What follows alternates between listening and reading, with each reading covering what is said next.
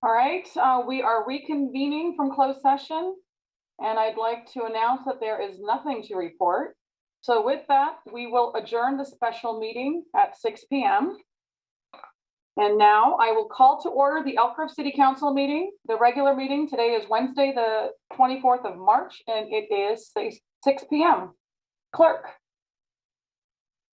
Thank you, Mayor Singh Allen. Consistent with Executive Orders N-29-20 and N-35-20 issued by the Governor of the State of California, this meeting will be conducted by teleconference only. The meeting location will be the City Council chamber, but it will not be open to the public. City of Elk Grove welcomes, appreciates, and encourages participation in the City Council meeting. City Council requests that you limit your presentation to 3 minutes per person so that all present will have time to participate. City Council reserves the right to reasonably limit the total time for public comment on any particular noticed agenda item as it may deem necessary. And I'll move really quick to the replay information, which most folks might have been expecting right after that paragraph. Let me get that. It's on another monitor. Thank you. And here we go. This meeting of the Elk Grove City Council will be replayed on Metro Cable Channel 14 on Friday, March 26th at 1 p.m. and Tuesday, March 29th at 6 p.m. It is being closed captioned and will be webcast at sacmetrocable.tv. City Council meeting videos are also archived on the city's website at elkgrovecity.org. For members of the participating audience who may have personal electronic devices, please place them on silent mode during the meeting or on mute when you're not speaking through the Zoom environment. Pursuant to resolution number 2010-24, no individual speaker concerning public comment may address the council for more than 3 minutes. In the Zoom environment, a speaker timer will be displayed counting down the 3-minute time, and we'll be walking through that process for our attendees in the environment, that you can use that raise hand feature when we get to the particular segments of the agenda where we open up for public comment. And that's how we'll get you into the queue in order to pull you in. For any of our folks that are on phones and using a phone direct dial through, that's where you use the *9 function in order to get that raise hand feature that our Zoom users have access to through the virtual environment. But likewise, for our folks that call in via phone, not only will we run the speaker timer, but I'll also have that single bell that will ding after the first 2 minutes for folks that are only audio connected. And then when we get to the conclusion of the 3 minutes, that will be that series of bells that will sound to conclude the time for the speaker. With that, Mayor, that will take us to our roll call. And for our roll call items and for all votes that we do in the teleconference environment, those are done with a verbal call. And for that roll call, I will start off with Councilmember Spies. Present. Councilmember Hume. Here. Councilmember Suen. Jason, Councilmember Suen is having some technical difficulties. He'll be joining us in a minute. All right, and staff will work with him in order to make sure he makes the connection into the Zoom environment. Vice Mayor Nguyen. Here. And Mayor Singh Allen. Here.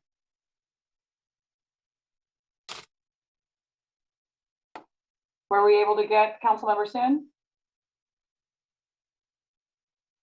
I think he's going to be logging in on his phone, so he should be on. I think I see him logging in. Yeah, I'm on. Thank you. All right, and then I'm going to try to keep. I'll try to keep getting on the computer too. All right. And just so you know, I'm having technical difficulties too on my laptop. It took me a while to get on, and it looks like it's kicking me off almost. So I might have to log in through my phone as well. All right. I'm in. And accounted for, so we'll go ahead and move on to our next item. And that'll be the Pledge of Allegiance. All right, sounds good. And I'm going to ask again, Councilmember Spies to lead us in the pledge.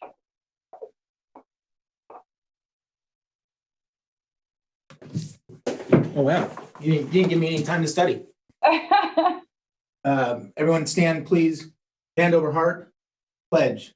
I pledge allegiance to the flag of the United States of America and to the republic for which it stands, one nation, under God, indivisible, with liberty and justice for all.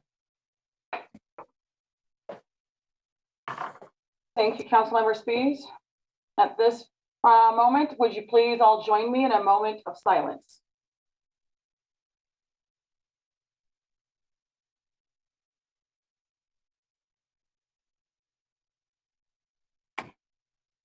Thank you. We will move on to the next agenda item. That'll take us to section 2, the approval of the agenda. Can we get a motion to approve the agenda? So moved. Motion. Second. Second. We have a motion and a second. And for that roll call vote for the approval of the agenda, we'll start with Councilmember Spies, Yes. Councilmember Hume, Aye. Councilmember Suen, Yes. Vice Mayor Nguyen, Yes. and Mayor Singh Allen. Yes. That will move us through section 3 of our closed session. There are no closed session items on the regular agenda. So that will take us to section 4, our presentations and announcements, starting with item 4.1, which is a proclamation declaring March as Women's History Month.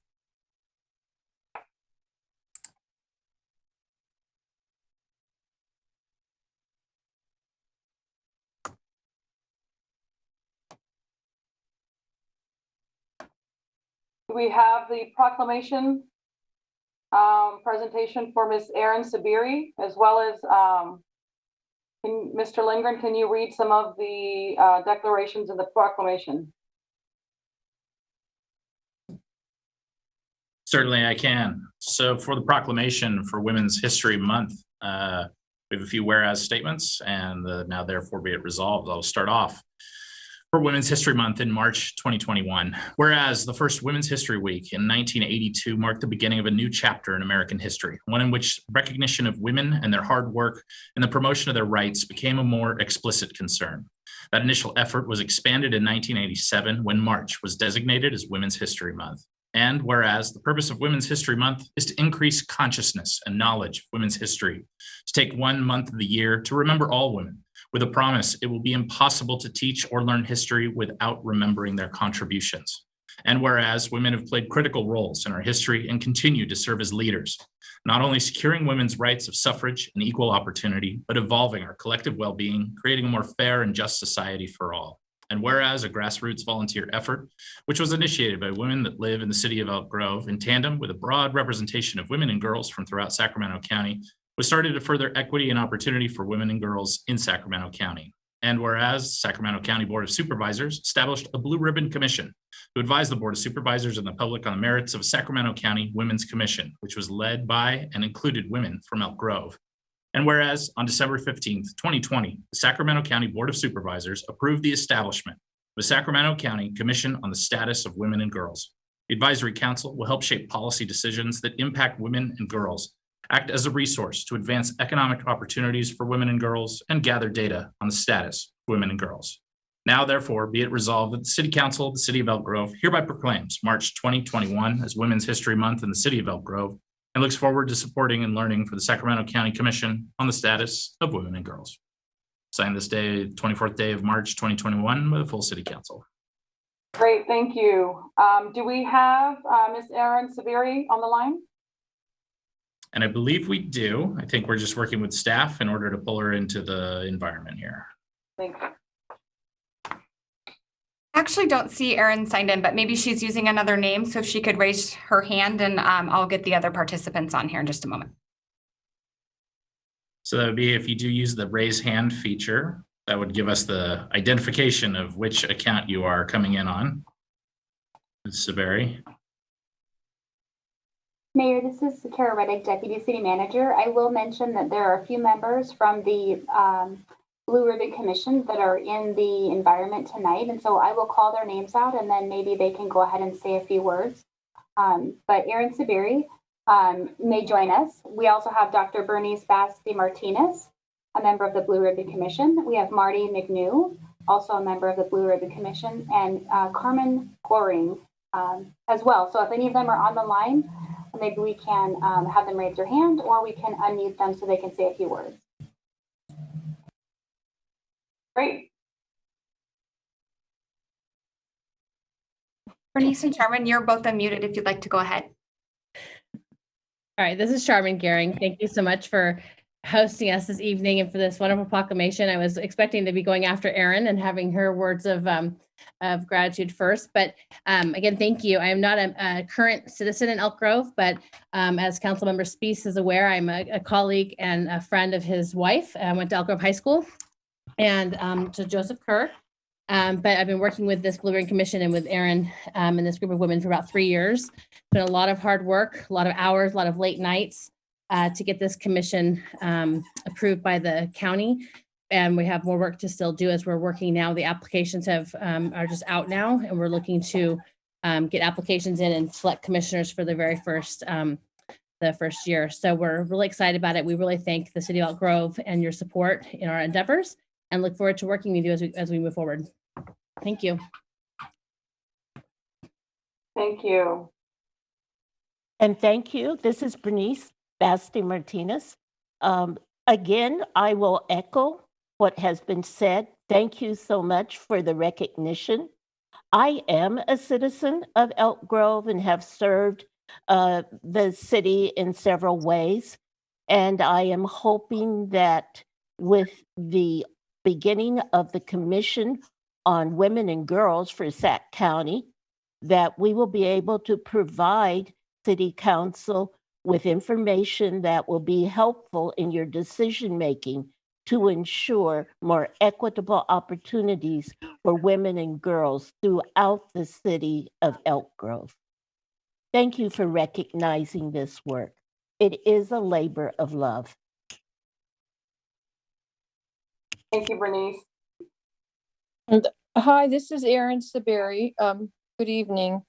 And good evening, Mayor Singh Allen. We're so excited to also be receiving this in front of you, a woman mayor in our city. And the last time we were here, Councilmember Spees, you weren't here. And so we want to say hello and congratulations to you. And thank you for this proclamation and this recognition.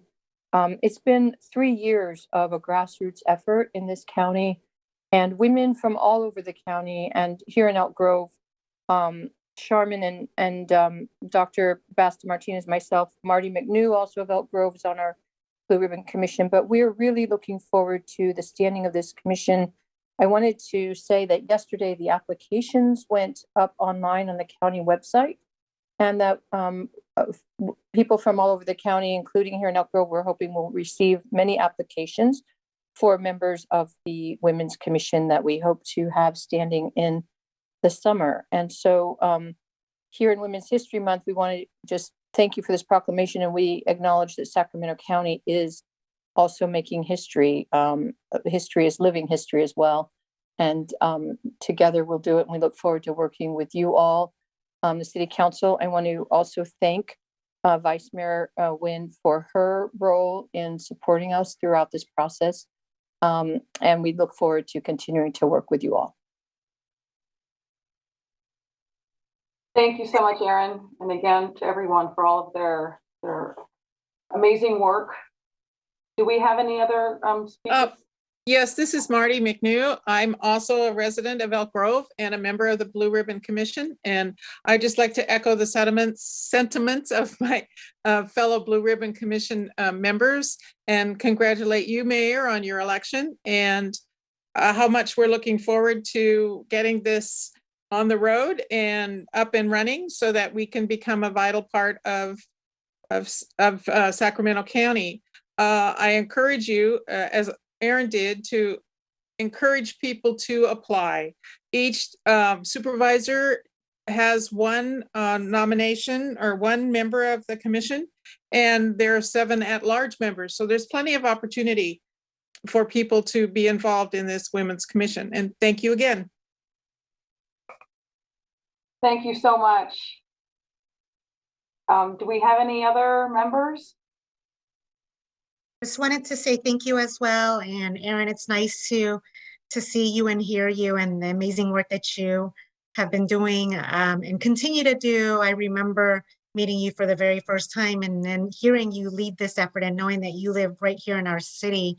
I really appreciate you. It's a lot of work what you do, and I get your emails. I do have quite a few that will be applying for it. I did see it come across. So thank you for mentioning it tonight, and thank you to all of the ladies that called in.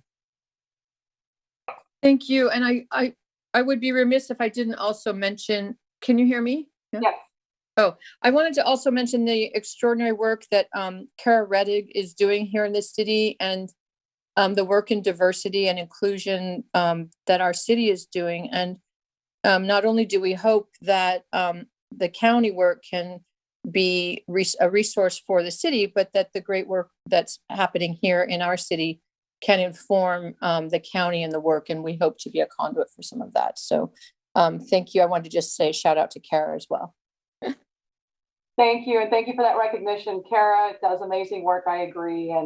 But thank you all, thank you, Aaron, and all of the commission members for not only your partnership over the years, but really leading the way and elevating our voices. So just thank you and congratulations as well.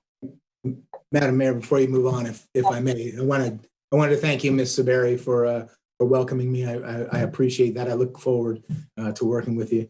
And Ms. Gehring, definitely, you know, I've known Ms. Gehring for a very long time, and she's been standing and advocating for women and girls in Elk Grove for a very long time. So thank you so much for being here tonight. All right, thank you and congratulations again. With that, we will go ahead and move on to the next item. Thank you. And that next item will be item 4.2, which is a presentation of the city's Women's History Month Essential Female Worker Campaign.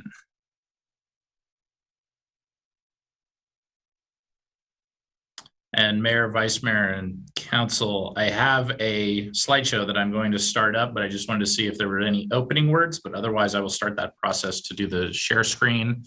And I believe it's a series of slides with no audio, but it will carry on and give everybody opportunity to see the comments that were made for each of the items. Mr. Lindgren, I can talk through the slideshow if that's okay, since there's no background music. And while you get that up and running, I want to thank the mayor for working with me on this, and as well as Kara as well too. We wanted to do something special this year for Women's History Month. About 2 years ago, we wanted to recognize all the wonderful women in our city. And then we wanted to do it again in 2020, but because of the pandemic, we weren't able to. And so this year we wanted to recognize all the essential workers here, all the essential worker women. And so there were some individuals that submitted women that they felt were essential and should be recognized. And so we got quite a few wonderful women that we'll be able to see here in a second. So I'll go ahead and wait as you start that. So the very first one is Diane. Diane is a teacher at Franklin Elementary School. I can say that my daughter is a student at Franklin Elementary, and this is one area that I always admired is the gardening and the fact that she would take all of her time to not only gather the school supplies, but also make sure that students understand how important it is. And so she created fun projects. She worked with every single youth there in town. Everybody knew her from kindergarten all the way to 6th grade. Definitely a stellar there at Franklin Elementary. Congratulations. Anna Solis, if you don't already know, she is out there all the time in the community, especially during this time of COVID, putting herself at risk in being around others, making sure that anything around code enforcement is looked at, taken care of, works really closely along with Shane Diller, who you all know is one of my favorites there. Code enforcement is a wonderful department that we have there, and she makes that department wonderful. Julie Ryder is somebody I've grown to love and work with within the last couple of years. She's a dynamic woman, very much so young at heart, but also beautiful in person and always looking to be able to grow young people. I worked with her through our Footsteps to Fire, and she was there every step of the way, making sure that our community had opportunities for folks that wanted to go into the fire service and wanting to make sure that women as well too saw that as a career, and using her story and how she got there. She definitely had challenges, but she was able to overcome them, and she shared her stories with everybody as well too. Michelle is a nurse. During the COVID time, she worked day in and out, graveyard shift. Being a mother, leaving her family at home, she really put her family at risk during this COVID time, but she still went in every single day with a big heart and a big smile because she just wanted to make sure that our community was served. I'll try to keep my comments a little less so we can go through. Desiree is also another nurse. We definitely need to thank our nurses during this time. As you know, during COVID, they never rest. They never stopped working. Every single nurse I know never took a day off. And she's definitely one of those as well, too. As a daughter, as a wife, as a mother, she's doing all of that as well as taking care of our community. Kathy is another one of those at code enforcement in our department that you would definitely see her out there. Not only is she educating our businesses and our residents, but she's also educating many of us as well too. As I called in and asked questions, they were always there to answer all of my questions when it was related to code enforcement. Sarah, an emergency room registered nurse. She's also a mother, taking care of her family as well too. Never showed any fear in what was happening during COVID and going in every single day. The emergency room was always impacted and Sarah was always there 110%. Emily, if you don't already know Emily, you need to go see her. I visited the Nugget Market almost weekly because my kids love those little cupcakes. As you could see her smile on her face there, that's the same smile I saw every single time that I walked into Nugget. It was one of the jobs that as a new kid on the block, she, after a while, made sure that people didn't know that she was the new kid anymore. Service with a smile, right? Jessica is the customer service specialist. We have an amazing code enforcement again, right? And so as folks called in, they want to make sure they talk to somebody that has great customer service. She's definitely one of those individuals that is able to communicate in a very calm, passionate way, but also making sure that she's able to answer everybody's question. As folks come in, you know, they come in angry, but she's able to make sure that she answers all of their questions, all while staying safe and healthy and making sure that the work is done. Simrajat is a wife and also a nurse. She too, you know, every night when going into work, leaving her family behind, but knowing that this is something she had to do every single day. And she never thought about what it would do to her because she wanted to make sure she took care of our community. And she's such a dedicated person, not only in her family, but her line of work. And now she's working in the vaccination unit where making sure that everybody that is able to and wants to is vaccinated.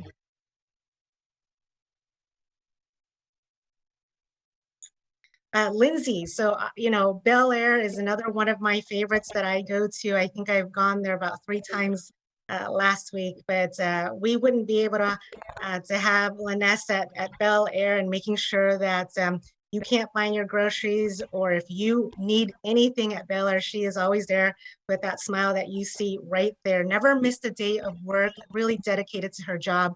Definitely somebody that you want to run into when you walk into Bel Air.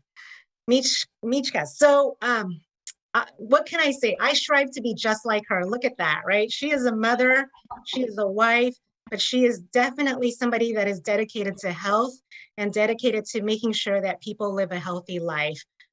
She is positive in every single way, and she's a great coach to many. I think many also within our city as well too. Jenny, another Whalers e-cart shopper. For those folks that aren't able to go in during COVID and shop, she is the one that took care of everything. Many families, many folks used her. And she's, like you see in here, she is a godsend. She took care of anybody that needed the e-cart service. Always service with a smile and always coming in ready to do the work. Carlene, another code enforcement person from our city here. Carlene has been in this department, coming into work since day one, always coming in with a smile, had to take care of a lot of challenges, but made sure that she knew that everybody was going to be safe during this COVID time. And she never hesitated to go in and work and put everybody ahead of herself. Next. Trinity is a student at Arizona, all while also working at Starbucks, right? All of us need our coffee in the morning. And to be able to maintain that 3.0 GPA, also working and going to school at the same time, as you know, is really difficult as it is during these COVID time. And she does it with grace and poise. Carolyn, I wish I had about another 2 hours to talk about our very own Carolyn. What can I say? You know, there's just a paragraph here, but I could probably tell you a whole story and a book about Carolyn. She is definitely somebody that keeps us together, the entire council. She helps all of us as you call in. I've called her in the evenings, on the weekends, while she's on vacations. She's always responded. She is my boss, if anything. I'll call her and she'll tell me what I need to do and how I need to do it. So definitely somebody that we want to recognize during this month, if not every single month. Kelly is one of those that we definitely need during this time of crisis. She's a financial advisor, and she took on 50 new clients during this time and making sure that they invested their money during this huge crisis in a very positive way. So thank you, Kelly, for making sure that we all invest our funds correctly. Tracy, I know there's a lot of golfers out there, so Tracy makes sure that the parks are ready during this time so that you can continue to go out there and golf and get your exercise in. She's with CSD. Thank you, Tracy, for everything that you do. Rosa is another one of those that when I first started, I would send her emails and she would respond back. I remember one time there was a resident that emailed me and I think she overpaid. I felt so bad. I emailed her and I said, I'll take the check and I'll go deliver it to this person. And Rosa had to tell me that I can't do that. And so she definitely helped in that way during those years when I first came on. She is somebody that I've watched grown in the city and really appreciated everything that she does in our code enforcement department. Leslie, a physical therapist assistant, is somebody that is definitely leading during this time of COVID. She started when COVID just hit and everything shut down. As soon as things opened back up again, she was ready to work. Lots of clients, patients had positive, great things to say about her. That smile that you see is exactly the smile that she has when folks walk in the door and are ready to work with her. And there you have it. The women of the police department. Very few, but great in heart, great in their work that they do every day. We wouldn't be able to have an amazing department, I would say, without all of these women in the police department. I appreciate their leadership. I appreciate them coming into work every single day, risking their lives. And I appreciate the fact that they are out there making sure that our city is. A couple more pictures from our police department, and look at that cute dog. And there we have it. Congratulations to all the women. Thank you for everything that you do. You're amazing. I know that what we put on there was just a really small percentage of what you do every day. I tried to make some phone calls about each and every single one of you. That was how I knew a little bit more than what was written on there. But thank you for those that submitted, the women as well too. Thank you, Vice Mayor. And congratulations to all of our essential workers and our frontline workers. This is a drop in the bucket. There's thousands of us out there. There's thousands of you. And we celebrate, recognize, and appreciate all of you. This is such a turbulent time in our community, but your love and dedication and your service has made this something that we can feel proud of. So thank you all.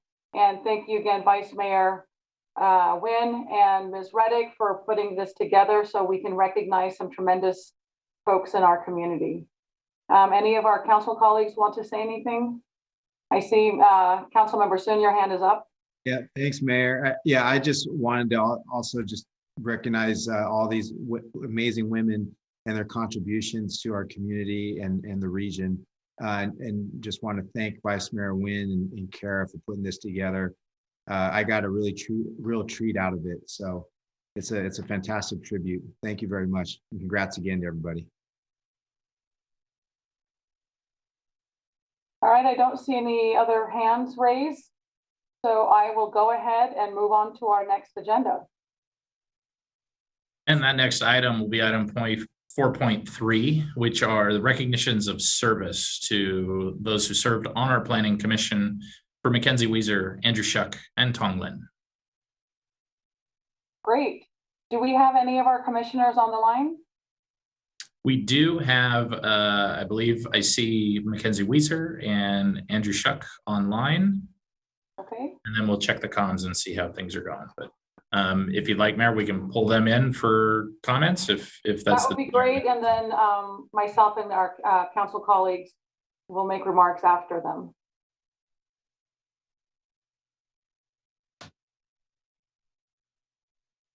Mackenzie and Andrew, your lines are unmuted if you want to speak. Hi, good evening. Hi, good evening, Madam Mayor, Vice Mayor, and Councilman. I apologize, I had bumped off the call, but I wanted to tell you all thank you, not only for this opportunity and for the recognition, but for the time and opportunity that we were able to serve, that I was able to serve on the Planning Commission. It's kind of a bonus and for the recognition itself, but to have had that opportunity to serve was really great. For 16 years in one capacity or another, I've had the privilege to serve the city of Elk Grove and its residents, and to have been able to come back in a sense and work with the staff, the city leaders and the fellow commissioners. It was really just a great opportunity, a good experience. And as I've mentioned to most of you, I really look forward to any continued service and where maybe my background could serve. And I just, again, I want to say thank you for that opportunity and thank you for tonight.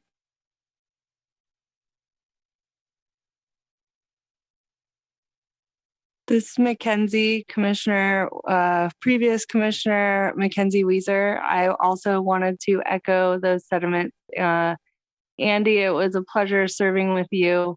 It was fantastic serving with Commissioner Robles and Commissioner Murphy, of course. I had a wonderful time serving for the past 4 years, learned a ton, and I appreciated all of the outreach and support of me over the past couple weeks. It's been really fantastic to hear from the community. And I wanted to thank those council members and the mayor for reaching out to me as well offline to thank me for my time in service. So thank you for this recognition. And like Mr. Shuck, I am also looking for many more opportunities to serve our amazing city. So I'm not going to be done yet. Thank you. Thank you. Do we have Commissioner Lin on the line?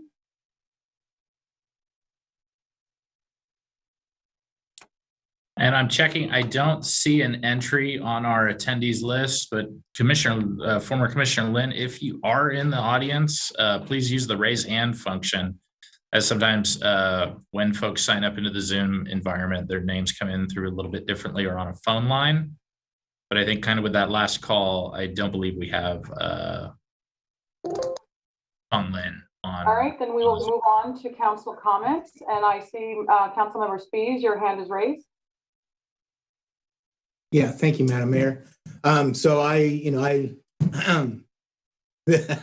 usually Mackenzie, who I've known for many, many years, usually Mackenzie is the one who gets a little more teared up than I do, but I might get teared up on this one. So hang with me for a second or two.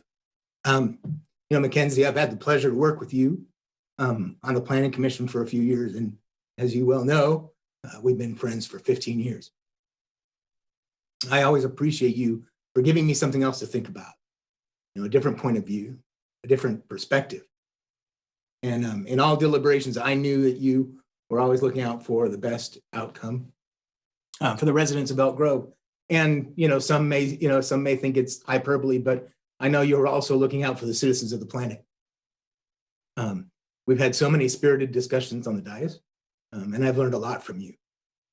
Mackenzie, thank you for your service, and I look forward to your future efforts to improve the city and the world we live in.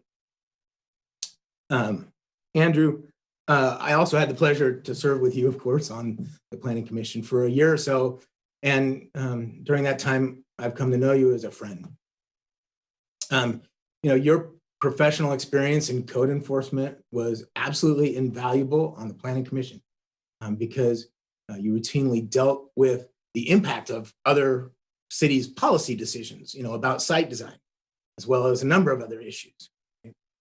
Of course, I learned a lot from you, and it's that insight that I value. One may think that dumpsters and their placement is a mundane issue, but you brought that experience into important discussions about site design, as well as a number of other issues. So, Andrew, thank you for your service and the unique perspective you brought to the Planning Commission. And lastly, I guess Commissioner Tony Lynn is not on the line today, but I did want to speak for him. I didn't have the opportunity to serve with Mr. Lynn, but I did have the opportunity to spend some time with him, past Mayor Lee, Papa, CCN, CNU, and Dr. Chung at several events over the summer. Through much kindness and generosity, Tony and the others provided much needed masks, hand sanitizer, and other PPE to small senior care facilities across Elk Grove. Tony, if you're out there, if you're listening, I want you to know that I appreciate your kindness and I appreciate your dedication to the Elk Grove community. And I look forward to additional opportunities to work with you in the future. Thank you, Madam Mayor. Thank you, Councilmember Spieth. We will go on to Councilmember Hume. Thank you, Madam Mayor. First of all, I just want to say to the two commissioners that are on the line, we've obviously had interface outside of official business, as well as I think we've sought each other's counsel regarding issues that are coming before the city. And I consider both of you dedicated servants of your community, and as Councilmember Spieth alluded to, the larger picture as well. And I know from my experience on Planning Commission, what just a Herculean task it is sometimes to sift through everything and all the different angles of all the different people and what they're advocating for, and try and find the best possible solution. And just not to pick at scabs here, but I just want to say as far as the process of how it all went down, it was awkward and uncomfortable at times, and I apologize for that. And I take ownership of my part in how that came down. But I think, I spoke with you, Mackenzie, and a lot of it has to do with the Brown Act and not being able to get together and talk about, what we think should go on and how it should go on. And so that causes those awkward moments to happen. So I apologize that you both had to sit through that, and that if you felt slighted, that you walked away from it with that bad taste in your mouth, because certainly your dedication and service to the city was stellar and much appreciated. So congratulations. And I know that both of you will continue serving the larger community as well as your micro communities. So thank you so much. Councilmember Soon. Thank you, Mayor. Yeah, I want to pick up where Councilmember Hume left off. I mean, I too want to apologize for the awkwardness of the whole process. I don't think anybody felt comfortable with it. It's just one of those tough decisions at that moment. All three of you, Commissioners Weiser, Shuck, and Lynn, threw your heart and souls into the position, and no one could ask for more when you're in these public service roles. And so we greatly appreciate your service to the city. And I'm very pleased to hear that both of you continue to look forward to public service in the community as well, and not stopping that. So thank you very much. Vice Mayor Nguyen? Thank you, ma'am. Commissioner Shuck, I apologize that we never had a chance to truly get to know each other. I know we played phone tag and text back and forth, but because of COVID, it was really difficult for us to get together. We appreciate you and your time on the commission. And as everybody has said, I look forward to seeing you, and I know that you'll continue to do more in our community.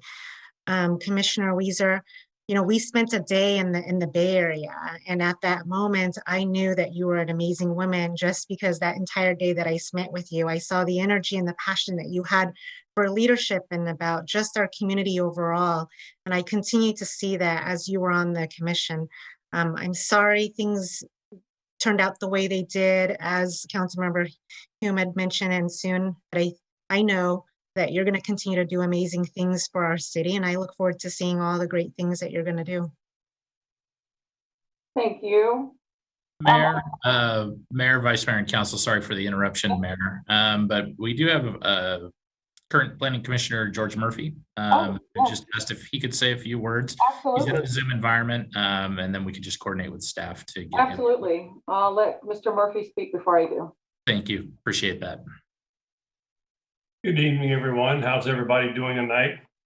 Doing well. You're coming in loud and clear. Okay, that was great. I wasn't going to be here tonight, but I have a few extra minutes, and I really wanted to chime in tonight and thank all three of our former commissioners for their dedication to what they were doing, their service to the city, and most importantly, their friendship. I developed a great rapport with each and every one of them. I was privileged to help them kind of understand the workings of the Planning Commission. It was somewhat of a burden sometimes because it was just a lot. They had a lot to learn, and but I just really want to thank them and let them know how much I appreciate their friendship and their service. And I know that from what I've heard tonight, each and every one of them will be part of this city for a long time to come. So again, thank you, and that's all I've got to say. Thank you, Mr. Murphy. Where do I begin? We'll start with Mr. Shuck.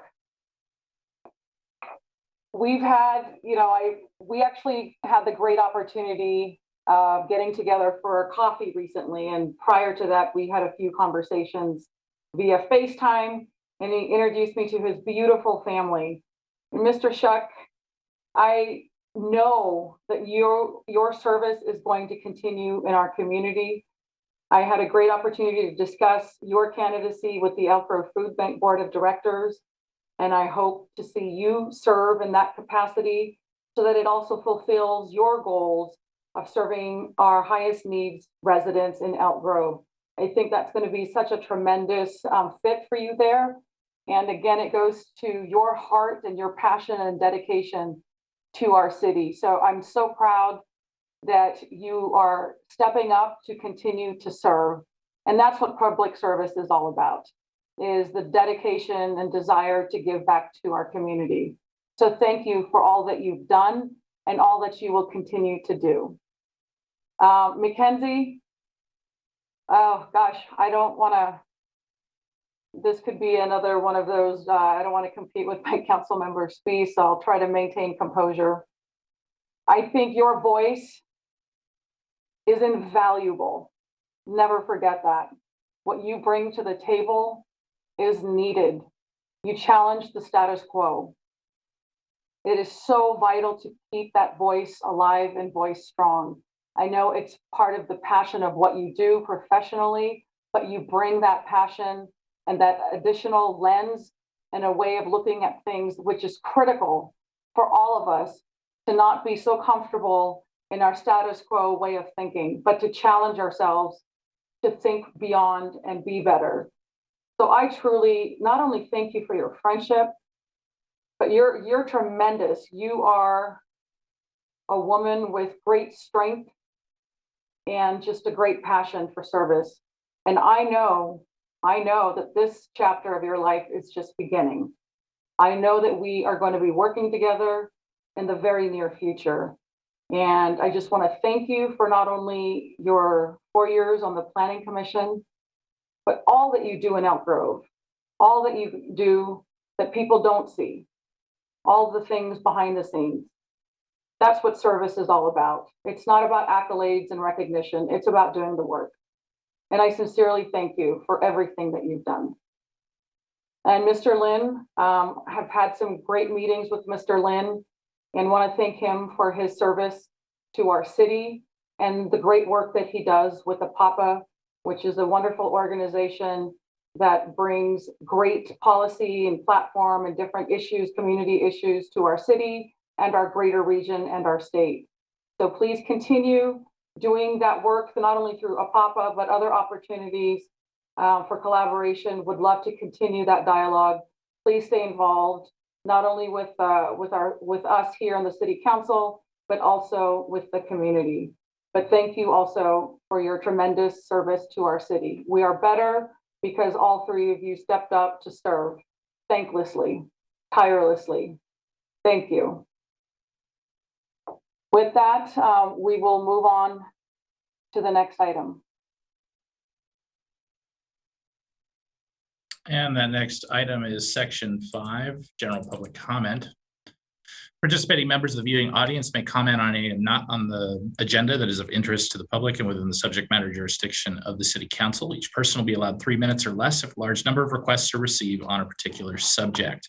And give me a little bit of time here for a pause, just as I pull up kind of these regulations in our Zoom environment, which is just to let folks know about the function of using the raise hand feature.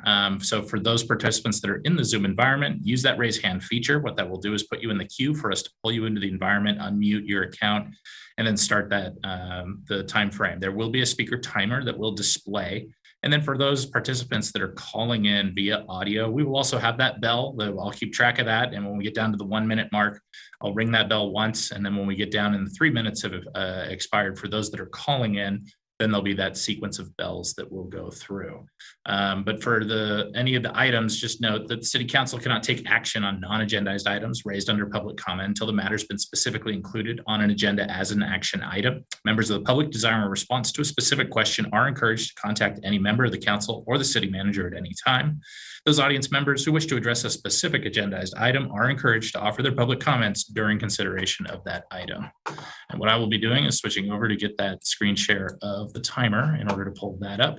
And then we will start sequencing our callers in for just for our general public comment. No written comments were received prior to the meeting. And so we just have our speakers that are queued up in the Zoom environment, and staff will be pulling them on.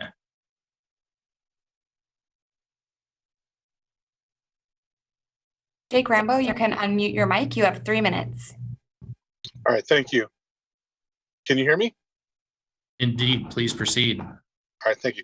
Madam Mayor, members of the council, thank you for the opportunity to speak to you this evening. You know, one of the most fundamental and precious elements of our democracy is the right of the citizens to petition their leaders for redress of grievances and to speak to our elected officials. Unfortunately, like so many of the rights in our society, they are sometimes subject to abuse. Over the last several months, we've seen the right to petition our leaders for redress of grievances through the public comment abused by an organization seeking to drive a wedge through our community. I've tried to look the other way and not listen, but it's very painful and very hard to see individuals abusing their right to call in and speak to the council to level outlandish and wild accusations. I know that at past city council meetings, these individuals have contacted you, accusing me of being a racist, accusing me of attempted murder and attempted vehicular crimes, and just horrible things. I appreciate the fact that I know so many of you, and you know that these are outlandish and wild, defamatory and false claims. But I wanted to take tonight to make sure once again that I make clear that I fully denounce these charges. They're false. These things didn't happen. There's video that proves these things didn't happen. My family and I are tired of the wedge. We're tired of the defamation. We're tired of the abuse of public process by this organization. Nothing is more harmful to the cause of fighting racism than those who would abuse the term to advance their own selfish political interests. Madam Mayor, you are an inspiration to everyone in this community, of every color, of every race. Immigrants, those who were born here, those who trace their heritage for generations, because you've always spoken out against bullying. I'm sorry to see the way this public comment process has been used to attempt to silence people and to attempt to bully you and harass your family. Enough is enough.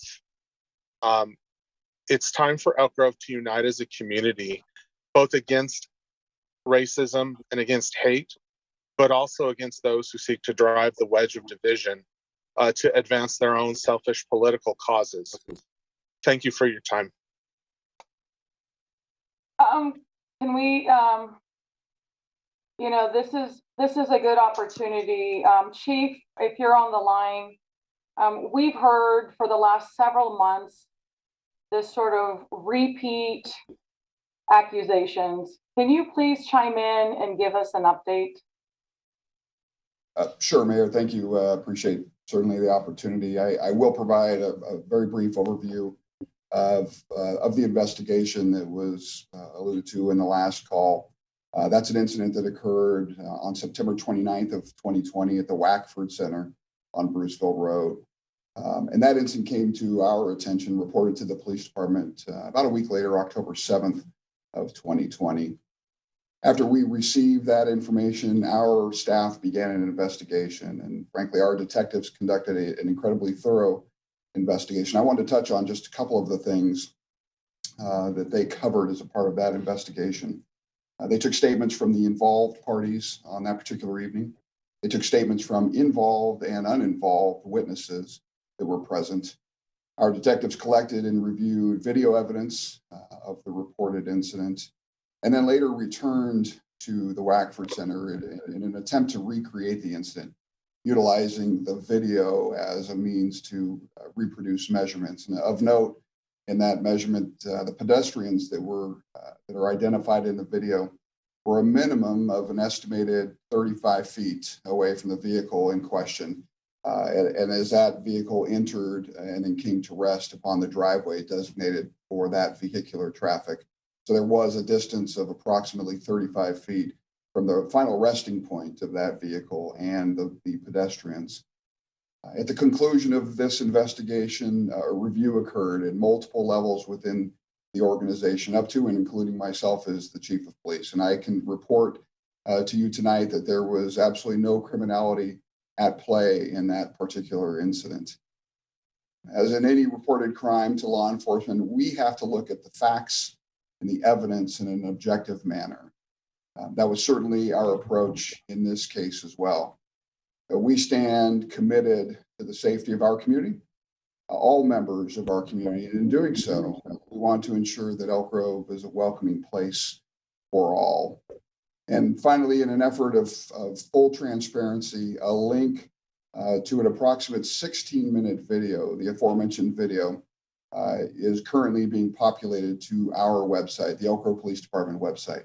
And that's www.elkgrovepd.org. That's currently being uploaded. That link will take any visitor to our YouTube channel to view that video in its entirety. And with that, Mayor, I thank you so much, and I'll hand it back to you.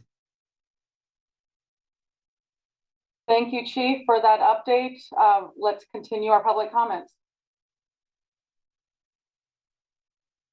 As we pull our speakers in, I do just want to remind any of our participants in Zoom to use that raise hand function. That is what puts you in the queue for us to know to pull you in. As well as for our audio callers, you can dial *9, and that will put you into the queue as well by raising your hand in order to pull you into the meeting environment. Mike Barnbaum, you may unmute your mic and go ahead. You have 3 minutes. Good evening. Can everybody hear me okay? We can. Okay, thank you. Good evening. My name is Mike Barnbaum.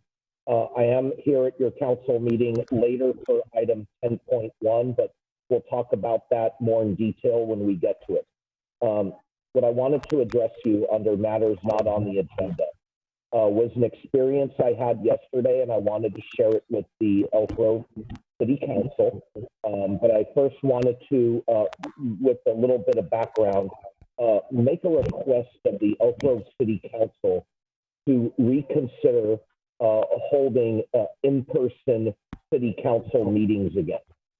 And why do I say this? Well, last night's experience, I was at the Folsom City Council, and I provided an update to some service changes occurring in the city of Folsom effective April 5th. The Folsom City Council meets in person.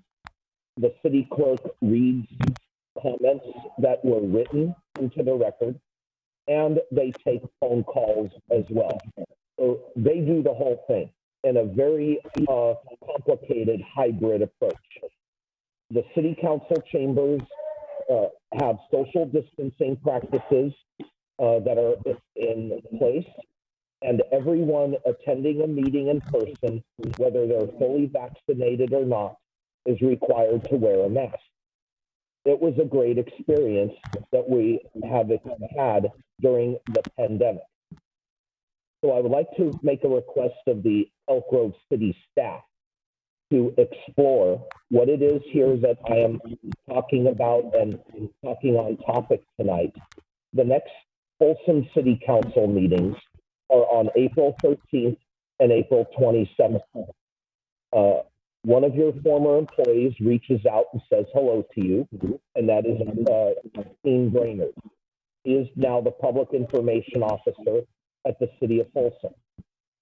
And I wanted to share just how great of an experience it was last night, being in person for the first time at a local governing body in well over a year because of the pandemic.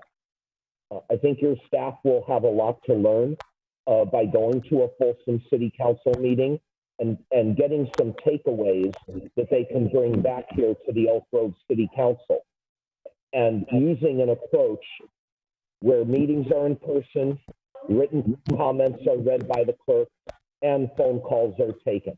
I thought it was great. It was awesome. And I think you would be well informed based on what model they use, and would like to implement something in the city of Elk Grove. Thank you for your time, and I look forward to item 10.1 when it comes. Thank you. Next caller. Mackenzie Weiser, you can unmute your mic and go ahead. You have 3 minutes.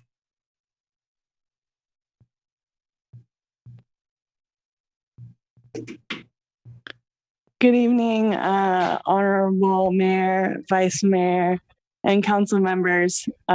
You just heard from me. This is former Commissioner Weiser, and I just wanted to circle back, first of all, to thank you all for your comments. That was really kind of each of you. It has been a pleasure serving you. But I do want to call because I have a bit of heartburn as to how things are playing out in our community right now. It's very devastating and tragic to hear from several of my friends that they're being targeted and being told that they are racist. And this includes our current mayor, Miss Singh Allen. It's extremely uncalled for, and we need to just move on and move past this, and we need to continue to work together to grow this community to what we know that it is. And we know that Elk Grove is no place for hate. We have worked on diversity for years, and we will continue to work on that. So please, let's continue to get our council meetings back to what they need to be, which is handling city business and not using this time to point fingers at people falsely. Thank you, caller. Next caller, please.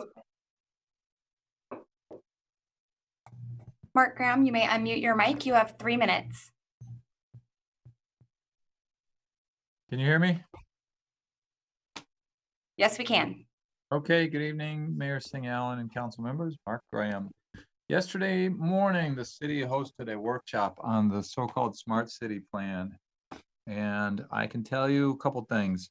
All of the residents that were in attendance at this meeting were opposed to the idea of Elk Grove becoming a so-called smart city as it was described. All of the residents that were there believe that the city of Elk Grove is already smart enough.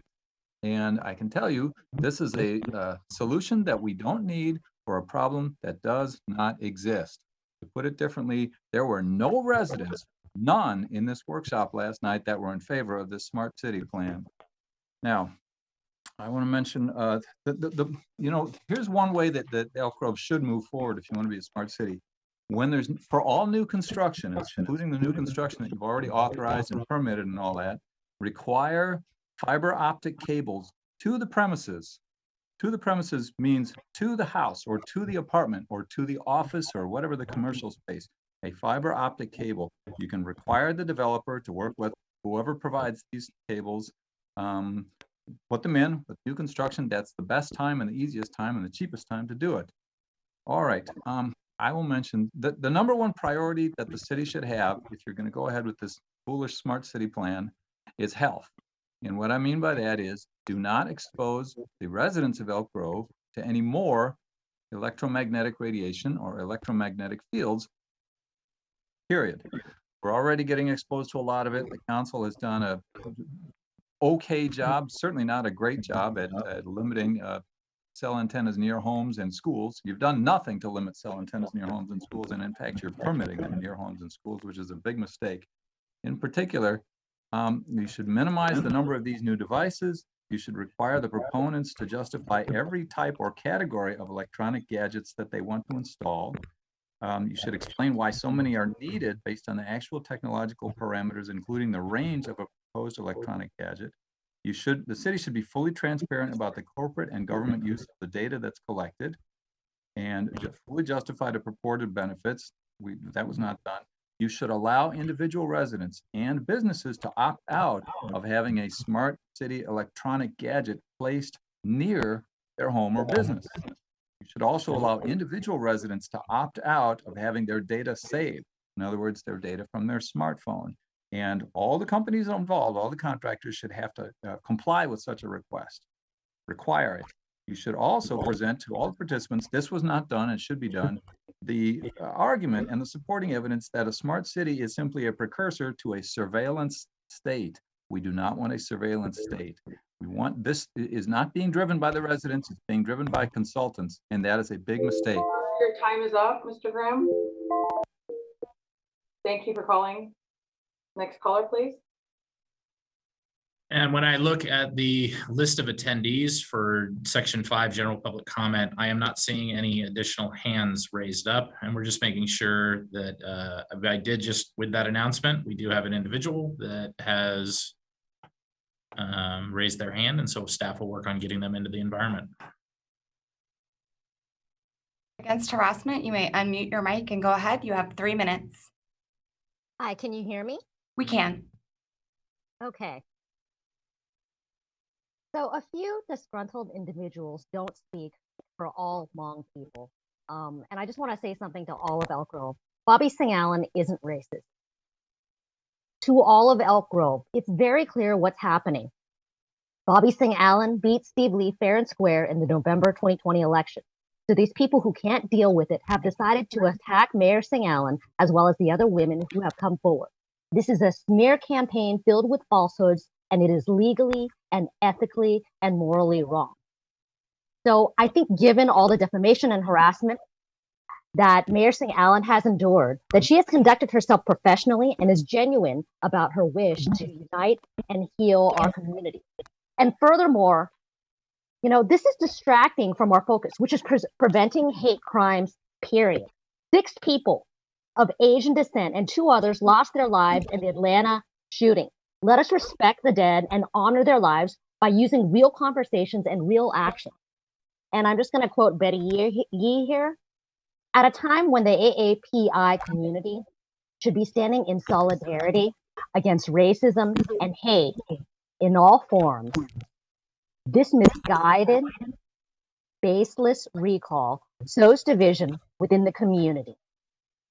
Mayor Singh Allen has pledged to serve all of the communities with the City Council.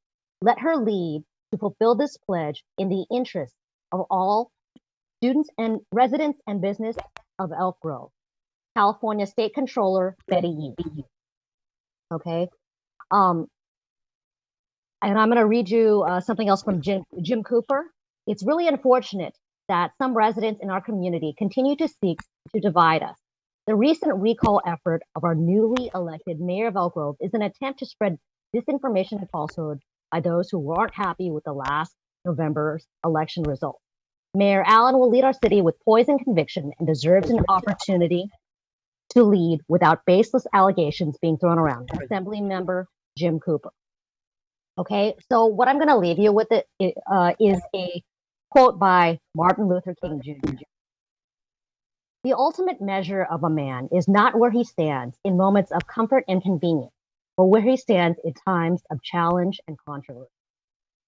So there are a few individuals, Elk Grove Hmong Americans, where they focused on Bobby Singh Allen, on Nancy Charles Espinosa, and the other woman who came forward. However, Mayor Singh Allen is under the microscope and being attacked, and she is focused on our city. Thank you. Thank you, caller. Do we have any other public comments? And I'm not seeing any further hands raised for general public comment. Wait 5 seconds. 4, 3, 2, 1. We will move on to the next agenda item. And with that, that will take us to section 6, general administration information. Good evening, Madam Mayor, members of the City Council, Jason Behrman, City Manager. Several items to report on this evening. City of Elk Grove, in partnership with the Elk Grove Chamber of Commerce, has launched an online business survey to learn more about the condition of businesses in the city. The survey is open to all businesses who have a physical location in Elk Grove, including home-based businesses. The results of this information will be used to help develop policies and programs to support the local economy. Survey responses will be accepted through Sunday, April 11th. Just a quick staff spotlight. Recycling and Waste Division staff member Carlos Duque was recently appointed Vice President of the California Gold Rush Chapter of the North American Hazardous Materials Management Association. This organization is the premier association of professionals working to reduce and manage household hazardous waste. Please join me in congratulating Carlos. The annual Drug Take Back Day is a collaboration with the Recycling and Waste Division, Police Department, and the National Drug Enforcement Administration. This year's event will take place on April 24th. Residents can safely dispose of unused or expired medications between 10 a.m. and 2 p.m. at the Elk Grove Police Department, 8400 Laguna Palms Way. Details for the event will be included on the city's website. Fitfest is back with new safety protocols in place. There will be no festival this year, but lots of friendly competition. Registration has opened and team challenges for kids and adults will be held on Saturday, April 24th at Elk Grove Park. Details are available on the city's website. Residents can recycle their old tires at the Special Waste Collection Center at 9255 Disposal Lane during a special collection event April 11th through 14th from 9 a.m. to 3 p.m. And a reminder of an upcoming meeting. Tomorrow night, there is a special virtual public meeting at 6 o'clock to discuss the groundwater sustainability plan being developed by the South American Sub-Basin. Details and a registration link are available at sasbgroundwater.org. And finally, the 2021 State of the City address by Mayor Singh Allen will be tomorrow night at 6 p.m. Elk Grove Chamber of Commerce will host this virtual State of the City. To register for the event, please visit the Chamber's website. The website will also be broadcast live on the city's website. So looking forward to that. And that concludes my report. Madam Mayor, happy to answer any questions the council might have. I don't have any questions. Any colleagues have questions? Questions? Okay, seeing no hands raised, we will move on to the next item. Thank you, Jason. And that will take us to section 7, council comments, reports, and future agenda items. Great. We will start with Councilmember Sun. Thank you, Madam Mayor. Make this quick. Since we last met, we had a SACOG board meeting where we adopted a charter for the Race Equity and Inclusion Committee that's been established as part of SACOG's effort to try to ensure equity in the region and address prosperity in the region. Thank you. Thank you. Councilmember Spies.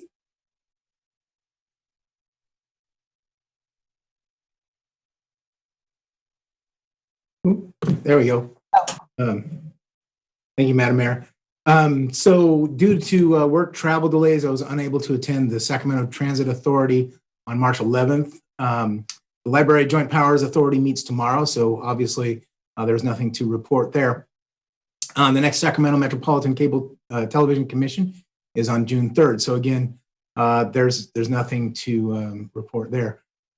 So 2 additional things, I'll cover them as quickly as possible. So on Sunday, 21st of March, I attended the Stop AAPI hate rally at the corner of Bruceville and Laguna. I want to be sure to thank Dr. DeLong for his leadership in organizing the rally. CSD directors Orlando Fuentes and Jacqueline Moreno, Elk Grove Diversity and Inclusion Committee member Dr. Shankar, CSD General Manager Josh Green, and CSD Fire Chief Felipe Rodriguez, and our newly minted CSD Deputy Fire Chief Dan Quiggle were also there. I did a lot of watching and I did a lot of listening.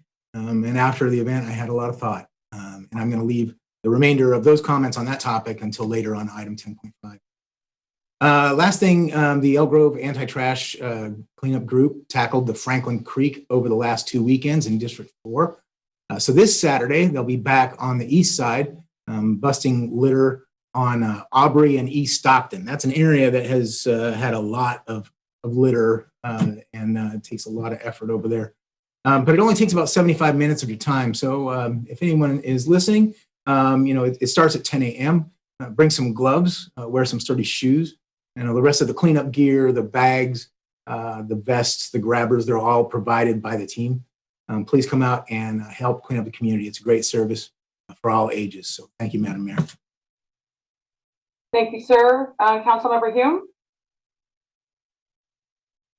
Thank you, Mayor. I'll be quick. Had an RT meeting on Monday. Nothing to report. Was not able to attend the Sanitation District's board meeting this morning, and I have a San Joaquin Joint Powers Authority meeting on Friday, the first one where I'll be serving as chair.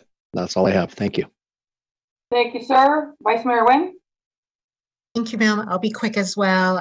Councilmember Spies reminded me about the Franklin Creek cleanup. I want to thank Miss Sharon Anderson for inviting me and being one of the leads on this. I was able to spend a Saturday out there with the group, brought them coffee and donuts. They do provide gloves, so you don't have to bring any gloves, just comfortable clothing, shoes to clean up the area. It's actually a lot of fun. We get to challenge each other to see who finds the most interesting items and the biggest item as well, too. And so I plan on doing that a couple more times on Saturdays that I'm available to do. It actually goes by really quick, as Councilmember Spies said. I was there for over an hour and didn't even realize it. So encourage folks to go out there if you get a chance to keep our creeks clean, keep our city clean. I know that Mackenzie Weiser, former commissioner, mentioned about the anti-Asian hate, and also Councilmember Spies mentioned that he was there with Dr. Dung and his son, who is leading this effort. I was supposed to be out there as well too, but other things came into play, and so I wasn't able to make it. I want to thank them for taking this on and bringing awareness to it. As an Asian American, as a daughter of refugees, the hate against Asians is real, and it's always happened. And now is the time in which we are bringing more awareness to it, especially after the murder of the 8 individuals in Atlanta, Georgia. And so during the last week or so, I've held many press conferences. There is one in which I will be doing, it's called Drive Out the Hate. It's a rally as well as a car caravan that will be happening in South Sacramento. I encourage as many people as possible to come out to it, to bring awareness to the community. many of these attacks, many of these incidents do go unreported. While there has been an increase of 150%, I believe that there is more than that because our community are not used to reporting these such incidents. And there's a lot of reasonings why they don't report it. It's just, one of those things where we're going to take the entire council meeting if I had to sit here and explain and talk about it. But I'd love to eventually maybe do some type of a town hall meeting or some type of a community meeting where we can address this aside from a council meeting, and maybe educating our community about the importance of reporting and why you should and how you can become anonymous, but also educating our community that if it doesn't get reported, it never happened, right? So as a daughter of refugees, I've never reported anything.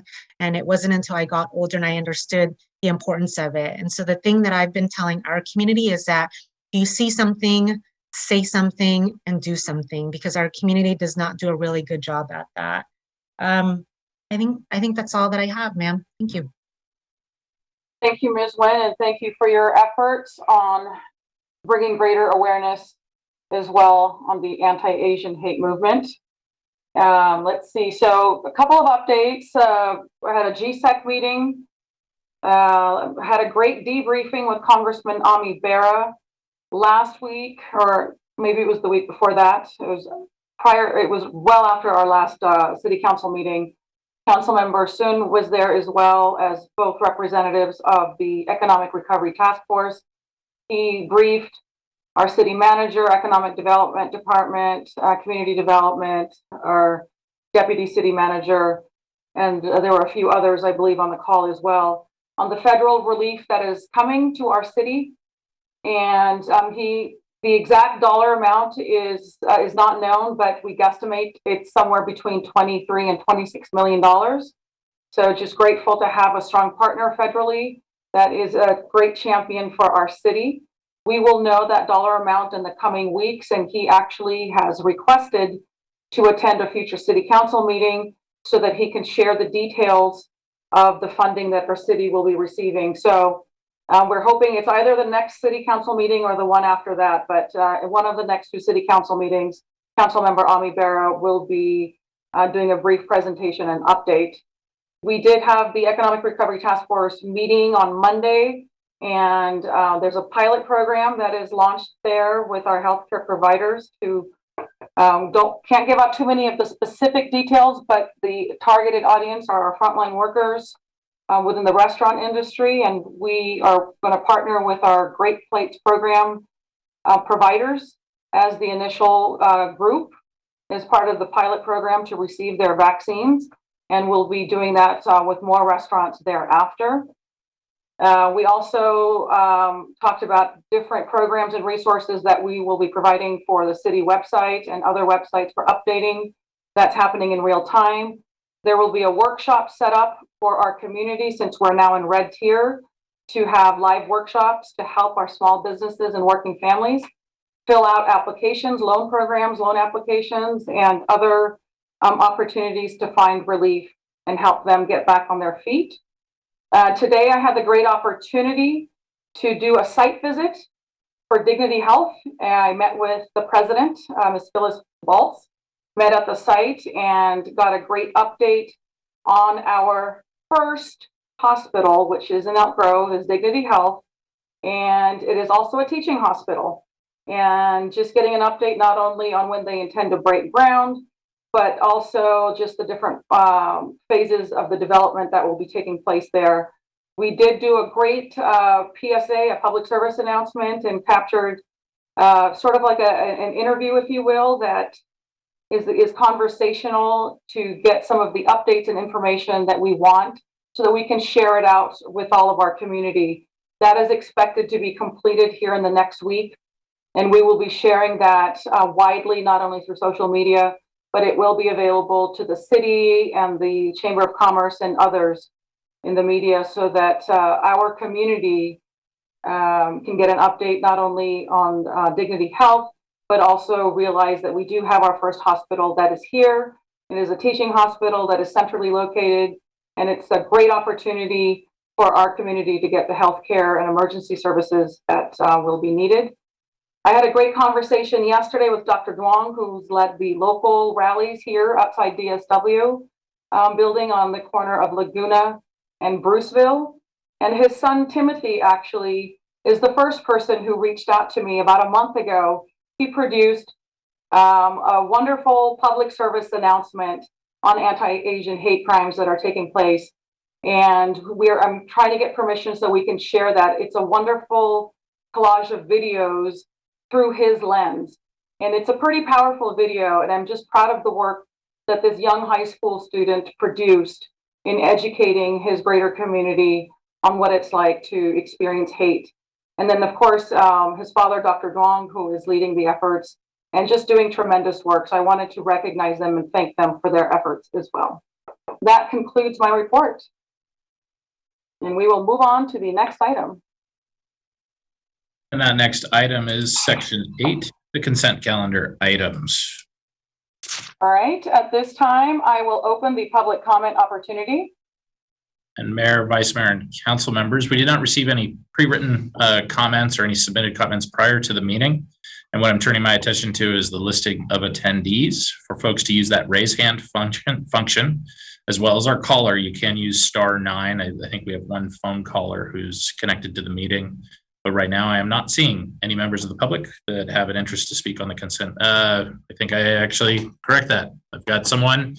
What we'd encourage for all of our Zoom participants is to use that function as we kind of enter into the item. It's the best way for us to coordinate. Otherwise, we're kind of waiting to see what's going on. But I think we have a member of the public who wishes to address our consent calendar items. And staff will coordinate to bring them into the meeting environment.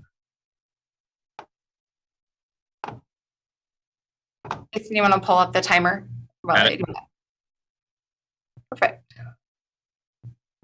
Terry Craft, can we go ahead and unmute your line and go ahead. You have 3 minutes. Thank you. Hopefully I'm on the right item. I wanted to make, first of all, thank you for allowing me to speak for a few minutes tonight. My name is Tahiri Craft from Sacramento Self-Help Housing. And I know currently we've applied for Cdbg funding for the Renters Helpline. And the Renters Helpline is currently covered with 5 jurisdictions that really focus on tenant rights and responsibilities for both the tenant and the owner. And right now, with what everything is going on with the moratoriums, it's more important than ever that tenants and owners know their rights and responsibilities. We also, of course, focus on discrimination and fair housing that still exist in our day and time. So I just want to take a few minutes and say thank you for that. And thank you for supporting all these years the Renters Helpline and our housing counseling services, which now, again, due to everything, providing those services are going to be critical. So thank you so much. And I appreciate your time. Thank you. I think just to clarify for our other participants, and Ms. Kraft, thank you for your comments, but those are in relation, I believe, to item 9.1, our first public hearing, but we will take those comments and have them considered for the public hearing. So you don't need to throw those in there. But just to clarify for the rest of the folks, we're on consent calendar and it looks as though we're closing that up and then we'll be at those public hearings here soon. Great. With no other hands raised? Yeah, no other hands are raised at this time. All right, then I will go ahead and close the public comment opportunity.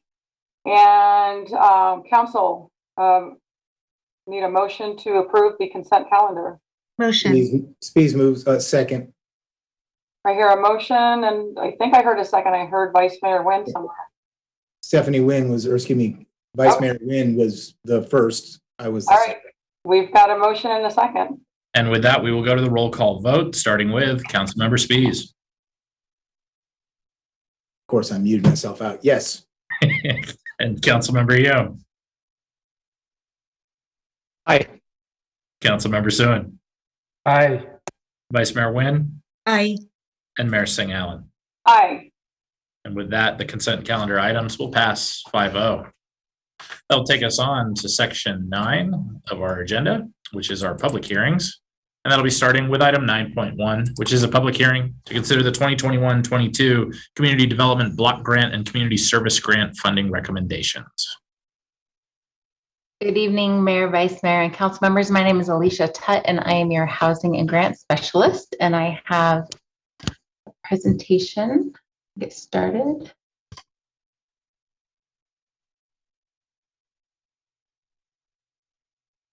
All right. Can you see my screen? Indeed, everything's coming through loud and clear. We have full audio visual. Please proceed. Okay, great. Tonight I am bringing forward to you our annual discussion on how you would like to allocate our community development block grant and community service funds for the next fiscal year. As a reminder, our community development block grant is provided annually through a grant through the U.S. Department of Housing and Urban Development. It is limited to certain activities that we have eligible under that, including some public service. Most activities must benefit low-income persons, and the priorities for that funding have been set forth in the 5-year consolidated plan, which was renewed and adopted last June. We also have our community service grant, which our community service grant funds, which comes from the general fund in support of nonprofits and residents supporting Elk Grove residents. And historically, council has set aside those funds out of the general fund. This is more flexible and can be used for a wide variety of costs. One thing that it does not cover is events. Those are ineligible for this funding source. There's another events grant application that will come forward to you next month that you will consider those allocations. So for the next program year for 21-22, our CDB allocation will be roughly $933,000. We are eligible to use up to 20% of that for administrative and fair housing activities. We typically use less than that, although we do have that available.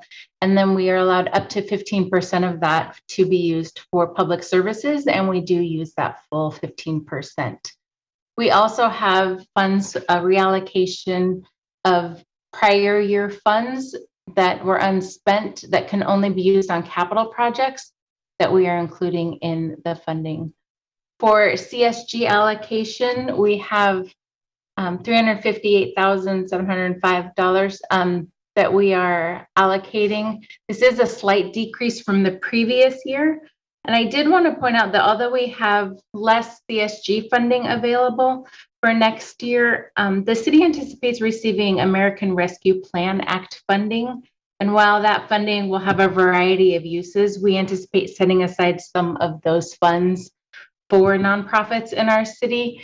So that will be an additional opportunity that we are hoping to open up to our nonprofit partners in the next few months through another application process. One other thing I wanted to point out, a reminder of the Cdbg funds. There's a federal prohibition saying that we cannot supplant recent local government funding. So we have to be careful that anything that we have previously given CSG funds to, we cannot supplant that with Cdbg funds.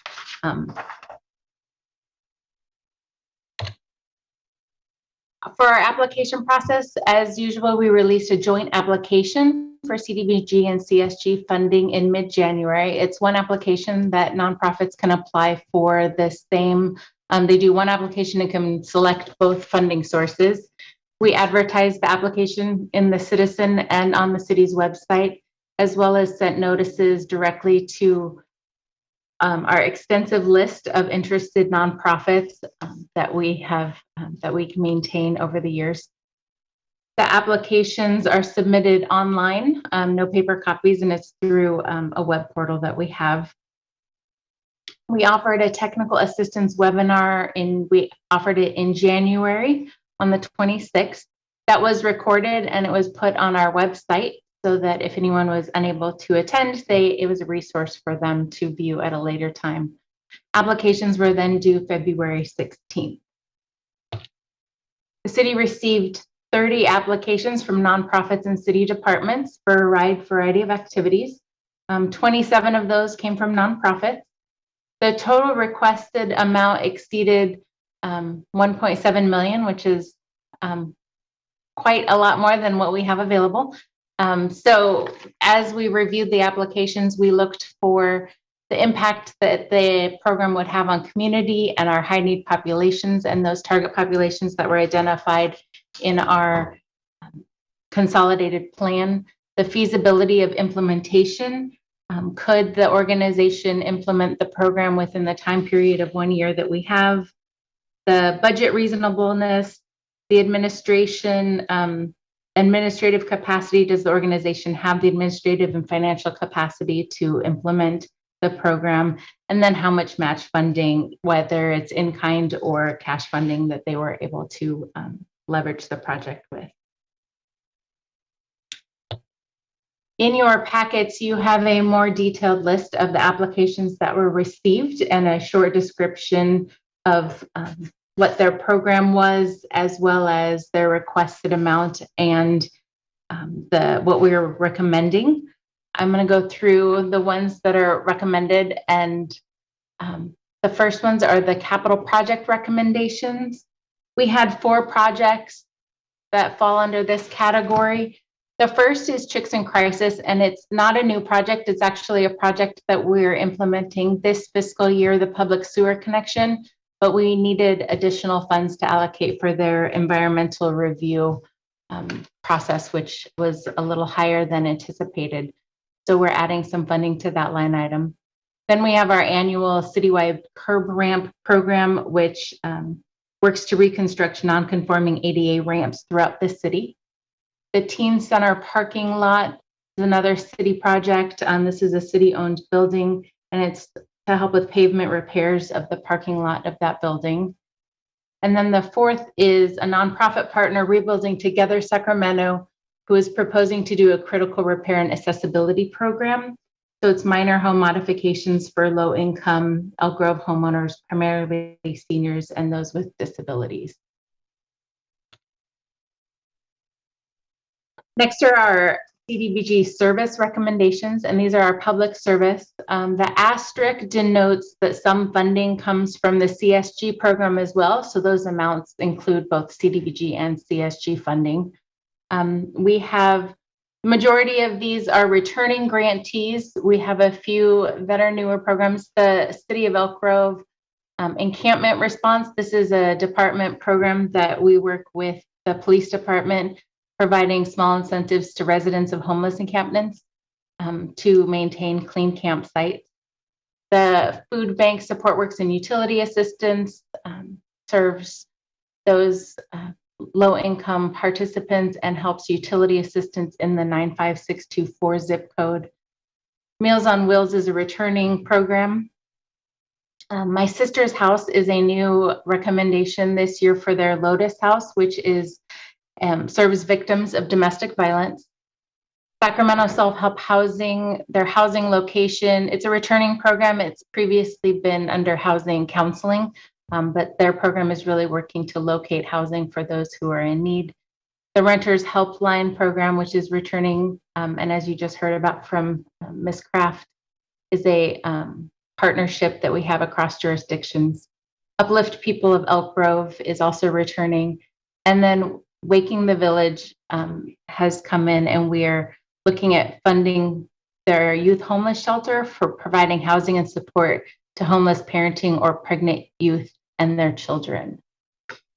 So the total, that is our total Cdbg service recommendation.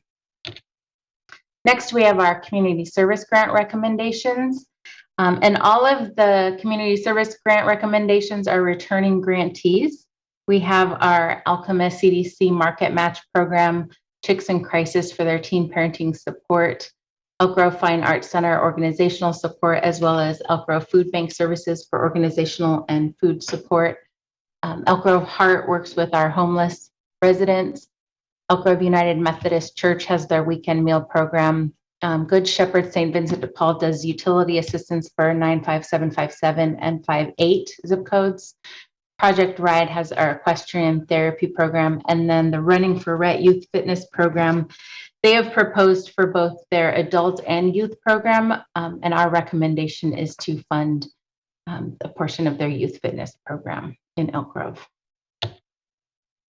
We also have the Senior Center, Senior Services, the Teen Center, and Ex-Hope Foster Youth Services that are all returning programs as well. Through the application process, we also have 2 other applicants that come through the process, but the funding comes through other sources. We have our Sacramento Self-Help Housing Navigator that comes from our Homeless Assistance Fund, and then Sacramento Splash comes from the Stormwater Utility Fee Drainage Fund. So those are included on here.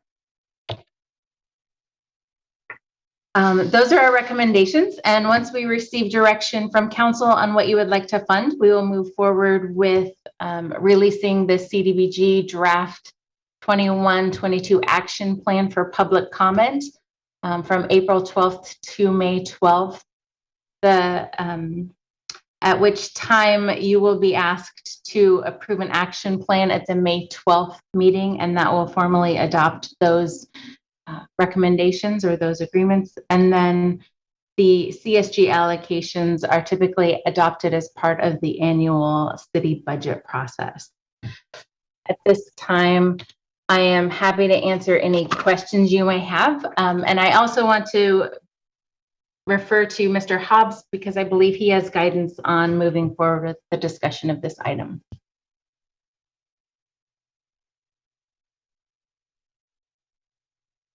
Sure. Council, Mayor, I just want to note that Councilmember Kevin Speece's spouse, wife, Angela Speece, is a board member for one of the applicants running for RET. In light of that, Mr. Speece, Councilmember Speece, has a potential conflict of interest, but it's easily resolvable. What we can do is when the council is ready to make determinations on the grant applications and award, I suggest that you take the running for RET item separately. You can either do that at the beginning or the end of your consideration. It'd probably be easiest to do one of the others as opposed to do it in the middle. And during that time, Councilmember Speece will step out of the room virtually. I asked the attorney's camera off. He and I spoke about this earlier in the week, so he should be familiar with the process. He turns his camera off, virtually leaves the meeting, and then once the council has made a determination on that grant applicant and award, if any, Councilmember Speece can come back in. So that would be my suggestion. Okay. Thank you. All right, at this time, I will declare the public hearing open. And I will open the public comment opportunity. And Mayor, Vice Mayor, and council members, for our participating members in the Zoom environment, if you do wish to speak up for item 9.1, now would be the time to use that raise hand function. And I will just ask staff if you can take down the PowerPoint, just because I'll be using the shared screen for the timer for any of our speakers that plan to sign up. And then just for written comments, we did receive 4 written comments. 3 of them came earlier in the week, and then there was one this evening that was circulated to the full city council and staff for council's consideration. But I do have some speakers starting to queue up. So this is the opportunity for speakers to speak on item 9.1, and it looks as though staff will be bringing on our first member here.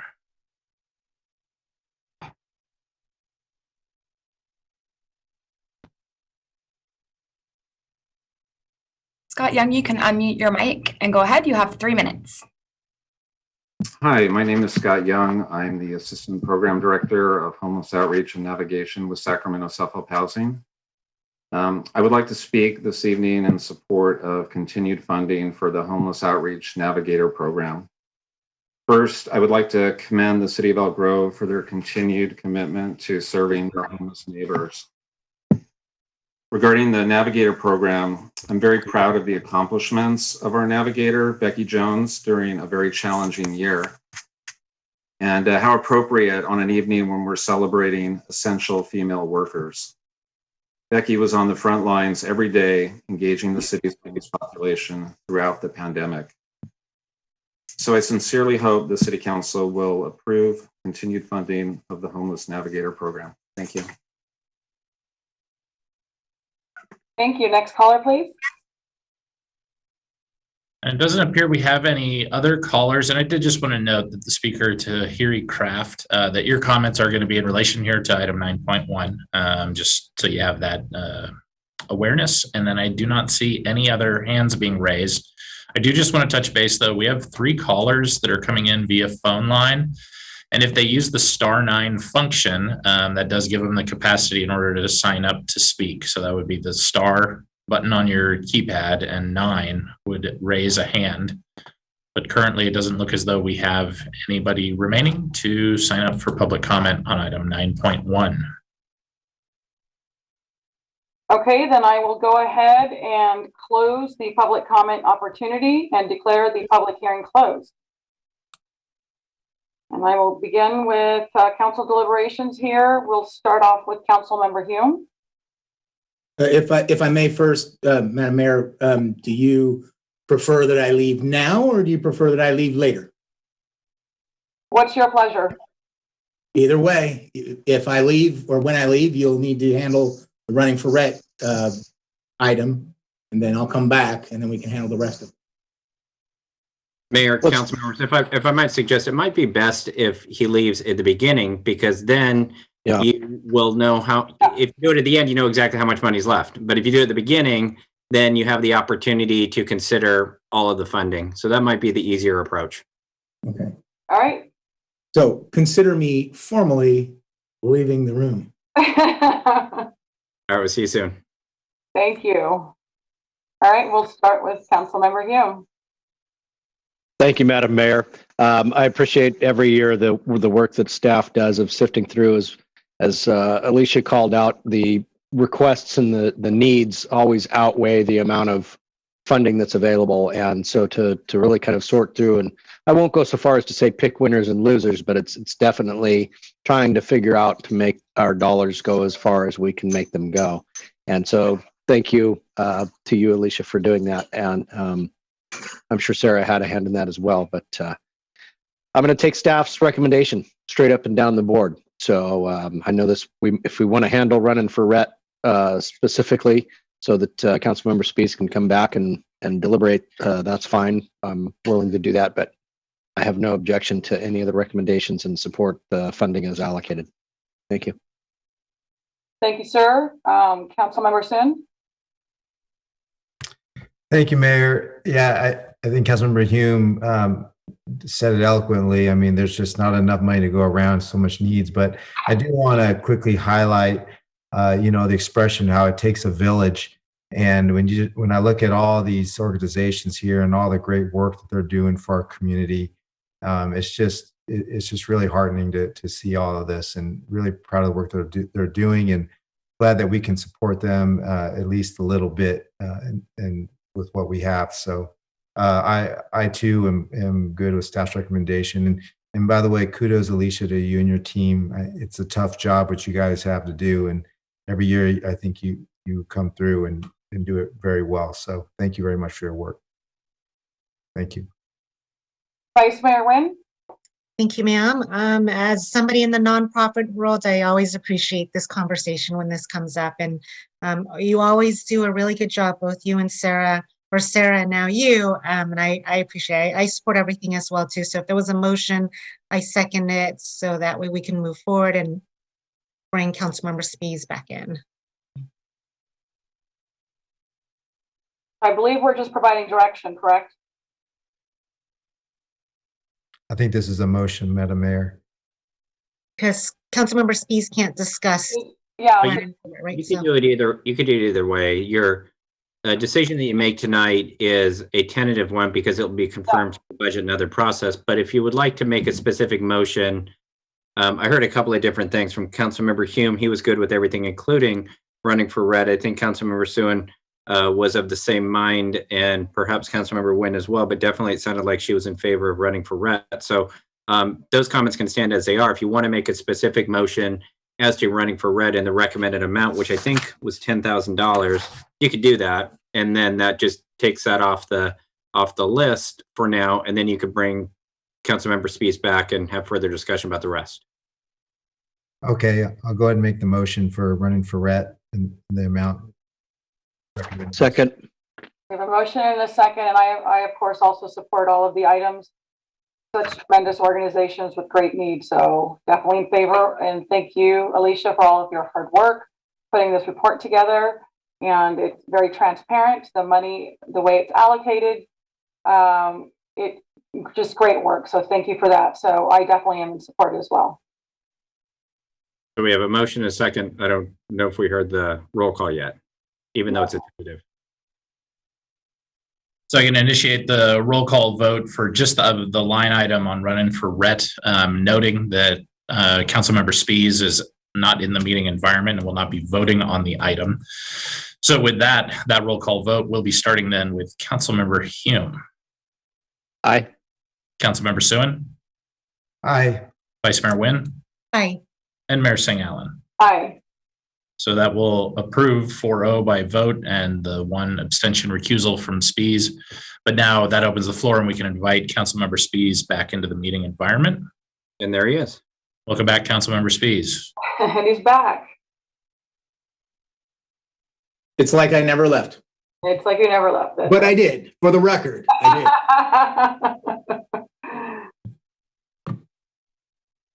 All right, well, we can continue the conversation. There's wide support of what staff is recommending. And I don't know if Councilmember Spies, you want to lend your voice to the other items outside of running for RET. But as we all shared, we support staff's recommendations. Okay, yeah. So I mean, real quick, we got a lot of deserving nonprofits in Elk Grove, and I think I'm either familiar with or personally supported a substantial number of these organizations. And I know that year after year, I know it's been said, but it's a challenge to figure out what organizations will be above the funding line and which, unfortunately, organizations will be below the funding line. I support staff's recommendation. I appreciate the hard work that you put into it, Alicia. I know it's not easy. So thank you very much for that. So with that, would you like to make a motion for all the rest of the items that staff is recommending? Sure. I will move that we approve staff's recommendation exclusive for this vote of running for RET. I think that covers my motion. We have a motion. Second. And we have a second. And for that roll call vote, which is for all of the remaining items with the exception of the running for RET consideration, I'll be starting out that vote with Councilmember Spies. Yes. Councilmember Hume. Aye. Councilmember Suen. Aye. Vice Mayor Nguyen. Aye. And Mayor Singh Allen. Aye.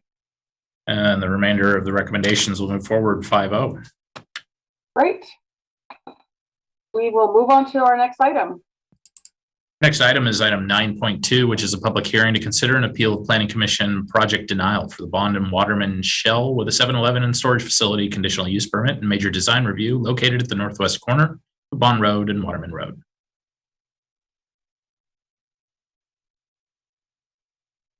Good evening, Madam Mayor and council members. My name is Kira Killingsworth, and I'm the project planner for the appeal of the Planning Commission denial for the Bond and Waterman Shell with 7-Eleven and storage facility project.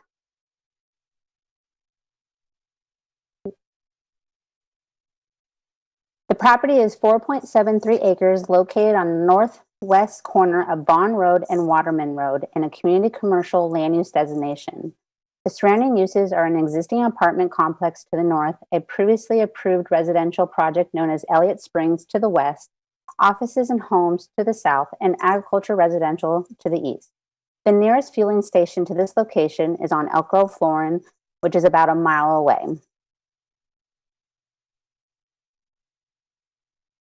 The applicant requests a conditional use permit and a major design review to construct a new multi-building personal storage facility with an accessory office building, a new automobile fueling station with an attached car wash and convenience store, associated parking, lighting, landscaping on a vacant property. The storage facility will have about 900 units and will be open from 7 a.m. to 7 p.m. But there will be 2 vehicular gates that will have a PIN code for access during off hours. The office building will have a residential unit on the second level for the manager. The convenience store will be open 24 hours, 7 days a week, and the attached car wash will be open 7 a.m. to 10 p.m. There will be roll-up gates that will be at the entrance and exit, and they will be closed during office hours.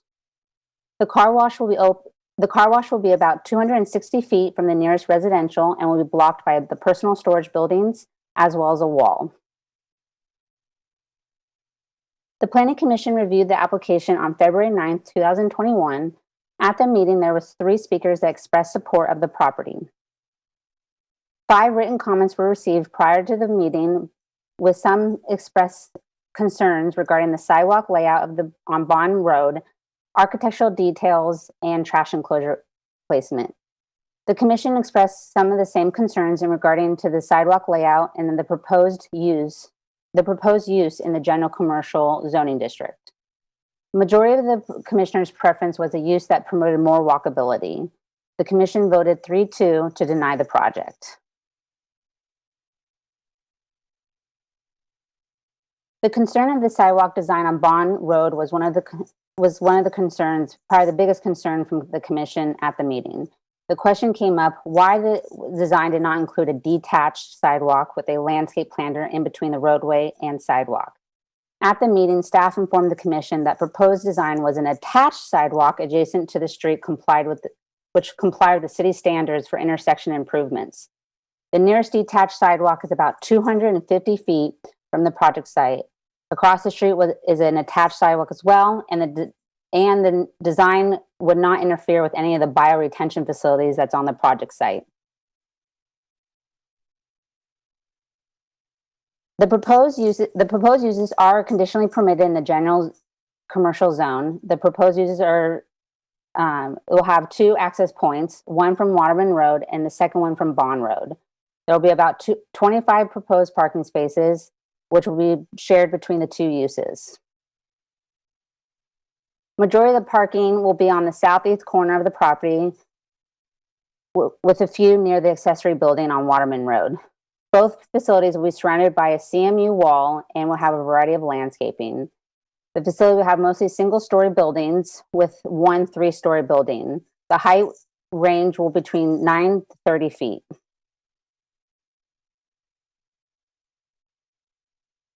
The applicant filed a timely appeal based on 2 grounds. The project is consistent with the GC, General Commercial Zoning District, and surrounding neighborhoods, and the neighboring properties supported the project. Staff continues to recommend approval of the project, and since the appeal, there has been 15 written comments expressing support for the project, and 1 expressing some concerns, again regarding the sidewalk layout and the design. In addition, the applicant conducted multiple public outreach meetings with the neighbors during the planning process.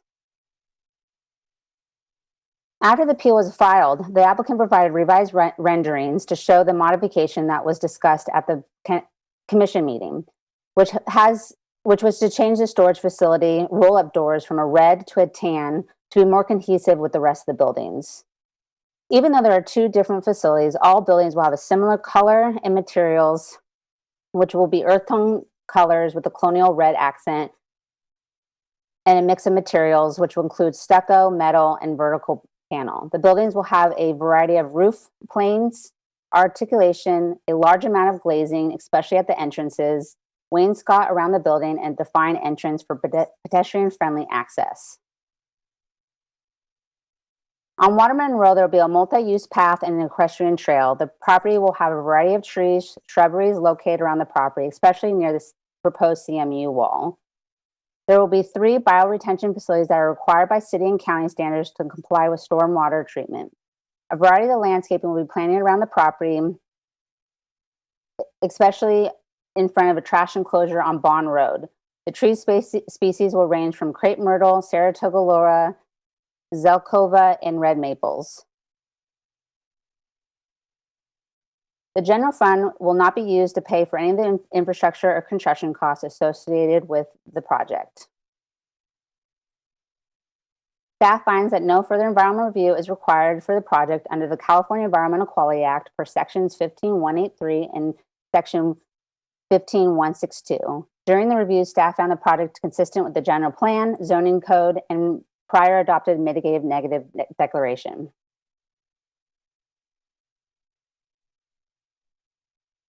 Therefore, staff continues to support the project and recommends that the City Council adopt a resolution granting the appeal, approving the application, and overturning the Planning Commission's denial for the Bond Road and Bond and Waterman Shell with 7-Eleven and storage facility project. That concludes staff's presentation. If you have any questions, staff is available as well as the applicant and applicant's representative. Thank you. Thank you, Kira. All right, I will declare the public hearing open and invite the applicant to speak. Hi, good evening. This is Ryan Hooper with the law offices of Gregory D. Thatch, representing the Dede and Ranchod families with respect to the 7-Eleven shell and storage project at Waterman and Bond Road that's before you this evening.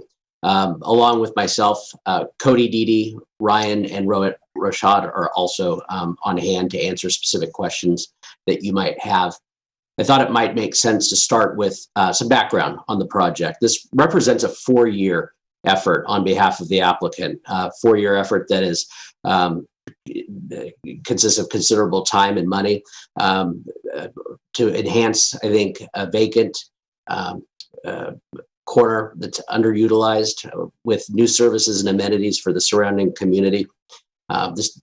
This project will provide synergy to the surrounding neighborhoods. It'll provide over 20 new jobs. As indicated, the applicant has worked extensively with the community during that 4-year period to listen to the concerns and issues, a lot of them with respect to design and layout, and has addressed those comments. They've listened, they've incorporated those comments into the project and revised the project plans accordingly.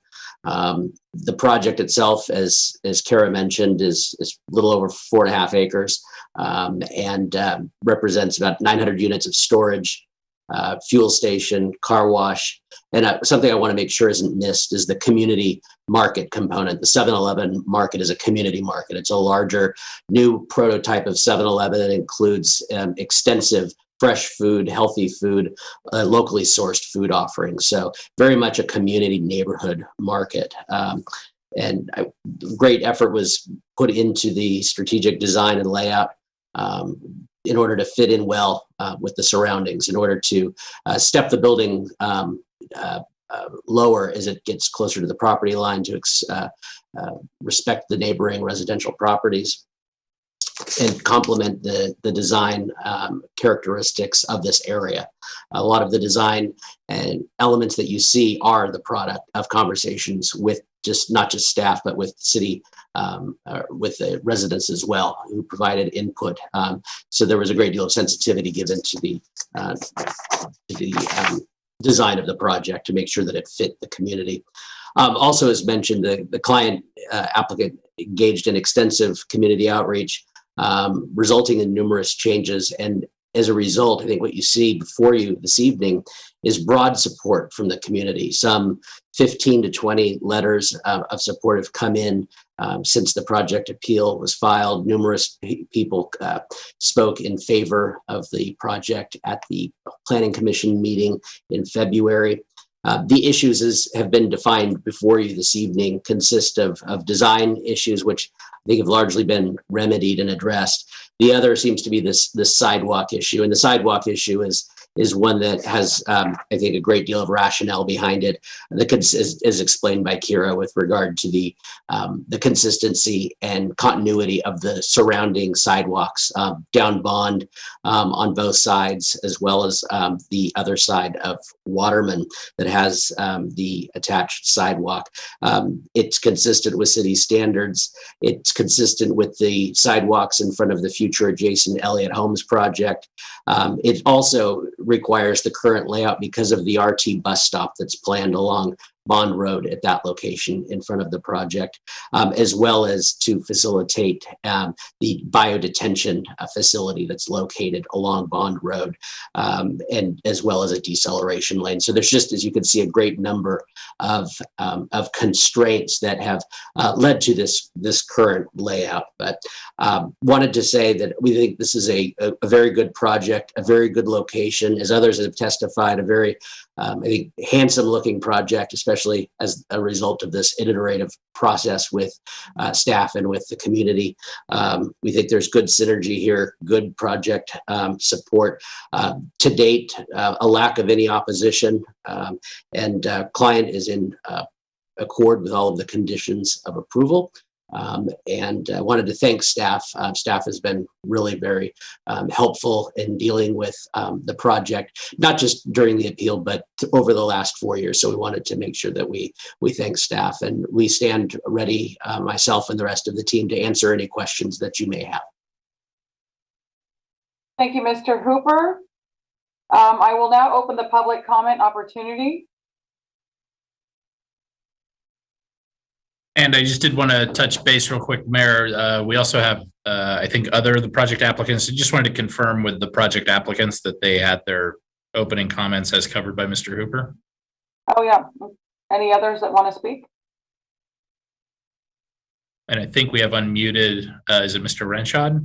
Yes. Hi, this is Ryan Ranchod, and good evening, council. Just want to say thank you again for your time. And I'm going to let Mr. Hooper take the floor there. And I don't think I could have said it any better. Really appreciate everyone's time and looking forward to a strong verdict here on our project. Thank you, Mr. Ranchod. Any other? I think that covers the applicants for the first round. They'll have an opportunity after we close the public comment for any final comments. So okay. With that, I will just go over that we did receive 6 written comments that came in after that publication date of our staff report and leading up to the council meeting. I'm not sure how that number equates in with the cumulative number of written comments, but we do have a few members of the public raising their hands to speak. So I'll pull up that speaker timer and our staff will start pulling folks into the meeting environment.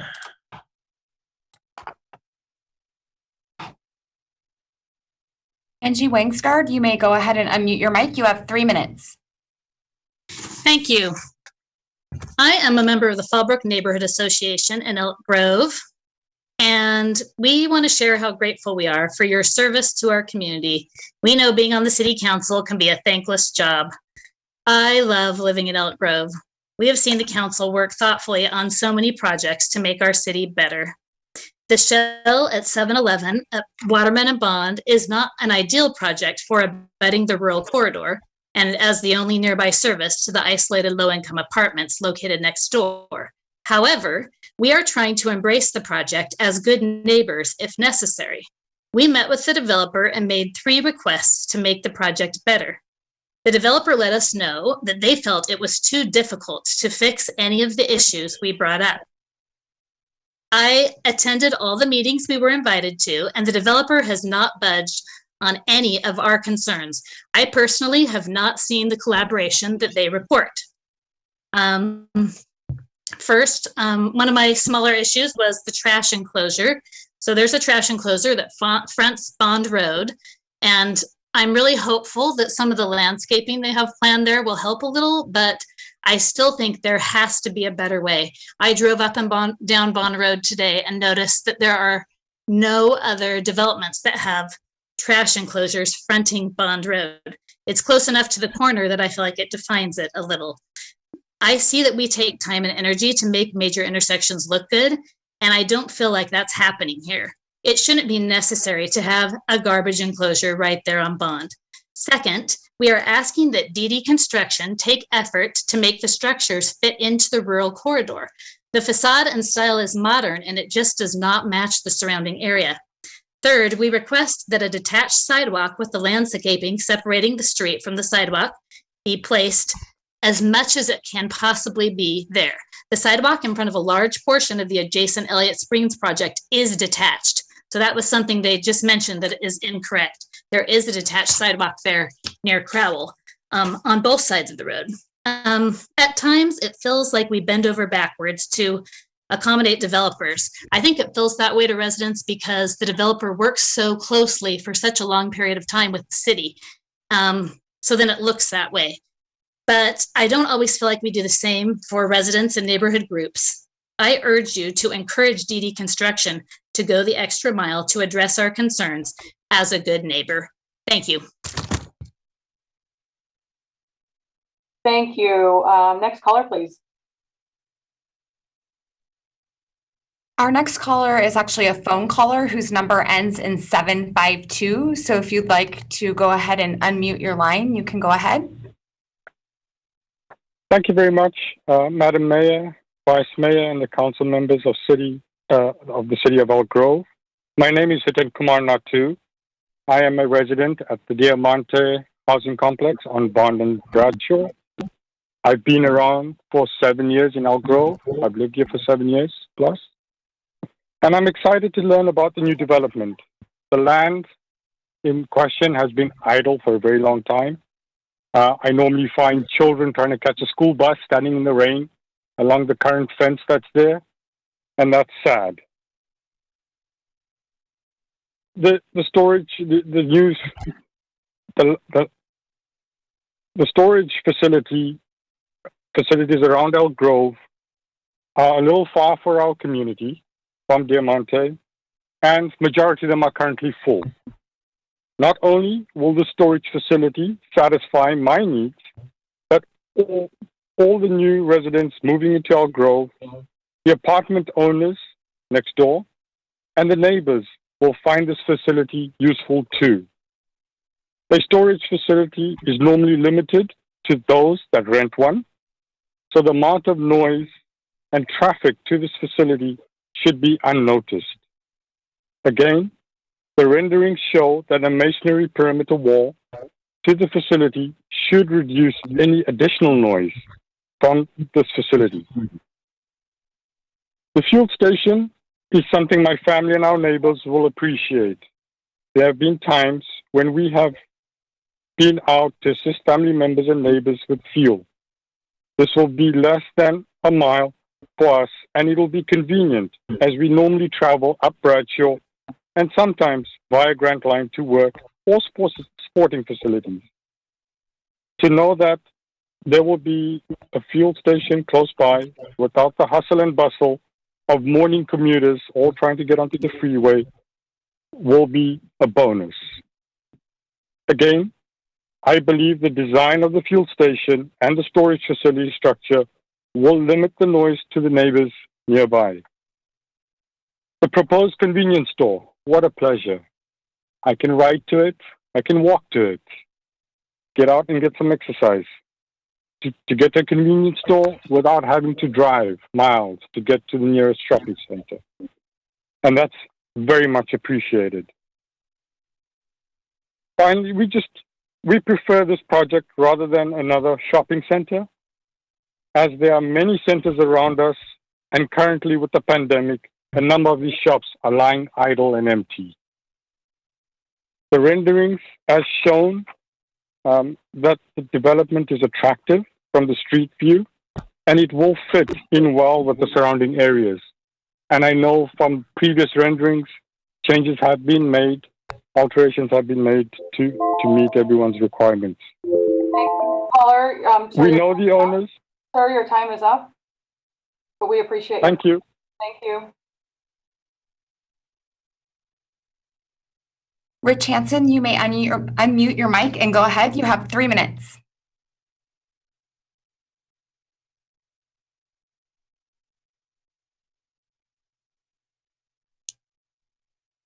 Rich, if you're trying to talk, there we go. It looks like you're unmuted now.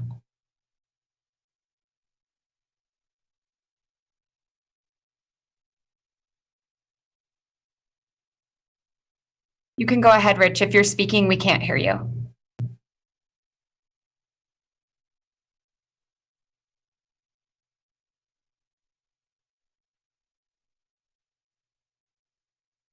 All right, Rich, we'll come back to you in just a moment and see if we can get you connected. Lynn Wheat, you can unmute your mic and go ahead. You have 3 minutes. Good evening, Mayor and City Council. I would like to share a little story of the Bond and Waterman corner. This particular parcel has had a couple of zoning changes approved by the City Council. In 2004, the city designated this parcel with an overlay for affordable housing. One developer attempted to develop this site as commercial with city roadblocks, and with the change in the economy, the project was abandoned and the parcel sold. An application for affordable apartments was initiated, and I believe was abandoned as the project did not receive the loan necessary from the city and was not supported by residents. Area residents did not support the building of another affordable apartment project next to the current Waterman Square project as there would not be services available. True enough, Waterman Square remains isolated. The previous commercial project was supported by the community and area residents, and like the previous supported commercial project, so is this one before you tonight.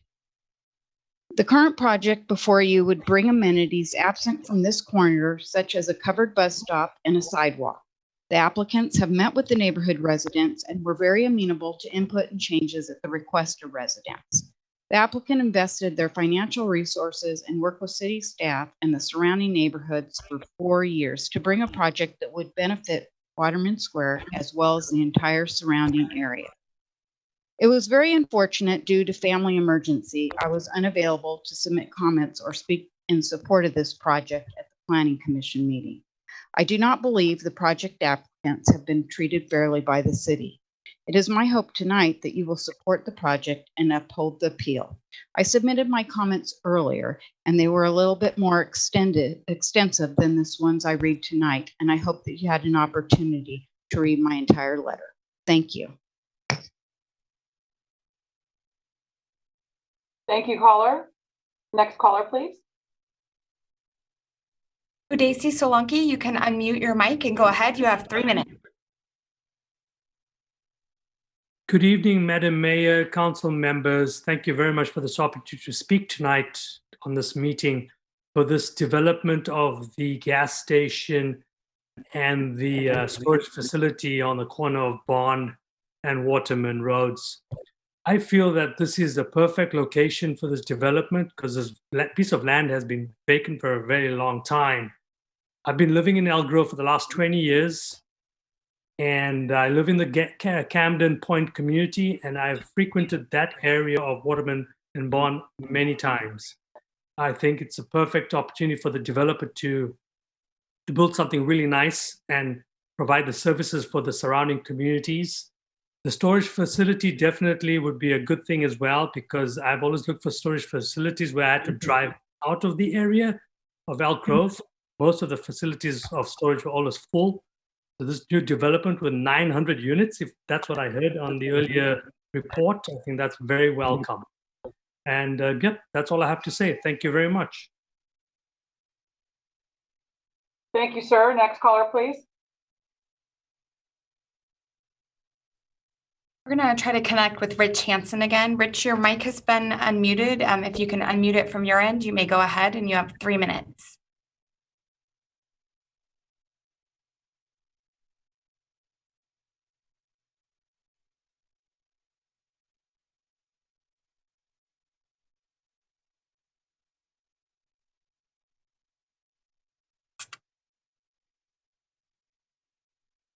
Rich, if you're wanting to speak, you'll need to unmute your mic on your end.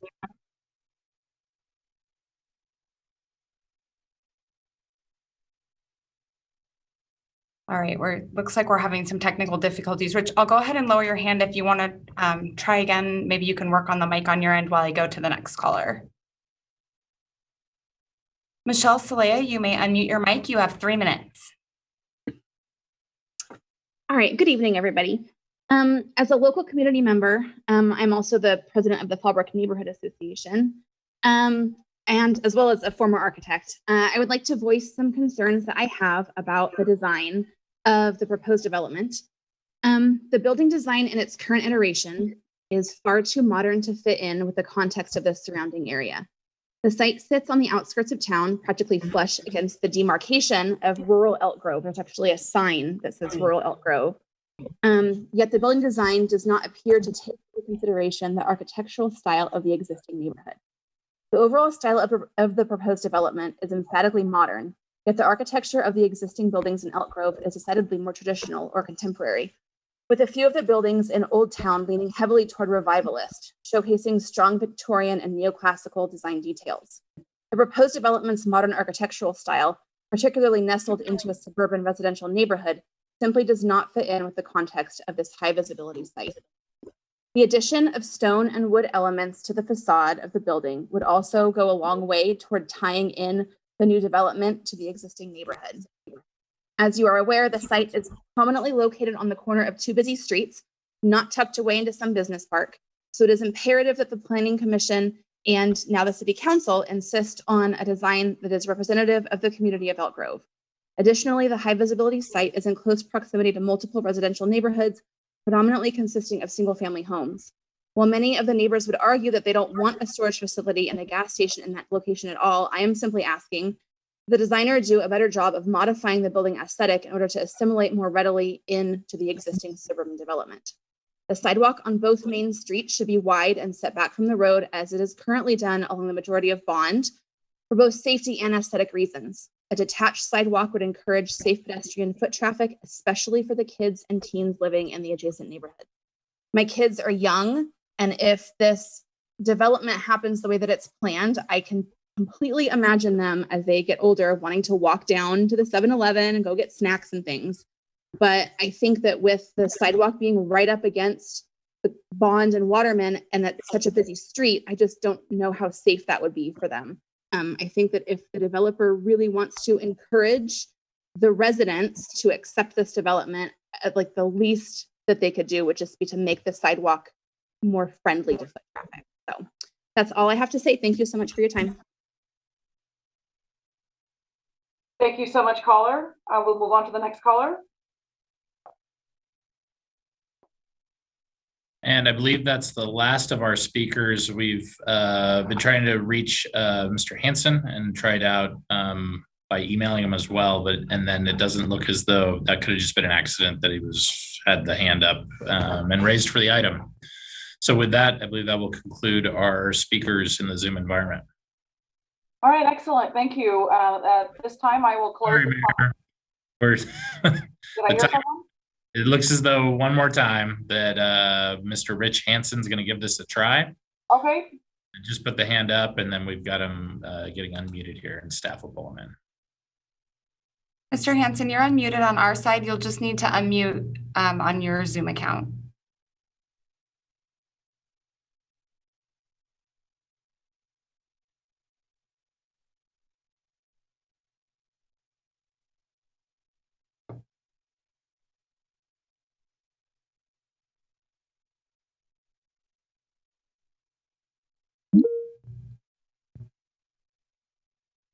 I think we're running into an issue that from the other side, Mr. Rich Hansen's not able to unmute his device in order to provide comment.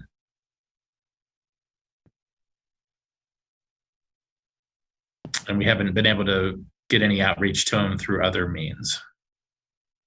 So Mayor, Vice Mayor, and council members, I think this is one we're going to be writing down to technology of not being able to make the connection. All right, thank you for trying to make that happen. And I will officially then go ahead and close the public comment, the public comment opportunity. And I will invite the applicant back to speak.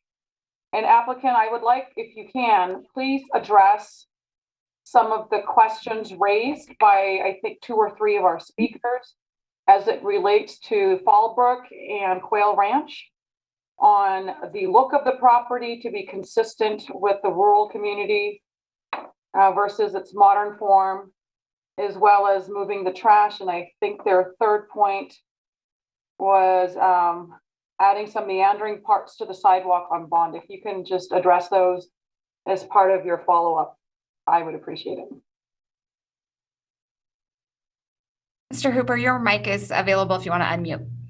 Thank you very much. That would probably help. Yes, I'll address each of those points, Mayor. Thank you for the opportunity to address them. The trash enclosure was the subject of a good deal of effort by the applicant, working with staff and internally to try to find a location that was a good fit. It's a very busy project site with the gas, with the convenience store, with the car wash, storage. There's a lot going on. So this location was found to be quite favorable given the site constraints and the access to the trash trucks and the pickup. What's been done is, and it doesn't show in all of the graphics before you, but extensive effort has gone into making sure that those that structure is blocked by extensive landscaping, shrubs, vines, etc., to help mitigate the impacts of that. With regard to the to the design of the project. As I mentioned, that's been probably the primary comment on this project from the get-go. It's been one that's been looked at extensively with staff internally, meeting with community members. A great deal of community members were the ones that provided comments that resulted in what's before you tonight. And I would submit that the color, the red color, the materials, those were all done very deliberately to try to come up with not something that's identical, a carbon copy of existing architecture, but something that sort of picks up and moves forward, but with some homage to the past and the like. So what you see before you is the result of a lot of community input. It's obviously subjective, and it's obviously difficult to please everybody, but this represented and got the support of many project members or community members, including, I might say, those closest to the project. You had 2 or 3 comment letters supporting the project from the immediately adjacent Waterman apartment project. So wanted to highlight that as well. And then lastly, on the sidewalk, this is just sort of the issue that won't go away, in the sense that we've dealt with it with staff, we've dealt with it internally. And for all of the reasons that we've articulated tonight, very important and solid constraints with respect to the location of the RT bus stop.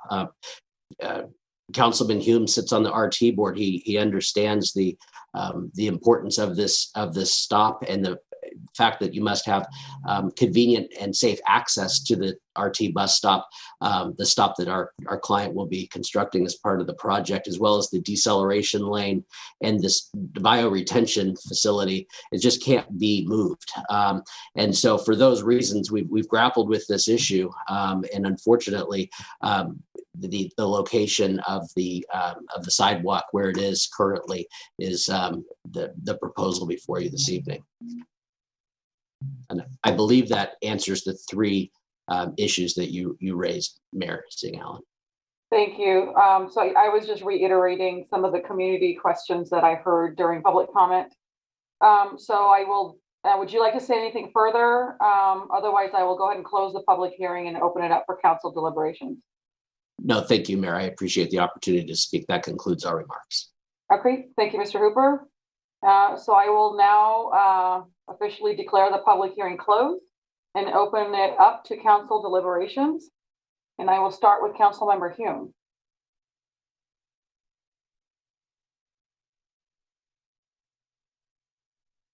Thank you. Thank you, Mayor. Yeah, I'm quite familiar with the history of this project, going back to when it was the home of the Cooks, right there on the corner of Bond and Waterman, and all of the different iterations, the different project proposals, not only for this particular parcel, but for also some of the surrounding parcels that have taken longer than anticipated to come to fruition.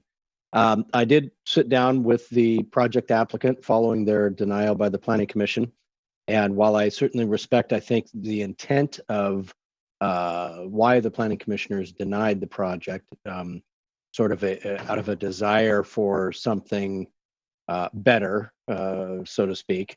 That's not necessarily how you apply a zoning code if it's a permitted use, and et cetera, et cetera. You get into the weeds on some of these details that are being discussed tonight. So I will say that I read all of the emails that came in. The vast majority of them were complimentary, not only of the project and the need, like what we've heard with some of the comments tonight, but also with the effort that the development team, particularly DD Construction and the Ranch Odds, put into outreach and really trying to try and adapt their project to meet some of the needs and to fit in better, serve the purposes, obviously, that it's there to serve, but also to not be a bad neighbor. And so with that, if I can take just a minute and go through some of the key points that were brought up by the Fallbrook folks.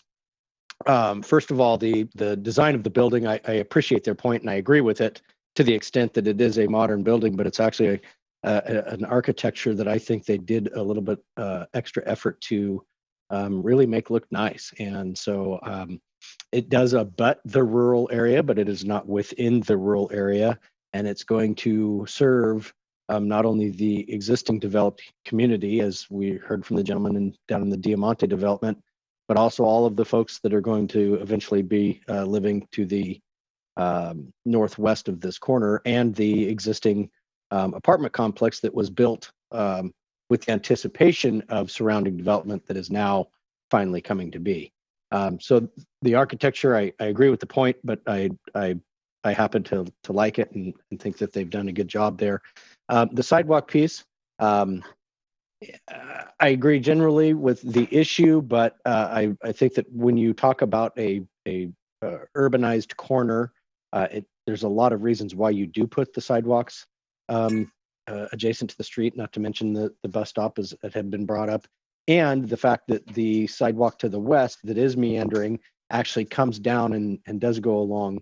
So in order to tie into that, it's already on the street. So, and then finally, this parcel is only, however many 100 feet deep. So it's not a long run that's determining the development for the area. So then the last piece that I would like to see some give on, and I know I appreciate the point that Mr. Hooper just made with respect to it, but having the trash enclosure right out on Bond Road, and I apologize to be discussing this in an open meeting at this last minute, but this point did not come up when I met with the applicant. I think it's unsightly. I think that it is too close to that bus stop that was just mentioned about how important and what a critical role it's going to play to, think of a warm summer day and that trash enclosure is not going to be smelling very nice for the people who would be sitting there waiting for the bus. So I'm sure that this horse has been beaten to death and beyond, but that's the one area that I think if there is some consideration to be given, I'd like to see that change made. Other than that, I would support overturning the Planning Commission's denial. Thank you, Councilmember Hume. Councilmember Spies. Thank you. So, I was really glad to see so much community support for this project. And in fact, some who are often critical of applicants were very supportive of the outreach that the Ranchard family and the rest of the applicants had done. So I know they did a significant amount of outreach. So I think there's, I want to follow up on a few comments received from Ms. Wangsgaard. She's a resident and a member of the Fallbrook Neighborhood Association to the south of the project. And I'm glad that she's, willing to embrace the project, if it's necessary. But she did have some reasonable concerns. And I think two of them, we've certainly, we've tested the tires on those several times tonight. And I don't necessarily want to go over those again in terms of the sidewalk and of the architecture. I think both of them have both been, discussed in length here. So in terms of, I guess this might go back to a question for staff. So moving the trash enclosure so it doesn't front Bond Road. This goes back to my semi-obscure comment relative to, at the time, Commissioner Shuck's experience. Several years ago, we encountered this discussion before in an application for I think it was a retirement home. Fortunately, the applicant was able to accommodate the change.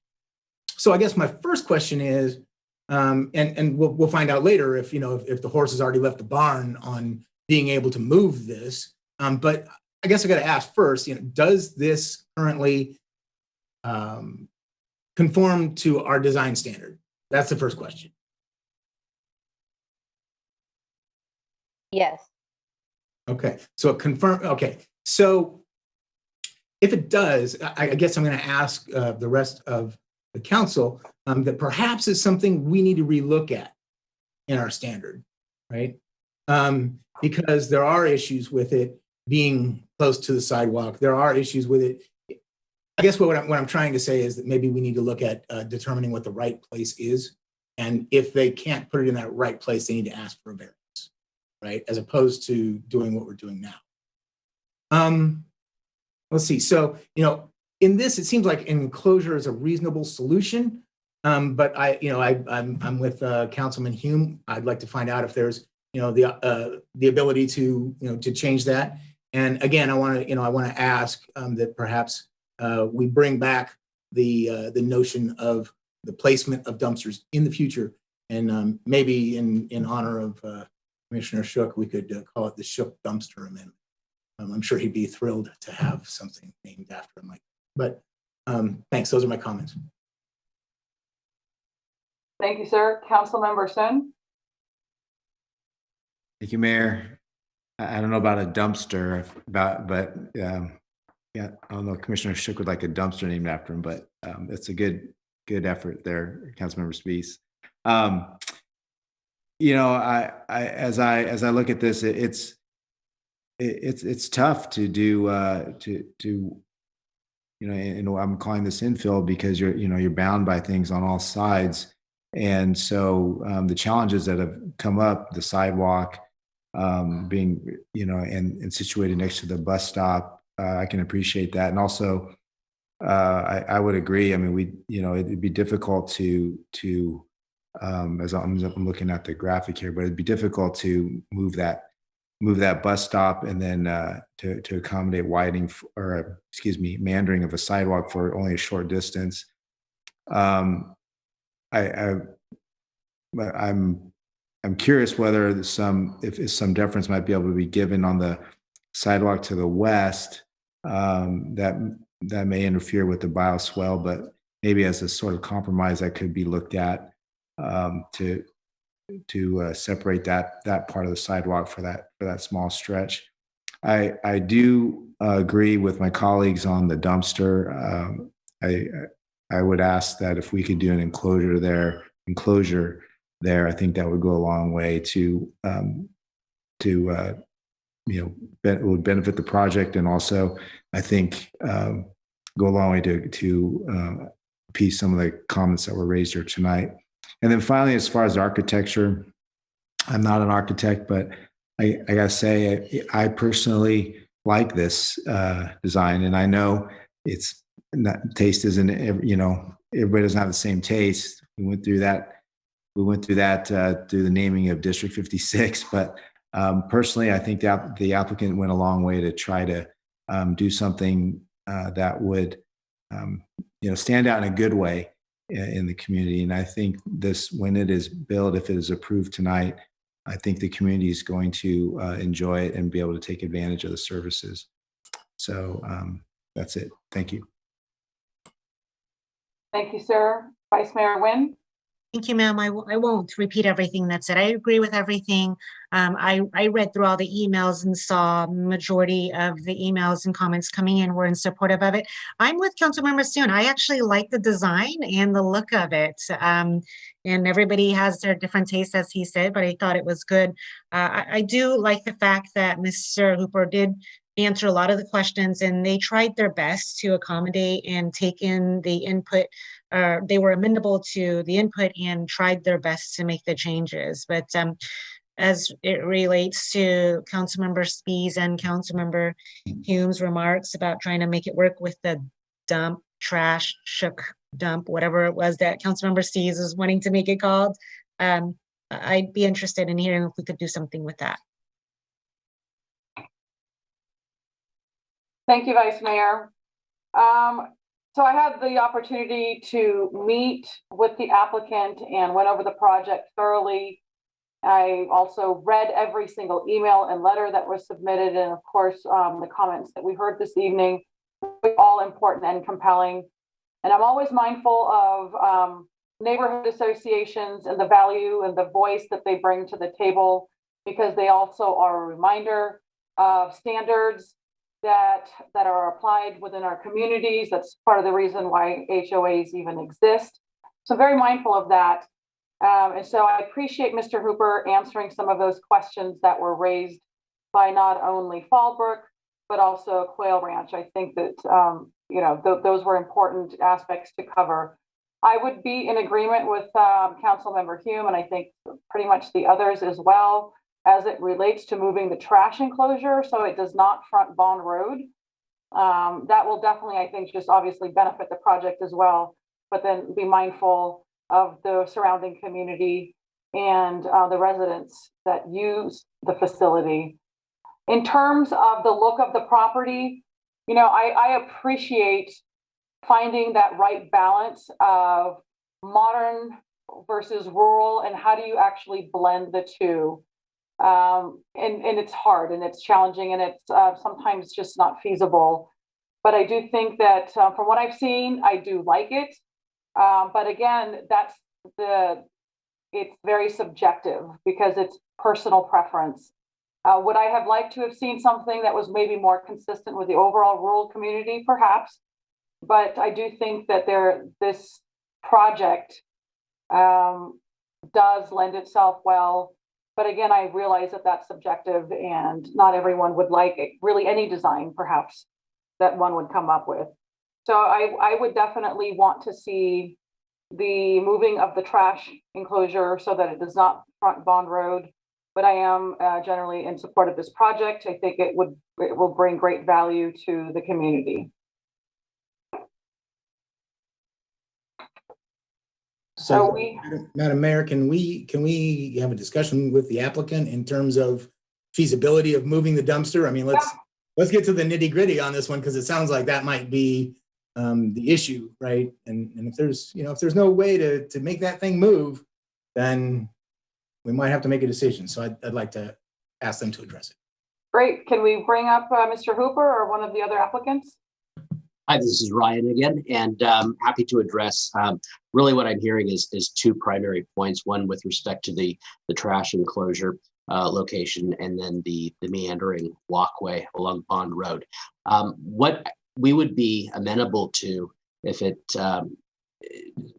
is okay with the City Council, would be a condition that would allow our team to work, to continue to work with staff at looking at other alternatives. But as the mayor just highlighted, one of the sort of push and pulls here is you move the trash somewhere else. Now it's closer to the residents and the like. So we're happy to look at it. We're also happy to look at further enhancements, whether that's artwork or enhanced landscaping efforts, whatever we can do to try to continue and work on that trash enclosure. We hear you loud and clear, and we want to try to address that concern. The other concern that we heard this evening that we think that we can try to address is the meandering sidewalk. For all the reasons I've articulated now a couple of times, the detention basin, the bus stop, et cetera, makes it very, very difficult to create a meandering sidewalk on what I would call the east side of the Bond frontage. However, we would be amenable if it is something that the City Council would favor, to look at doing a meandering sidewalk on the west portion of the Bond frontage, so west of the driveway, if that's something that that you would like us to look at. That would be great. And I think to what even Councilmember Spies was saying. Actually, you know what, Councilmember Spies, you finish your thought. I don't want to interrupt, and then you finish your thought. Yeah, well, no, I appreciate your willingness to continue work on those two issues. For me, I think it's fantastic. I would, whatever we can do to get the meandering walkway in as much as possible. I heard that from Ms. Wangsgard. She wanted it as much as possible. And if that west side is the possible, let's work on that. Now, I'm really glad to hear that you're willing to work on location of dumpster, enclosure, et cetera. I'm not, I'll probably have to defer to Councilman Hume or to staff to come up with an appropriate condition for those. I would love for us to be able to get to yes tonight. So I guess I'll say thank you, Ms. Mayor. Thank you. And I think, we're at yes. We're just asking our applicant to just go back and try to find some common ground on some of those issues that we raised, even as much as we can improve the core, the outdoors, as Mr. Hooper mentioned, with different plants and different things like that, to just make it something that might be more consistent with the rural community. So if I could, then I'd like to direct to staff to ask us to give us some suggestions on appropriate conditions that we could do. Yeah, I saw Mr. Hobbs. There he is. Yeah. Mayor, Councilmember, I was waiting for your comments. I have some suggestions here subject to staff. I see our planning manager is online here as well.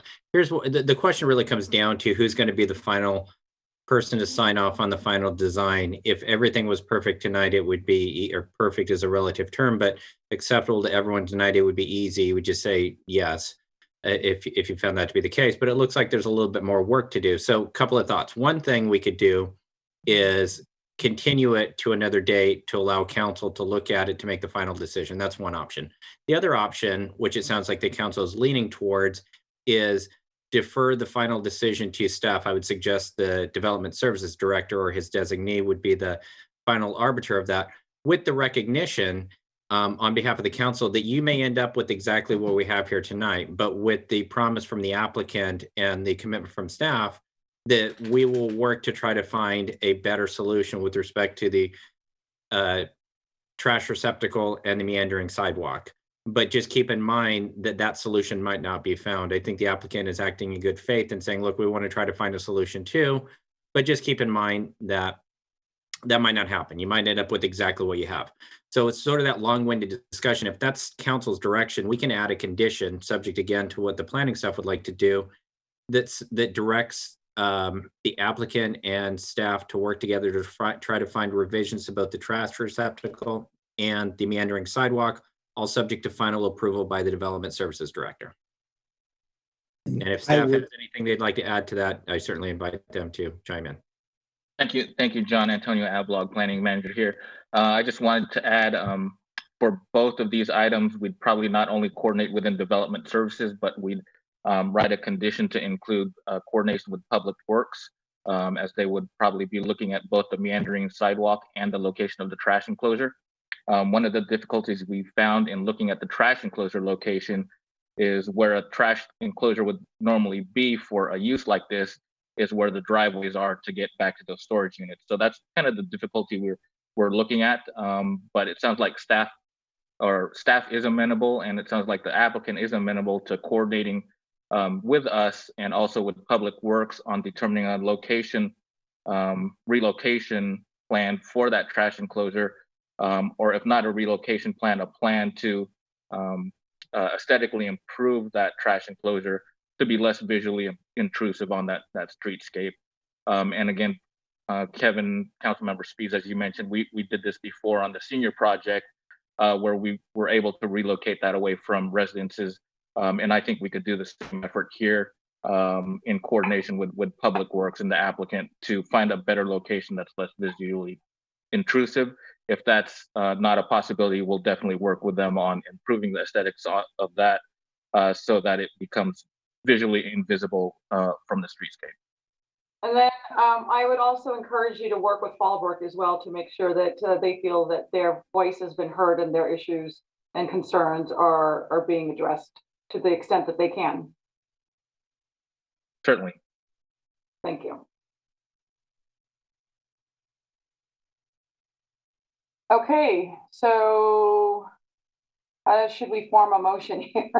I think I see Member Suin's hand up if I'm seeing the. Oh, yep, sorry. Trying to get used to that hand raise thing. That's okay. Thanks. He's right about it. The rest, I'm not so much. No, I think I appreciate all the comments from everyone and staff as well. I feel that you know, as you mentioned, Mr. Hobbs, the giving direction to staff, the development services director, to have the final say, I think is prudent, just because there's so little wiggle room at this point. I don't feel that we're going to be able to, you know, do much else. Other than the couple of things that we articulated. I am appreciative and grateful for the applicant to meander at least the western portion of the sidewalk west of the driveway. I think that demonstrates a willingness to compromise there, and short of moving the trash enclosure, and further screening that trash enclosure. I don't know what other options there would be, so I will leave it to the flexibility of staff. So with that, I guess what I'm saying is I'll make a motion to approve the project with those two adjustments for the conditions. Oh, you're on mute, Madam Mayor. The motion been formed correctly, Mr. Hobbs? Yes, that's fine. Okay, very good. So we have a motion. And I'll second. Second. Okay, and we have a motion and a second. With the motion and second for the amendment to the motion, I will start on that roll call vote, starting with Councilmember Spies. Yes. Councilmember Hume. Aye. Councilmember Suen. Aye. Vice Mayor Nguyen. Aye. And Mayor Singh Allen. Aye. And the amended resolution for item 9.2 will pass 5-0. All right, excellent. All right, we will move on to our next agenda item. I'm going to move us to section 10, our regular agenda action items and recommendations, starting with item 10.1, which is to receive a presentation on traffic congestion management efforts, transportation, capital improvements, and transit initiatives within the city. Good evening, Mayor Singh Allen, Vice Mayor Nguyen, and members of the City Council. My name is Jeff Werner. I'm the Engineering Services Manager for the Public Works Department. I'm here this evening with my colleagues Kevin Busey and Mike Costa to provide the Council with an update on transportation initiatives throughout the city.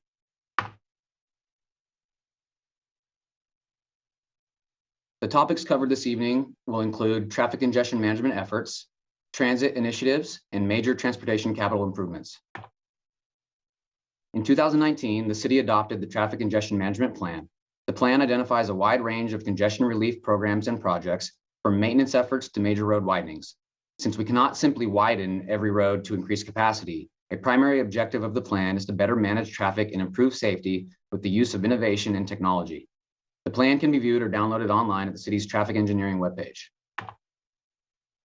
Day-to-day traffic operations are managed in the city's Traffic Management Center, or TMC. We previously worked with the public affairs team to put out an educational video on the TMC, and I'd like to go ahead and play that for everyone now.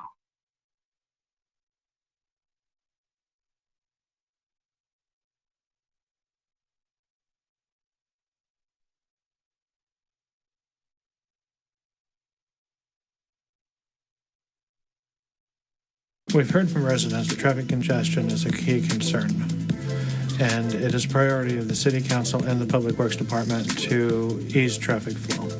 Our Traffic Management Center behind me here is a critical tool in helping us ease that congestion. From the TMC, staff is able to monitor the road network in real time and make adjustments to the traffic signals as necessary in the case of a collision. We're also able to, in real time, alert maintenance about a malfunction to get it repaired. One recent example of an improvement is the Green Wave project, which reduced peak travel time commutes on Outgrove Boulevard and Laguna Boulevard by 1 to 3 minutes. The technology in the TMC allows us to monitor all the traffic signals remotely and make changes as needed to assure better traffic flow for our residents.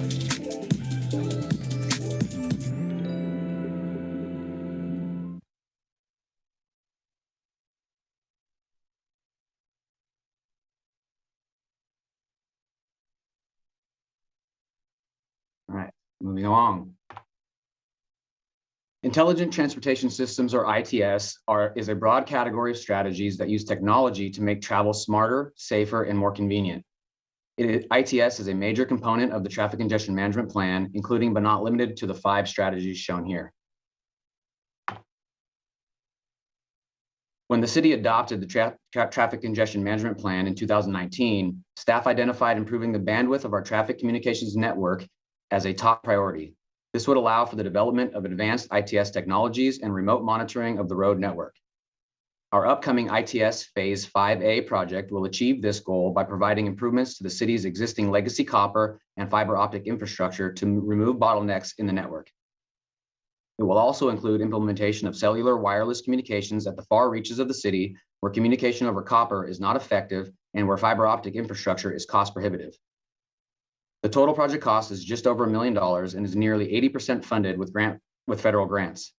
Final design of this project will begin in fiscal year 2022.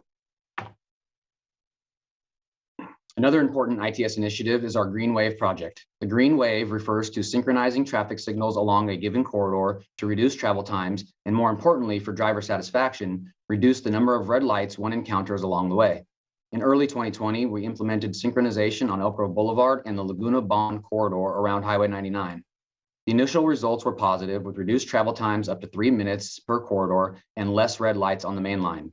There were some challenges, including increased wait times and congestion on the side streets, as well as interruptions in the timing plans due to railroad, emergency vehicle, and pedestrian crossing preemptions. There were also impacts due to COVID-19, including unpredictable traffic patterns because of school closures and stay-at-home orders, as well as reduced funding due to lower than expected revenue projections, which caused subsequent phases of the project to be postponed. Going forward, we will be implementing some striping and operational improvements to further enhance the effectiveness of the current plans, and phase 2 of the project should be funded for implementation in FY22. Adaptive traffic signals and automated traffic signal performance measures are advanced ITS technologies that enhance signal operations and monitoring capabilities. Adaptive refers to automatic, real-time adjustments to signal timing that are far beyond what a human TMC operator can perform. This technology helps reduce impacts to synchronized corridors due to interruptions and or unexpected changes in traffic volumes. We recently submitted a grant application to SACOG for a project that would add adaptive controls to our synchronized corridor along Elk Grove Boulevard. We are still awaiting the announcement of the results, which are expected in the next week. Traffic signal performance measures are a technology that alerts TMC operators when set parameters are not met. This allows the operator to identify and fix operational issues immediately, compared to waiting for a complaint or identification of the issue due to increased traffic. We're currently working with a vendor to provide the city with a demonstration project on our coordinated corridor on Bond Road. The final traffic reduction initiative I want to highlight for you this evening is our permissive left turn pilot program. A permissive left turn allows for a left turn on a flashing yellow arrow when it's safe to do so. This option can reduce the time spent waiting for a green light and reduces the overall cycle length required. So far, we've implemented this at 3 intersections with simultaneous public outreach and education efforts, including a demonstration video on the city's social media accounts and webpage. Overall resident feedback has been positive, and we've had no reported operational issues or malfunctions. One thing we have noted recently is that additional driver education is needed, so we're planning to relaunch our public outreach and educational materials soon. That concludes my portion of the presentation, and I'd like to pass it along to Mike Costa for his update on transit. Thank you, Jeff. Good evening, Madam Mayor, members of the City Council. Mike Costa, the Transit System Manager. Before I go into 3 of Transit's initiatives, I wanted to kind of give a high-level overview of the city's current transit services as they operate today. Back in 2017, the City Council adopted a comprehensive operational analysis that then implemented a 5-year service plan, resulting in the reduction of overall fixed route revenue service hours by approximately 7.6%, and including the realignment of several routes in order to create optimization, efficiency, effectiveness, and timely service. In addition, the COA established some performance metrics that staff could then use to evaluate the services moving forward. Next slide, please. Jeff, thank you. This slide highlights and illustrates the current route configuration of the city's fixed route commuter and local services.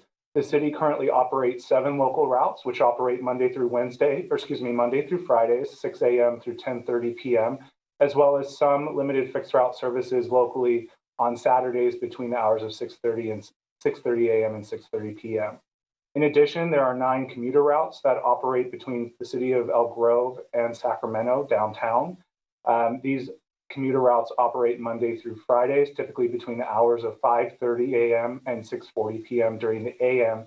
and p.m. peak periods. In addition, there are 2 reverse commute routes that operate out of downtown Sacramento and Rancho Cordova to the city of Elk Grove during those a.m. and p.m. peak periods. And while COVID-19 pandemic has significantly impacted the city's ridership, in response to the COVID-19 pandemic, the city has reduced some of the commuter route services. However, the local services have remained intact. And since June of 2020, approximately 66% of the commuter fixed route trips are in full operation, with a reduction currently of 44% of those trips. However, the local route service is in full service effect according to the schedules. Next slide, please. I wanted to highlight this slide because it illustrates the current coverage that our local routes provide within the city's jurisdictional limits. As I mentioned before on a previous slide, staff has looked at service coverage as one of the performance metrics for the COA service plan that we have evaluated. And I can say that for a 1/2 mile buffer zone, which is typical of transit industry standards for coverage area, which is 1/2 mile of a transit route or stop, approximately 73% of the city's incorporated area is located within 1/2 mile of a transit route or stop. And these stops and these routes actually serve 92% of the city's population within 1/2 mile of those services. And now I'll talk about 3 of the initiatives that transit is implementing. Next slide, please. The first initiative, which is the X-Bus or Bus Rapid Transit, staff conducted actually an early implementation study at the direction of council, which was completed in September of 2019. From that study, there were some initial findings that identified that the corridor, which was the Route 110, current local Route 110 corridor, there was relatively low development density along that corridor, as well as some pending projects that were still underway, and a lack of funding available to actually implement the X-Bus or Bus Rapid Transit services. From those findings, it was the City Council's direction that staff come back to City Council and re-examine what a Bus Rapid Transit or X-Bus service could look like after 2025. However, in the meantime, staff has still been working to continue to dedicate right-of-way along the Bighorn Boulevard or Route 110 corridor, as well as pursue any available funding opportunities to make corridor enhancements that would support future higher frequency transit services along that corridor prior to coming back to council in 2025. Next slide, please. The second initiative that staff is working on is in partnership with Sacramento Regional Transit District that operates the light rail service in the Sacramento region. At this time, it is estimated that approximately $70 to $90 million would be required to construct 1 mile of light rail extension and procure the necessary vehicles for that service if it were to be extended into the city of Elk Grove. I've highlighted a couple of spots, 3 locations within the city of Elk Grove with estimated construction costs based on the estimations that SACRT has provided to the city staff. In addition to those construction costs, it is estimated to cost between approximately $1.2 million to $1.5 million per mile to actually operate light rail services once they're extended. At this time, there is no funding that has been identified for this extension into Elk Grove. However, staff is continuing to work with SACRT staff to identify opportunities, as well as dedicate right-of-way along that Bighorn Boulevard corridor that you see before you for future light rail service areas. Next slide, please. The last initiative that staff is currently working on is the expansion of San Joaquin/Altamont Commuter Express service up into Sacramento, which is actually anticipated to begin as early as 2023 or early 2024. This would include a passenger rail station located on the Sacramento subdivision line, which is actually the passenger rail line that is going to be operated adjacent to Laguna West. So it's moving actually the service from the Fresno subdivision line, which is the current rail line that operates near Old Town Elk Grove, over to the line on Laguna West due to some capacity issues that the existing line has. And so one of the efforts that is going to be done for that expansion of service is the construction of an actual rail station that would serve the city of Elk Grove. And there has been some initial public outreach conducted by the San Joaquin Joint Powers Authority and San Joaquin Regional Rail Commission that actually administers this passenger rail service. They've already begun reaching out to both property owner of a potential site located on Laguna Boulevard adjacent to Dwight Road, as well as some of the surrounding homeowner associations on what a potential passenger rail station would look like in advance of formal outreach that they anticipate to start in the summer of 2021 for this passenger rail station. And if all goes according to preliminary schedules, the JPA staff has informed me that they're anticipating potential operation of an Elk Grove station as early as 2024. If this were to happen, there would be some multiple connections via the Amtrak San Joaquin service that would operate on this line, as well as the Altamont Commuter Express service that would operate on this line, to other services connecting in the Bay Area, high-speed rail, as well as Valley Link services to the south. And with that, I will go ahead and turn over the presentation to Kevin to talk about some of the CIP initiatives.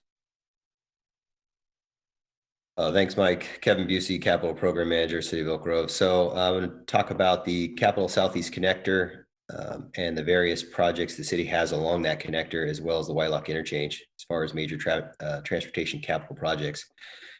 So the Capital Southeast Connector has a JPA. The JPA has is formed by the cities of Elk Grove, Folsom, and Rancho Cordova, as well as the county of Sacramento.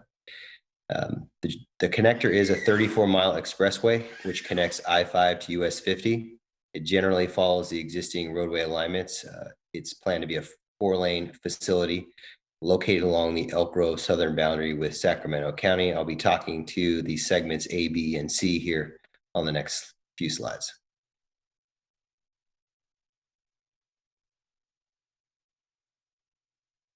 So this first project is the Cameron Road Extension, which is segment A1 of the connector. It's an ultimate expressway. We're doing an initial 2-lane extension, and it'll include an interchange modification at I-5 and Hood Franklin, as well as a railroad grade separation. The total project cost is for that 2-lane extension is anticipated to be $62.3 million. We're at this point, we're trying to get that project shovel ready, and we need about additional $35 million to fully fund the project. It's from I-5 to about Bruceville Road. Okay, this one is the Cameron Road Reconstruction Project Segment A2. It's an ultimate thoroughfare configuration with initial 2-lane reconstruction is what we're planning to do as a divided 2-lane facility.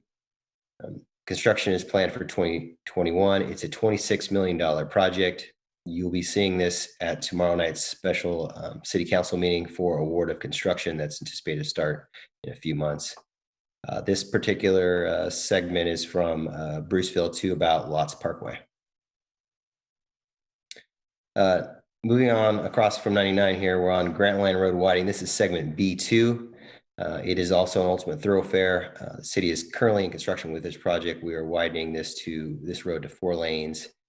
We're anticipating construction to be completed in 2022. It's $21.8 million. I believe construction was awarded in fall of 2020. A couple of highlights of this project will be widening Grantline Road from about Waterman Road to Bradshaw Road to 4 lanes, signalizing the intersections at Mosher and Grantline, as well as Bradshaw and Grantline. Okay, now we're moving to segment B3 on Grantline roads. We don't have a specific project along segment B3, but we do have a project on Elk Grove Boulevard that ties into B3. So that project would signalize Elk Grove Boulevard at Grantline Road. It would signalize Elk Grove Boulevard and Bradshaw Road, and we're also looking at a 2-way left turn lane on Elk Grove Boulevard. All this between Bradshaw and Grantline on Elk Grove Boulevard. It's currently only funded for about 35% design. And this is the last segment of the connector, segment C. We're currently preparing the Sheldon area precise roadway plan for this 4-lane road. We're looking at signals or roundabouts. Those signals or roundabout locations are identified in these red circles. Currently, only the plan is funded, but we anticipate looking specifically at phase 1 improvements at Wilton Road and Grantline Road once that precise roadway plan is completed. Okay, moving on to the Whitelock Interchange. At our last council meeting in March, we awarded the P&ED consultant contract, which is for project approval environmental, to begin the environmental phase for this project. It's a $103 million project. We have about $92 million still needed.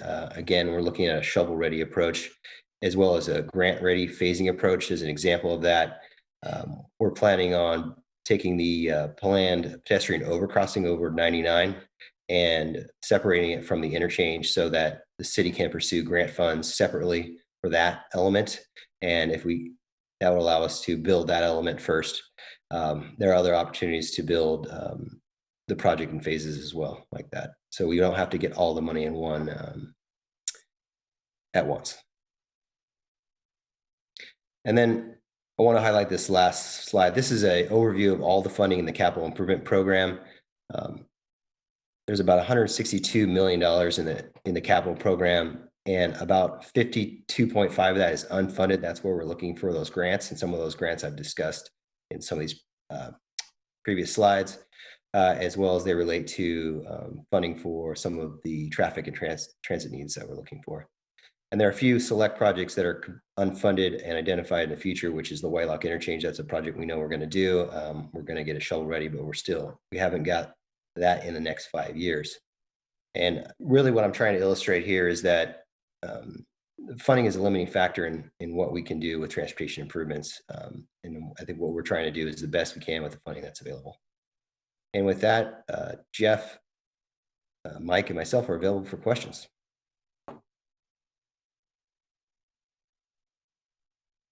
Excellent report. So much wonderful information here. So I will start with Councilmember Spies. Oh, thanks. Actually, could you bring the presentation back up again? Because I just it was a little difficult to see the plan on the Whitelock interchange. Can you bring that one back up? You bet.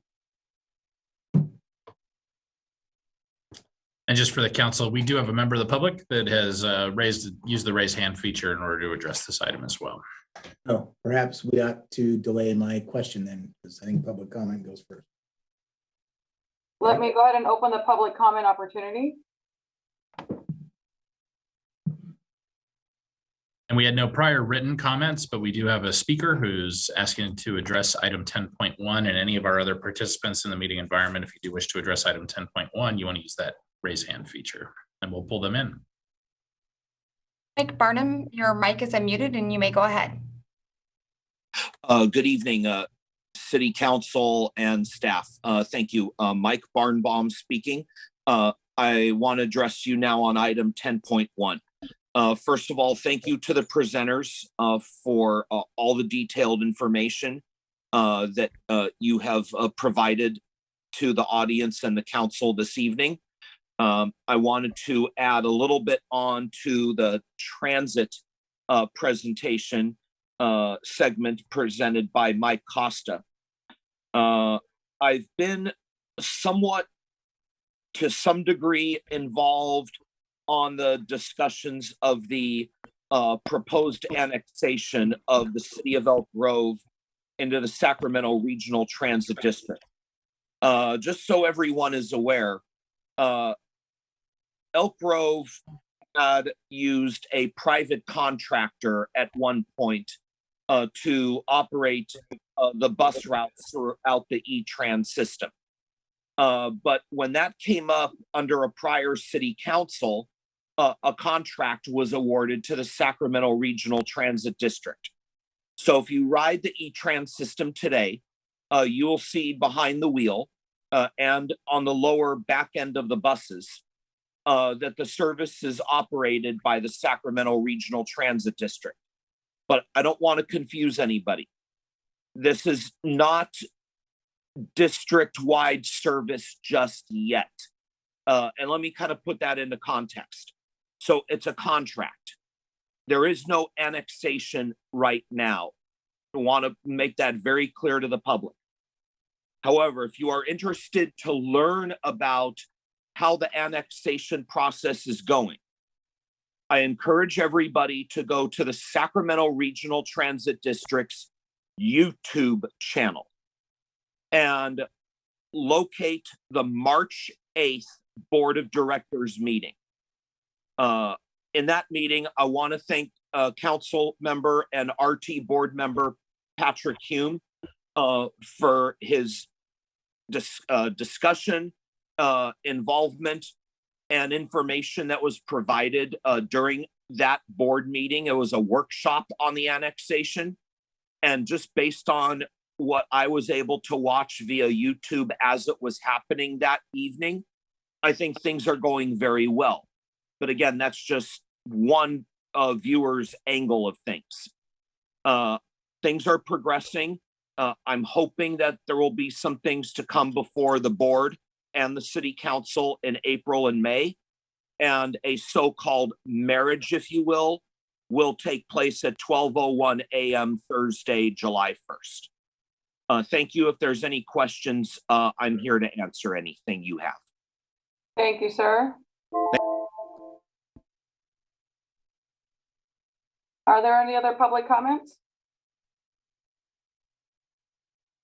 And I do not see any other hands raised in our meeting environment. That'll conclude the public comment on item 10.1. All right, then I'll close the public comment opportunity. And Mr. Spees, continue. Yes, if we could return back to the graphic on the left.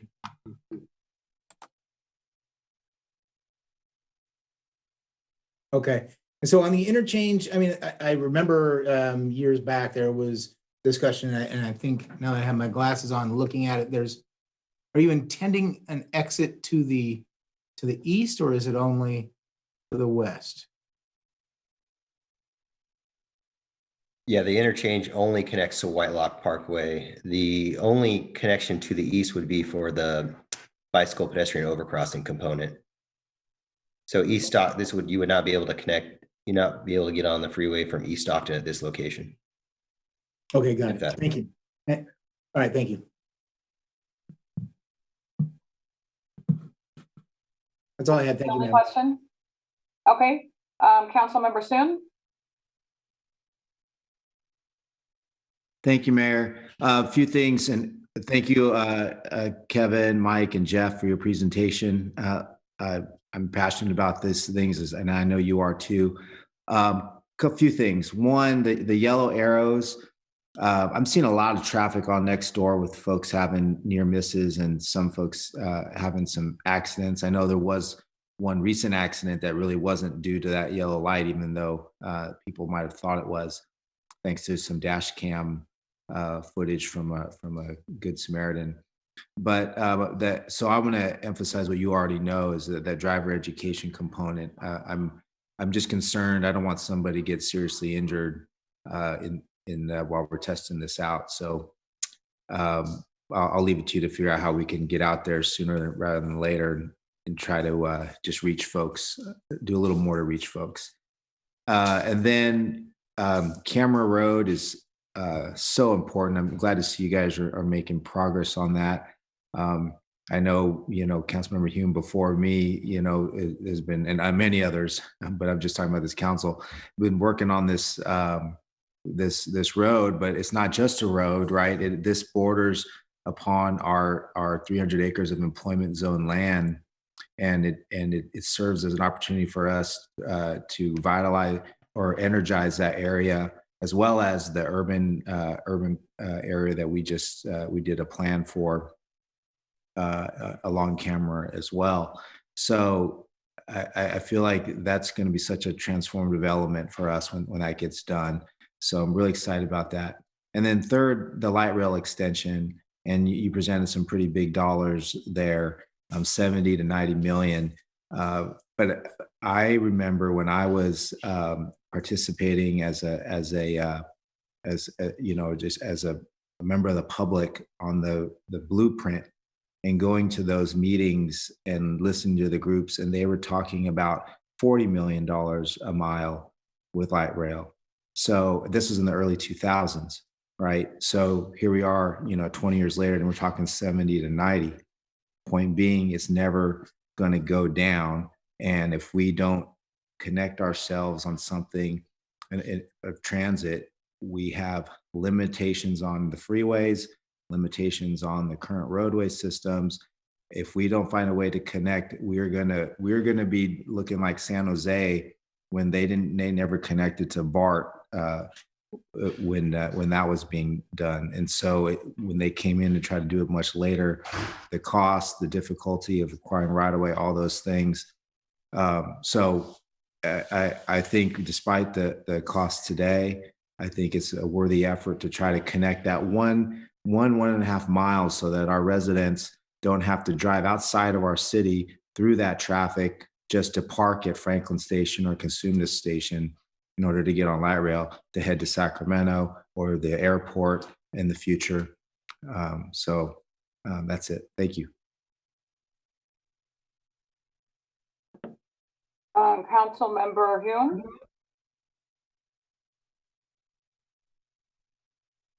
Thank you. Thank you, Mayor. Nothing to add. I just want to thank each of you for the presentation. I'm both proud and ashamed because I've been either directly or tangentially involved with just about every large project that was mentioned in each of those categories. And unfortunately, I didn't plant the money tree soon enough in order to harvest those dollars to make them come to fruition. But one of these days. Anyway, thank you guys. Vice Mayor Nguyen. Nothing to add. I was just going to thank Councilmember Hume for being a part of all of this. Thank you. And I don't have anything further to add, but as a new member of this team, this has been incredibly helpful for me.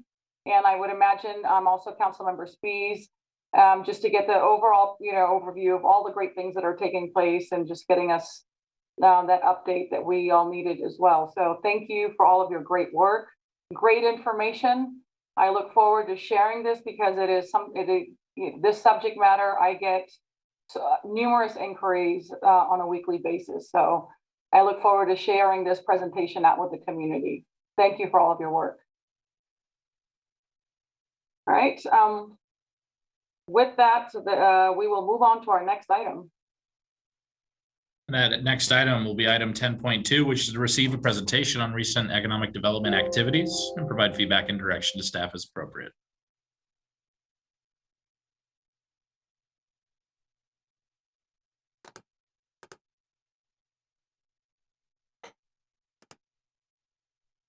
As soon as I figure out how to turn my video on, it'll be golden. Okay, can you all see that? Coming in, so it all looks good. Please proceed, Mr. Dunn. We've got visual, we have video, and we have audio. All my comms are checking out. Thank you. Good evening, Madam Mayor, Madam Vice Mayor, members of the council. I'm Daryl Doan. I'm your Economic Development Director. I have a annual report to show to you tonight. We do this every year. So this is our report for the 2020 calendar year. I have a lot of slides, but I'm going to run through it quickly. And then we'll have some time for some Q&A. So we'll start with these fine looking people. This is our leadership at the Economic Development Department and all departments, obviously. And I thank you all for your service as always. This is our economic development team. I have the pleasure of serving with three amazing colleagues, obviously our city manager, who needs no introduction, and then Ms. Rachel Brown, our economic development manager, who is on the line, and Mr. Luis Aguilar, our economic development specialist, who is also on the line. They can answer any questions you have of them as well. These two are the best and the brightest in Northern California. I would put them up against anybody any day. The mission of our economic development team, we call it the Office of Economic Development because we're not quite a department. We are a division in the city manager's office. Our mission is to ensure a robust and diverse economy that returns value to the city and its residents and is positioned to weather the ups and downs of the broader economy. And that last preface, positioned to weather the ups and downs of the broader economy, has been particularly important in the last 12 months. And I think we've actually done remarkably well at that, which is heartening. Economic development is part art and part science, and the science part attempts to measure success as a series of outcomes. And so the way we measure outcomes in Elk Grove is in three ways. One is to attract capital investment to the city. That is the amount of dollars that flow into the city on capital projects. Second is to grow the city's commercial tax base. We have sales tax, use, hotel, utility, and property taxes. All of those things increase or decrease based on how the economy performs. And then three is to attract jobs to the city across multiple industries at varying wages and skill levels. So these are our three measures. On the last point, jobs, at the end of 2018, And in 2019, we reported to you that the jobs to housing ratio in Elk Grove is now at 1-to-1. And this is a significant milestone that was reached. You will hear from regional groups that we are somewhere around 0.5 and 0.6, but we are not. We are at 1-to-1, and it's probably gone up a little bit since then. And the reason that is because those regional groups discount our service and retail sector jobs, and I do not discount them. So just quickly, I think you might find this enjoyable. This is a heat map, a series of heat maps we did a year ago. This is our employment density in the year 2000, the year of our incorporation. This is our employment density in the year 2010. So just 10 years later, we're starting to develop what I call employment centers. And this is that density at the end of 2018. And so you can clearly see these employment areas starting to develop. So when I say that we are at a 1-to-1 jobs to housing ratio, we have the data to back that up. And we have that all mapped in a series. Actually, these go year over year. And if I showed them all to you, it would look like some sort of a moving picture. So just quickly, 2000 in incorporation, 2010, and then virtually today. So our strategic focus, we have 7 strategic focus areas. The first one is target industries and employment centers. So it's to attract jobs in target industries to target employment centers. And these are our 6 or so target employment centers. I'm going to move through these quickly. Also, it's to facilitate the attraction and development of increased and enhanced lifestyle amenities. We consider that to be retail, dining, entertainment, nightlife, recreation, and public amenities. And I think we've made good progress on that.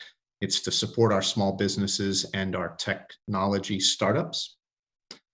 It's visitation. It's positioned in Elk Grove as a competitive location for business and personal travel. It's workforce development, grow the city's workforce, help our employers hire the people they need to hire, preferably from our Elk Grove resident population, and keep our unemployment rate low. Marketing and branding, deploy and develop and deploy a robust business brand. And you will notice that we have a separate business brand for economic development from the city's normal brand. And our brand is called Invest Elk Grove. And so you will see this logo on nearly everything that comes out of my office, but we certainly combine that with the city's traditional logo and branding properties. And that's designed to set us apart. And finally, regional leadership. So there are 7 strategic focus areas, and regional leadership is the 7th, and I think that's self-explanatory. We offer a series of services. So the Office of Economic Development, it is 3 people. It is a budget of just under $1 million.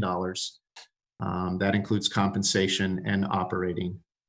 What we do is we position ourselves as a consulting agency, and we consult to businesses, both existing and prospective new businesses. And we try to assist those businesses with a series of services that we offer. And the way we do that, or the order that we do that in, is we support existing businesses, and then we support existing businesses that are looking to expand, and then we support new businesses that might locate into the city. And we do it in that order because if we are losing businesses while trying to attract them, then we are not making progress.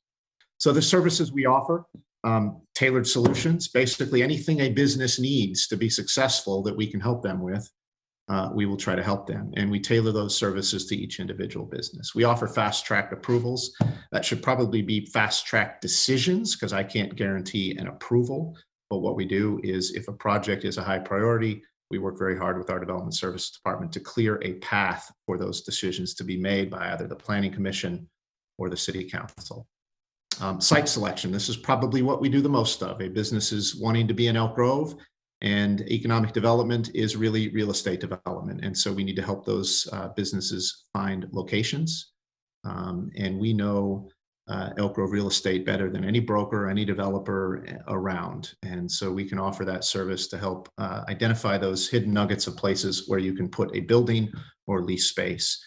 Talent, through our workforce development partnerships throughout the region, we are able to help our businesses hire and bring in the talent. We know that in today's market, that access to talent is the most important factor. It is more important than cost or location.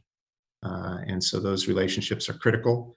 Our version of workforce development is really oriented towards helping employers hire the people they need to hire. We have the luxury of focusing on that because there are so many amazing groups in the Sacramento region that are focused on helping residents obtain skills and employment.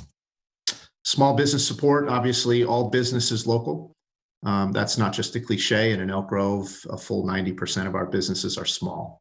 And so we have programs and services that are tailored just to small businesses. And then startups. So economies that don't innovate stagnate. Again, not a cliche, that is true. And so while we are supporting traditional small businesses and traditional industry like corporate office and manufacturing, we are also trying to identify those residents who have the next great idea in the technology spaces and try to support them and grow, because it is much easier to identify the next Amazon than to try to attract the next Amazon. Incentives. So we offer a cafeteria menu of incentives. I think it's the best set of incentives in the region. It provides the capital that a business might need to come into our community and get going, or the capital that a existing business might need to expand. We have very limited amounts of incentive dollars, and so we are very selective in how we dole them out. And we try to provide the least amount of money necessary to generate the biggest impact. So our incentive programs, we have an incentive program tailored for just startups and incubators in the technology spaces. We have a separate program for breweries and wineries. We now have 6 breweries and 3 wineries, don't quote me on those numbers, operating in Elk Grove. And we have helped every single one of them. We have a very specific program that provides incentives to state and federal office, obviously, due to our proximity to the state capital of the 5th largest economy in the world. That's a natural industry for us to go after. And so we created an incentive fund. And I believe it is the only incentive fund of its kind in the entire state of California that is tailored just to state office. We have incentives available for retail and hospitality businesses. We do that through sales and occupancy tax rebate arrangements. We've only really done one of those, and that was for Costco, but we certainly have that capability for more, certainly for the larger retailers that produce large amounts of sales or hotel tax. We have a development impact fee deferral program. This is a cool program. When you go to connect a building in Elk Grove, you will probably have to pay development impact fees. And on larger projects, that can be as much as $10 million. Our fees are right-sized. Our fees are competitive, but they are still a burden to entry, as they are in most California cities. And so we have a program that defers those fees, whereas you would have to write that check when you pull your building permit. With our program, you only have to write about half that check when you pull your building permit, and we defer that half for up to 5 years, first 36 months with no payments and no interest, and a very low interest rate over the final 24 months of that fee deferral. We also have a fee deferral program for residential. And this is new, and we'll talk about this here a little bit sooner, but we are getting ready to launch a permit assistance program that defrays the costs of obtaining permits and approvals, and I'll come back to that. As you know, the last year has been an unusual one. We're in the midst of and who could have anticipated this? Nobody could have. We're in the midst of a medical pandemic-induced recession that has hit our economy hard. I am heartened by how well we have weathered that, but that is not to say that many businesses are not struggling, and still are. I think there is a light at the end of the tunnel, but you've seen this image before.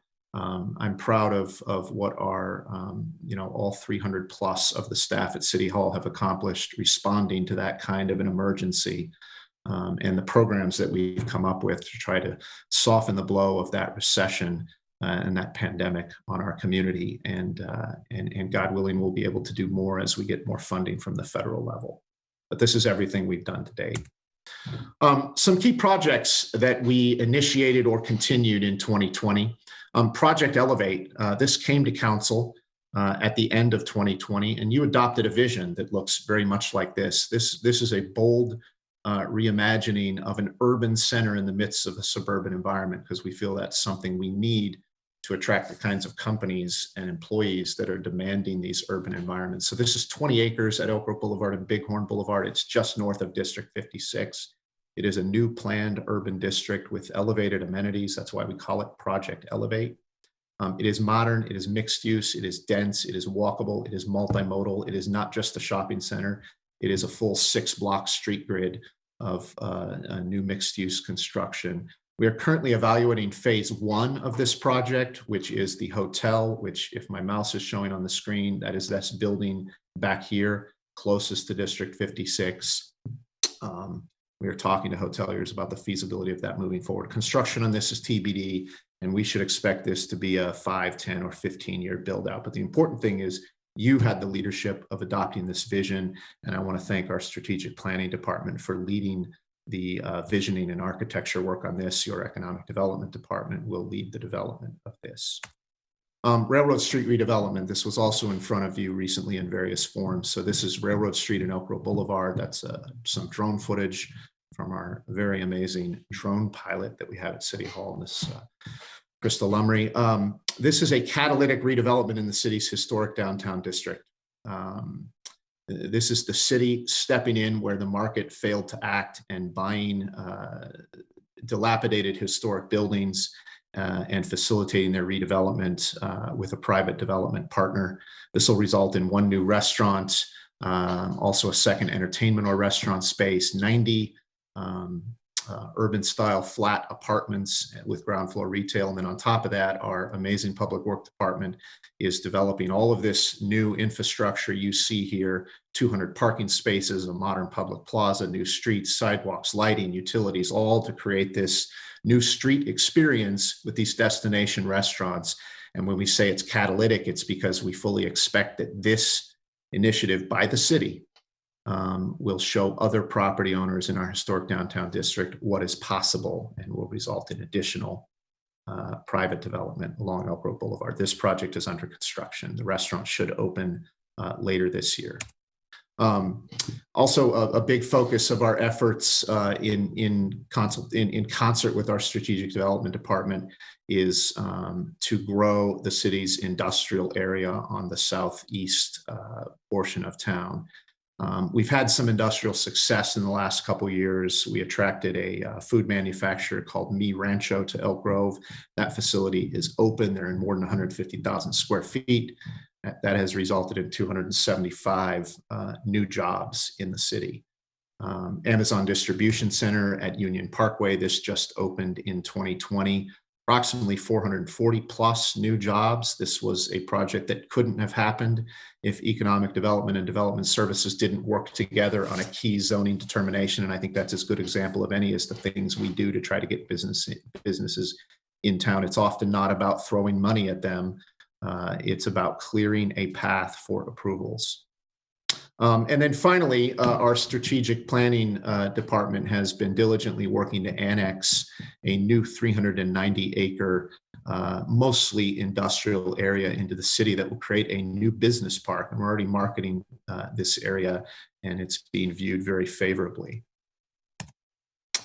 You know about the casino. I know it's not a city project, but I think we'd be remiss if we didn't mention it as a key project that will be in the middle of our city, literally, and will create new opportunities for our residents and visitors to find entertainment and dining at elevated levels that don't currently exist in the city.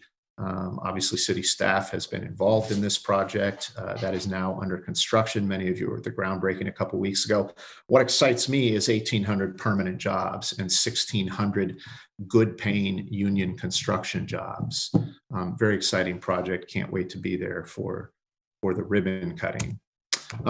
New initiatives that we launched in 2020, the Elk Grove Local Pass. So this is part of our Why Buy Local program, which encourages residents to shop local now more than ever in the midst of a recession and our pandemic. But this is another layer being added to that is being spearheaded by Miss Rachel Brown. This is an app-based platform that allows businesses to sign up to be identified by residents as a local business that they should support, and also to provide promotions in-store promotions that will get people in.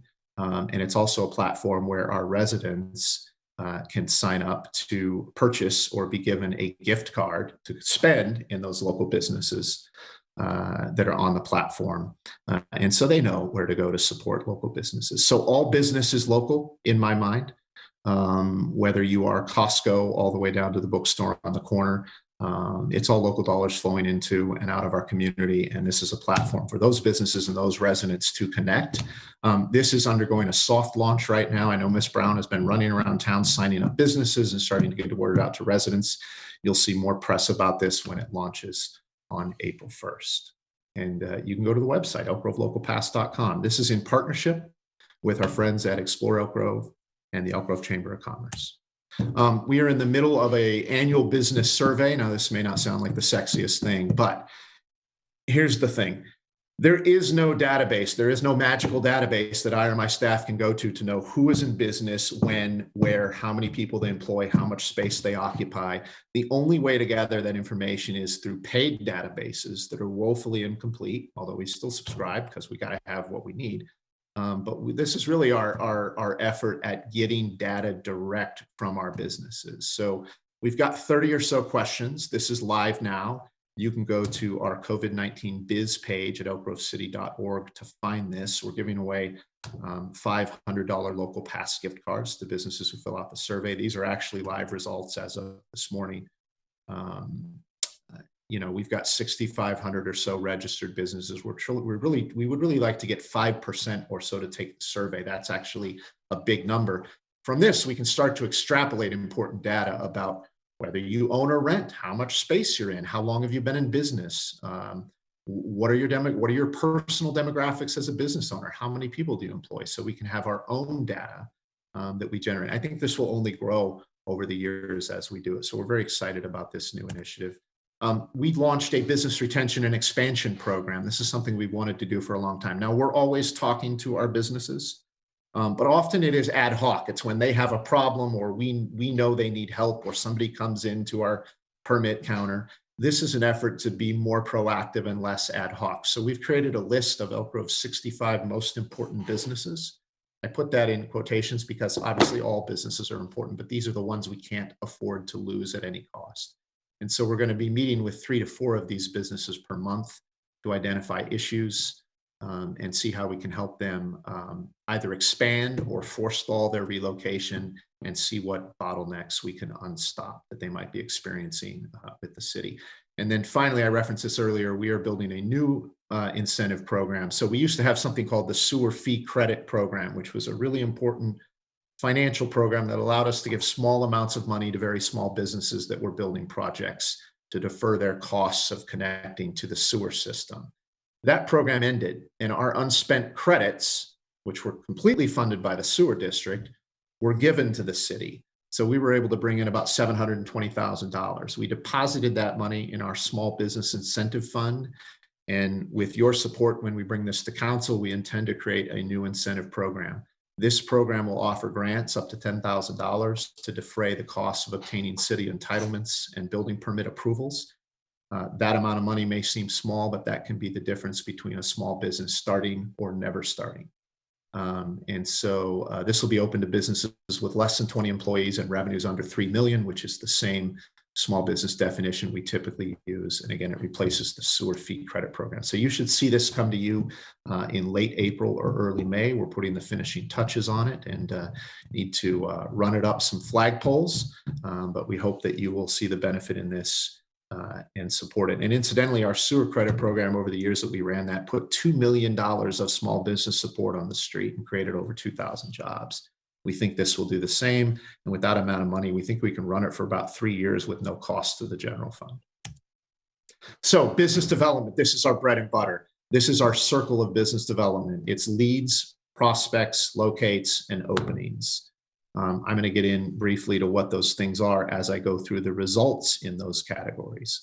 Leads, I'll start there. That is simply businesses that we are aware of that have a facility need. We find these businesses through our contacts and our relationships that we build in the brokerage, developer, and business community, and just people like you, council members, and our planning commission and residents who call me or text me or email me and say, hey, I know of a business that's looking to be in Elk Grove. That's a lead for us. We put it on a list. We then turn that lead into a prospect. We reach out to that lead and we try to ascertain their needs and their seriousness. And if a business begins to actively evaluate Elk Grove as a place to be, we consider that a prospect. That's a step above a lead. These are the current prospects on our list. Now, we don't take prospects lightly. We have hundreds of leads. We have a small number of prospects. And it's because not all leads turn into somebody who's actively evaluating Elk Grove, but through our efforts, many do. So right now we have 15 prospects on our list that has the potential to create over 5,000 jobs and 2.6 million square feet of new development. These are those prospects here on the right in this pie chart that have, as a percentage of jobs, you could easily look at this as a percentage of square foot or in different industry categories. But you can see it's a pretty good mix. These are standard economic development industry business categories that are used all over the country, and so we use them. Obviously, those prospects remain confidential to the extent that we can keep them confidential under state law, because businesses require confidentiality as a condition of dealing with us. So we typically announce projects when applications are filed, not any sooner. Often we actually sign non-disclosure and confidentiality agreements as a condition of working with prospects. Locate. So if you decide that you are going to do business in Elk Grove and you've selected Elk Grove to do business, but you have not yet opened a facility, you are a locate. You have located your business or you intend to locate your business in Elk Grove. So on our locate list, we have 28 locates right now that have the potential to create over 3,000 jobs. Different industries have different job densities. And so you can have really big, like warehouse and distribution type facilities that aren't real jobs dense, or you can have a 100-bed hospital like Dignity that are incredibly jobs dense. And so these numbers fluctuate. So quite a lot of potential in our locates list. As I told you, we measure success in terms of jobs, capital investment, and tax generation. So if all of our locates open, and that won't happen because some businesses don't move forward, we can't control that. This locate list has the potential to create $445 million in new capital investment, $17.1 million in sales and hotel tax over 10 years, and $2.9 billion in payrolls over 10 years. The combined total of prospects and locates is our pipeline. And so our pipeline currently, we refer to this as our development pipeline. Now, these are only the projects that the Office of Economic Development is working directly on in most cases. There are other businesses that don't need economic development's help, and they go right to development services, and they get that exceptional customer service that they offer, and they move right into an opening phase without economic development's help. That's actually great. The more that happens, the better. It means we're doing our job in creating a pro-business environment where assistance and incentives are not really required. But anyway, to my point, we have 43 projects on our pipeline list. And so there's a potential of over 8,000 jobs out there and 4 million square feet of either occupied or newly built space. And this slide is that pipeline as a percentage of industry. So you can see, for instance, healthcare and social assistance is a big industry. Those are the hospital projects. You can also see some other things on there like transportation and warehousing. Professional, scientific. Interesting, the retail trade is actually the smallest, or one of the smallest segments. I think people think of our economy as just all shopping centers, but that is increasingly not the case. This is the pipeline as percentage of square feet. And so it changes slightly. You can see, for example, that the healthcare providers are very dense as a percentage of jobs. But when you look at them as a percentage of square footage, they're actually small footprints with a lot of jobs in them. We like that. So some key locates over the last calendar year. So Waterman Brinkman Logistics Center. This is 30 acres at Waterman Road and Brinkman Court. This is a 440,000 square foot industrial flex product in 2 buildings. This is being developed by Buzz Oats Company. You can tell it's Buzz Oats because you're allowed to customize your building with 1 color stripe right there. So they call it a Buzz Box. This application is filed, so it is not, it's not just talk. They've spent money on filing an application. The entitlements and approvals are being pursued by Buzz Oats on a speculative basis, and that'll put them in a position so that when they identify leasing, they can go right to the building counter and they're not starting from square one. So while this is not speculative construction yet, just the fact that it is speculative entitlements is an important thing. If this was built, it would be $6.7 million cost and could contain approximately 590 jobs. This is Marriott Town Place Suites. This is another key locate from 2020. Now, locates can stay on our list for many years because you don't come off until you open. And this may be the slowest hotel project I've ever seen. I think they might be doing 1 room or window per day, but they're still working out there. This is at East Stockton and Bond Road. It's a 60,000 square foot extended stay hotel with a Marriott flag, 112 rooms, under construction.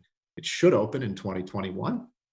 The city actually provided fee deferral and sewer credits for this project. So that's an example of how our modest incentives can get big projects built.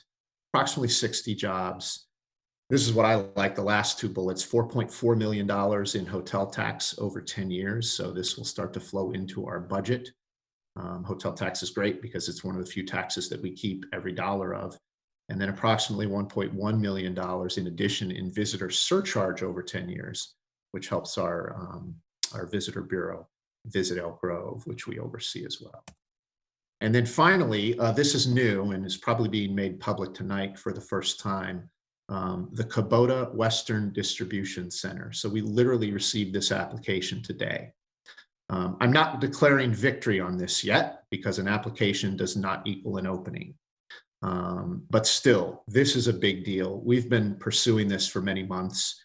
Kubota is a Japanese multinational tractor and heavy equipment company. They have a Western distribution center based in Lodi. They are bursting at the seams. They started a search many months ago. This was a competitive multi-city and multi-state search that we have won on paper. Subject to Planning Commission approval and annexation of the aforementioned industrial area that I spoke about, this should move forward. This anticipates a land sale from the city. This is on 60 acres of city-owned land, and so we are in negotiations now on that land sale.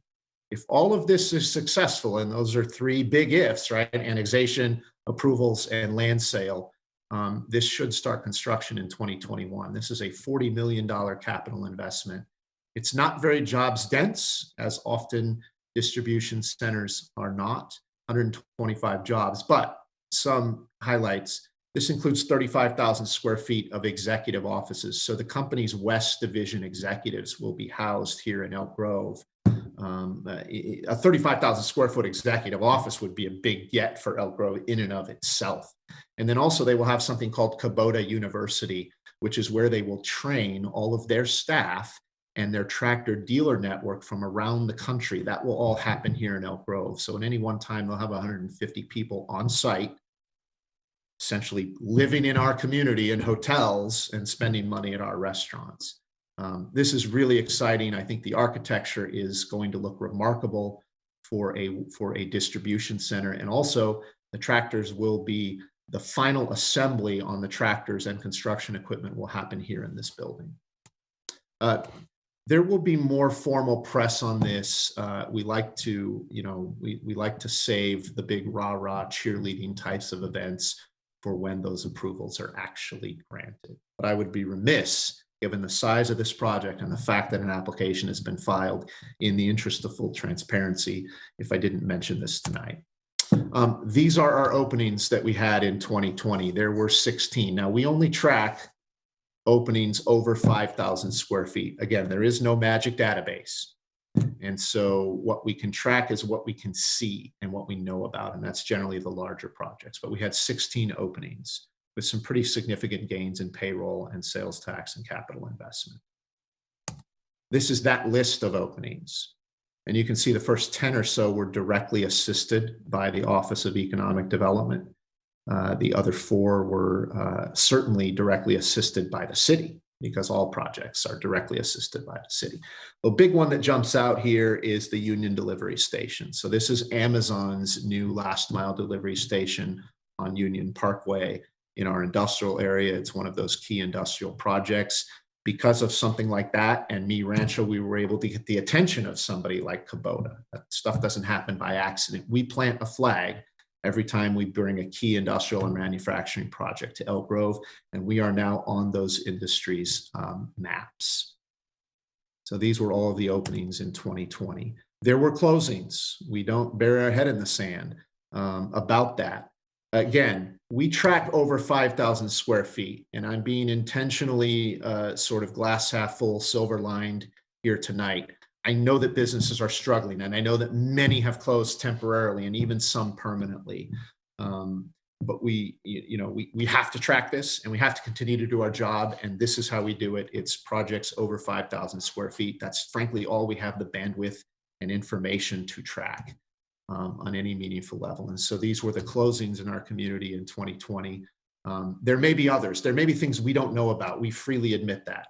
We don't have a crystal ball. If you know of others, or if community members know of others, we'd certainly like to know about them to keep our list as accurate as possible. The major closing, and again, all businesses are important, but the major closing, the largest closing, was this 42,000 square foot manufacturer called Decorative Specialties. They made cabinetry and things like that. They closed. It was due to corporate restructuring. They moved their manufacturing facility in Elk Grove down to Southern California. It had nothing to do with who we are in our market and anything we did wrong. They made a decision. They didn't talk to anybody, and they were gone. That space is currently on the market and has actually been partially released. You see the other closings are mostly retail. Retail is an interesting case in Elk Grove. Our retail vacancy rates are incredibly low and our rents are very high. We are a strong retail destination, which ironically is because we are so under retailed. Regardless, when retail closes, we don't typically carry that forward for very long on our closing list because it tends to release very quickly. Cost Plus World Market is already released to Ace Hardware. Dick's Sporting Goods has been released to another sporting goods user that I cannot name tonight. Pier 1 Imports has been released. Tuesday Morning has been released. The former Osh space has all been torn down, rebuilt, and released. So retail does not stay vacant in Elk Grove for very long. This will come off our list, our permanent list. And often we don't even put it on there. Like in the case of Toys R Us, it closed because of the national corporation declaring bankruptcy and was quickly released by business Scandinavian Furniture Designs that has wanted to be in Elk Grove forever. The only significant vacant retail space in Elk Grove is the former Sports Chalet space. And for the life of me, I don't know why that sits there. Talk to the broker, talk to the business owner or the property owner. And so incentives in 2020, we only provided one significant incentive, and it was under our startup program, and it was to a small Elk Grove-based startup of 3 residents who were friends who've been residents here since the day they were born, who were operating out of one partner's wife's garage, and she kicked them out. And we became aware of them, and we were able to give them a grant to further develop their product. And Luis was instrumental in moving them into space at the former Isola computer chip factory that is now owned by a local resident and who wants to take more of these startup tenants. And then we did 2 fee deferrals. One was to a really cool restaurant concept called Taco Theory, which I don't have time to get into. And another one was for the Railroad Street restaurant I mentioned earlier.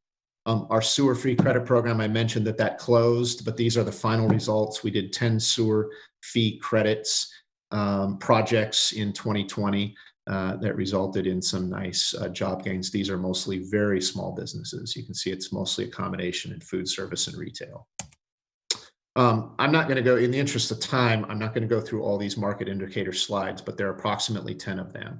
But what you will see, because we were in a recession due to a pandemic that none of us could have foreseen, you will see this pattern repeated. You will see historically low for example, unemployment. We were at a historically low, we were at virtual full unemployment. We do not have a jobs problem in Elk Grove from the perspective of our residents being employed. And then you see this massive spike in March when me and my staff went home, just like everybody else. And then as reopening ebbs and flows, you know, here's your second shutdown, and here's the bottom, and here's us trying to climb back out. This pattern repeats. It's an inverted V or an inverted U for the most part. The home prices, though, do not show this pattern. Our home prices are now historically high. That is a conversation that Christopher Jordan and Sarah Bontrager will take you through as part of the housing element update. But you can see the trend here. This is positive or negative, depending upon whether you own a home or you want to own a home. Rents, same story. They're by zip code. They are escalating. Hotel occupancy, this is probably the most, this probably mirrors most closely the recession. Office vacancy, industrial vacancy, retail vacancy. The point is we track all this. And if you ever need this data, we can give it to you. This is a 50-page presentation that I'm flying through. I invite you to read it. We will post it on the city's website as soon as possible for our residents to have. We also track transactions, commercial leases over 5,000 square feet. Pretty decent, given everything, a pretty decent number of leases were signed. Again, we don't know how many leases were broken or how many people were evicted, but we know what was signed. We also track commercial sales. So again, not bad, all things considered. The average sale price went up, the volume went down a little bit. That was the same for the previous slide on leases. These are our partners. We can't do it alone. We have great partners, Greater Sacramento, our own chamber, the Asian Chamber. We're also members of the Black Chamber and the Hispanic Chamber and the Rainbow Chamber and the Metro Chamber, Region Business, and our own creation, Explore Elk Grove. This is how you can follow us. I invite you to do that. We send out email blasts to approximately 10,000 businesses, brokers, and developers whenever we have good news. The council members should all be getting that, as should our planning commissioners and others. You can follow us on Twitter. We'd like to grow that. And we've just recently launched a LinkedIn page that is specific to economic development. And if we were pitching, this would be your next step. Let's talk. And with that, I will conclude. And I just made the 10 o'clock rule. And perhaps John wants to ask you to waive that so that you can ask questions and give direction. Thank you very much. I was just going to say that. I was just going to say, yeah, before we get into a discussion, can we waive that 10 o'clock rule? So does council want to waive that, I assume? Yeah, we'll make that was the motion. I'll second it. Want is a relative term at this point, but yeah. Okay, fair enough. The motion and the second, we do need that roll call vote on the votes that we take on items. So I'll start that roll call vote with Councilmember Spies. Yes. Councilmember Hume. Aye. Councilmember Suen. Aye. Vice Mayor Nguyen. Aye. And Mayor Singh Allen. Aye. We will continue. All right. Thank you, Daryl. I'm going to just go ahead and open the public comment opportunity. And I am looking at our screen of folks. I am not seeing any hands that are being raised up to speak. I think there's only like 10 public participants. Yeah, we do not have any members of the public sign up to speak, and no written comments were received on this item either. Okay, then I will go ahead and close the public comment opportunity and allow the council to offer some opinions and provide some feedback to Mr. Doan. We will start with Councilmember Suen. Thank you, Mayor. I'll keep it brief because it's late, but Daryl, I like your presentation, and I wish we had time to go through all the details because I know I would have lots of questions and be interested in hearing the information. Just keep up the great work in getting those prospects and locates here. I'm very pleased to hear about Kubota. We like you said, we've been eyeing that for I feel like a couple of years now. So glad to hear it finally is starting to come to fruition. So anyways, thank you very much. Thank you, Councilman. Thank you, Councilmember Spies.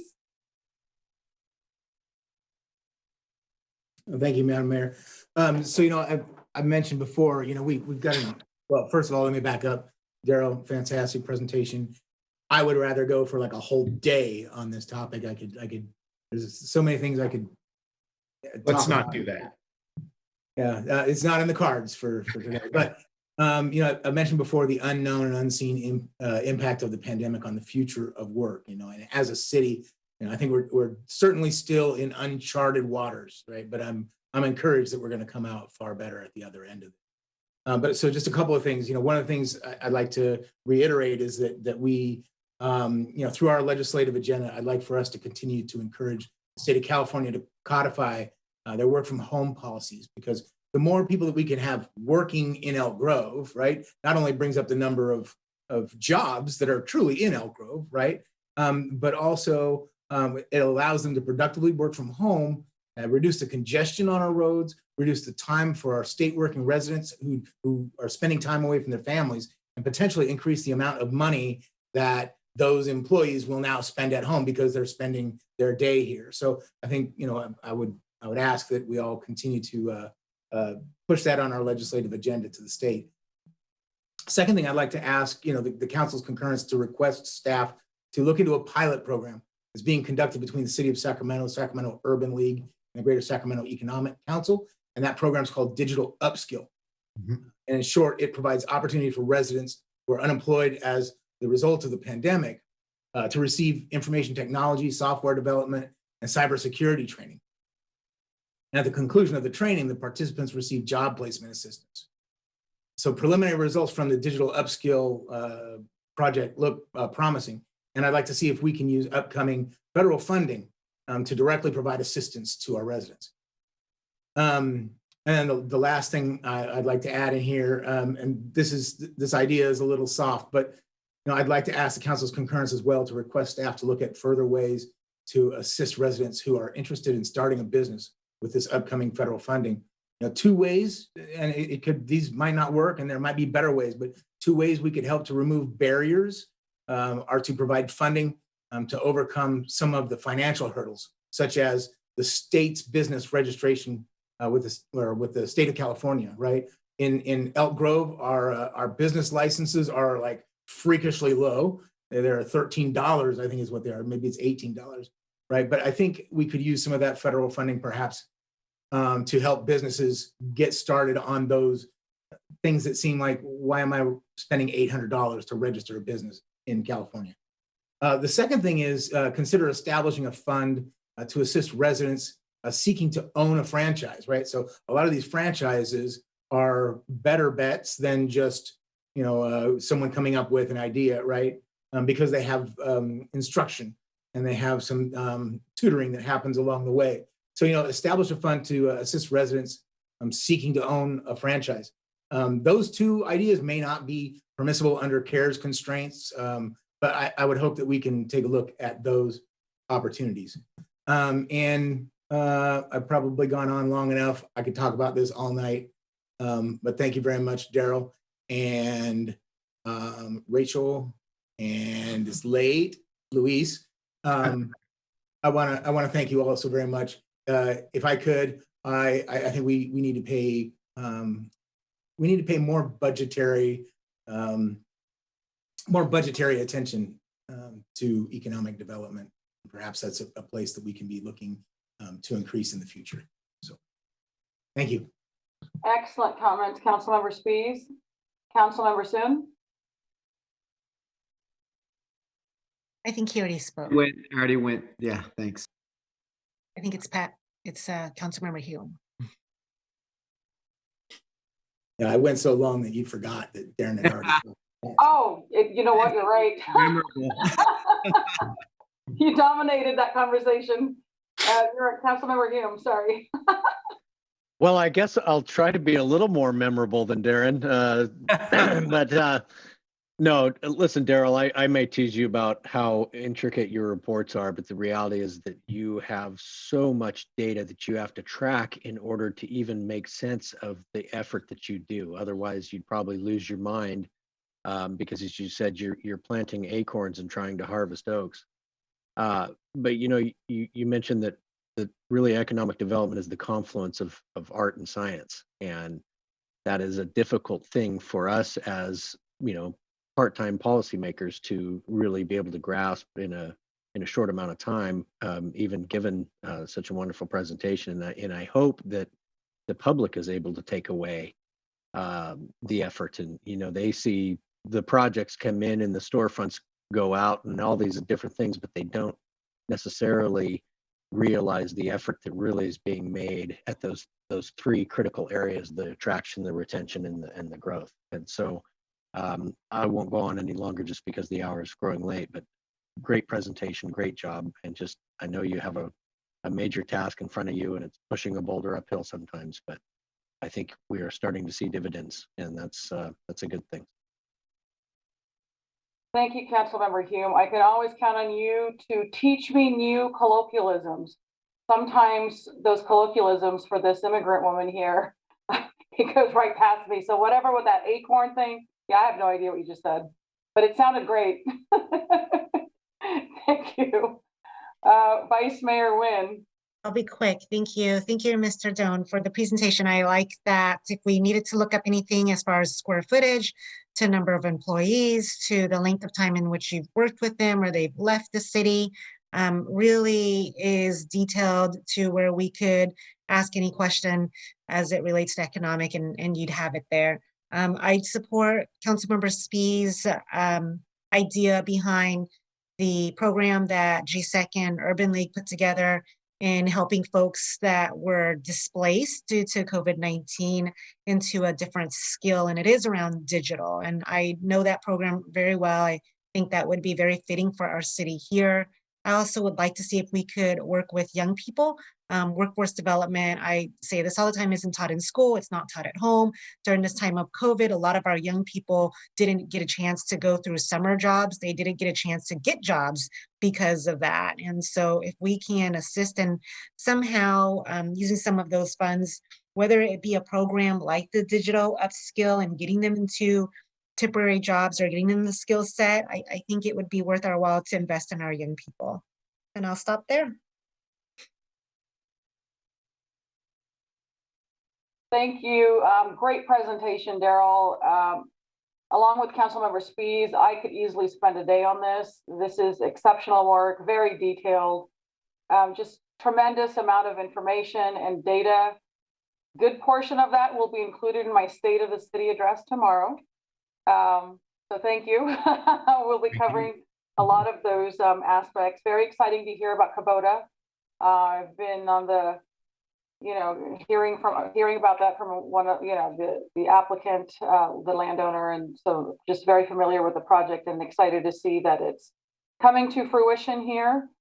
Sad to see two of my favorite stores that are closed, Cost Plus Imports and Pier 1. But some of these closures are not COVID related. It's just the reality of online purchasing and folks more comfortable purchasing these items on Amazon, where it's just a lot more competitive and can't really compete with those prices. So we unfortunately will lose businesses just with the reality of how consumers purchase items. So that's just part of the reality. As a member of GSEC, I also support Councilmember Spee's recommendation of exploring those opportunities. I think there's great collaboration and partnership that our city would benefit from. And I know that you engage in those within those organizations as well. So thank you for that.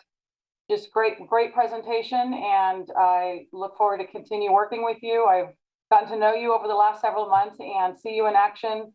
And I think that you're doing a phenomenal job being a great ambassador for our city, as well as for economic development. And I look forward to seeing the fruits of your labor. I've already seen some and just continuing to see that in the coming year. So thank you for all that you've done. Thank you, Mayor. All right, with that, we will move on to our next item. I will take us on to item 10.3, which is consider an ordinance amending Elk Grove Municipal Code, Chapter 2.12, Youth Commission to revise the duties and composition of the Elk Grove Youth Commission.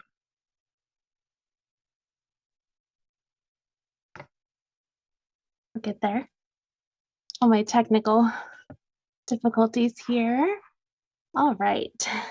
Good evening, Mayor and members of the City Council. My name is Carrie Monty, administrative assistant, I'm an administrative analyst in the City Manager's office, and also the advisor for the Youth Commission.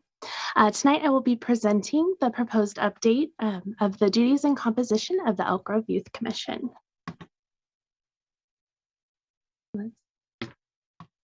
Okay, there we go. A little background information. In July 2020, the City Council expressed a desire to provide additional opportunities for youth, created an ad hoc committee to discuss options with staff, and appointed then Councilmember Stephanie Wynn and Councilmember Darren Soon to represent the council. Concurrently, the Youth Commission formed a subcommittee to provide input and suggestions for potential revisions to the code. While reviewing the possible revisions, the Youth Commission the Youth Subcommittee recommended not only changes to the structure and duties of the commission, but also offered input on the selection and appointment of new members. In August 2020, the City Council Ad Hoc Committee met with staff to discuss options for providing additional opportunities for youth to serve the Elk Grove community. Options discussed included creating a separate commission, increasing the number of youth commission members, creating a youth advisory board, for example, workforce development, or council advisory boards. In addition to revisions to the code, the Youth Subcommittee and Council Ad Hoc Committee are encouraging youth who are interested in applying for a commission vacancy to participate in commission meetings and events prior to applying, and are recommending additional criteria be added to the applications, including questions about volunteering, participating, and attending in these events and meetings. The Youth Subcommittee felt strongly about addressing and revising the attendance and tardy policy, as well as adjusting language to address members who are not regularly contributing to the Commission. The subcommittee wishes to more purposely distribute the ages of Commission members to help reduce annual turnover and attempt to appoint members from as many schools and council districts as possible. The Youth Subcommittee reported back to the full Youth Commission in December and discussed not only the proposed code changes, but also the applicant's selection process, as well as Council's request for additional opportunities for youth.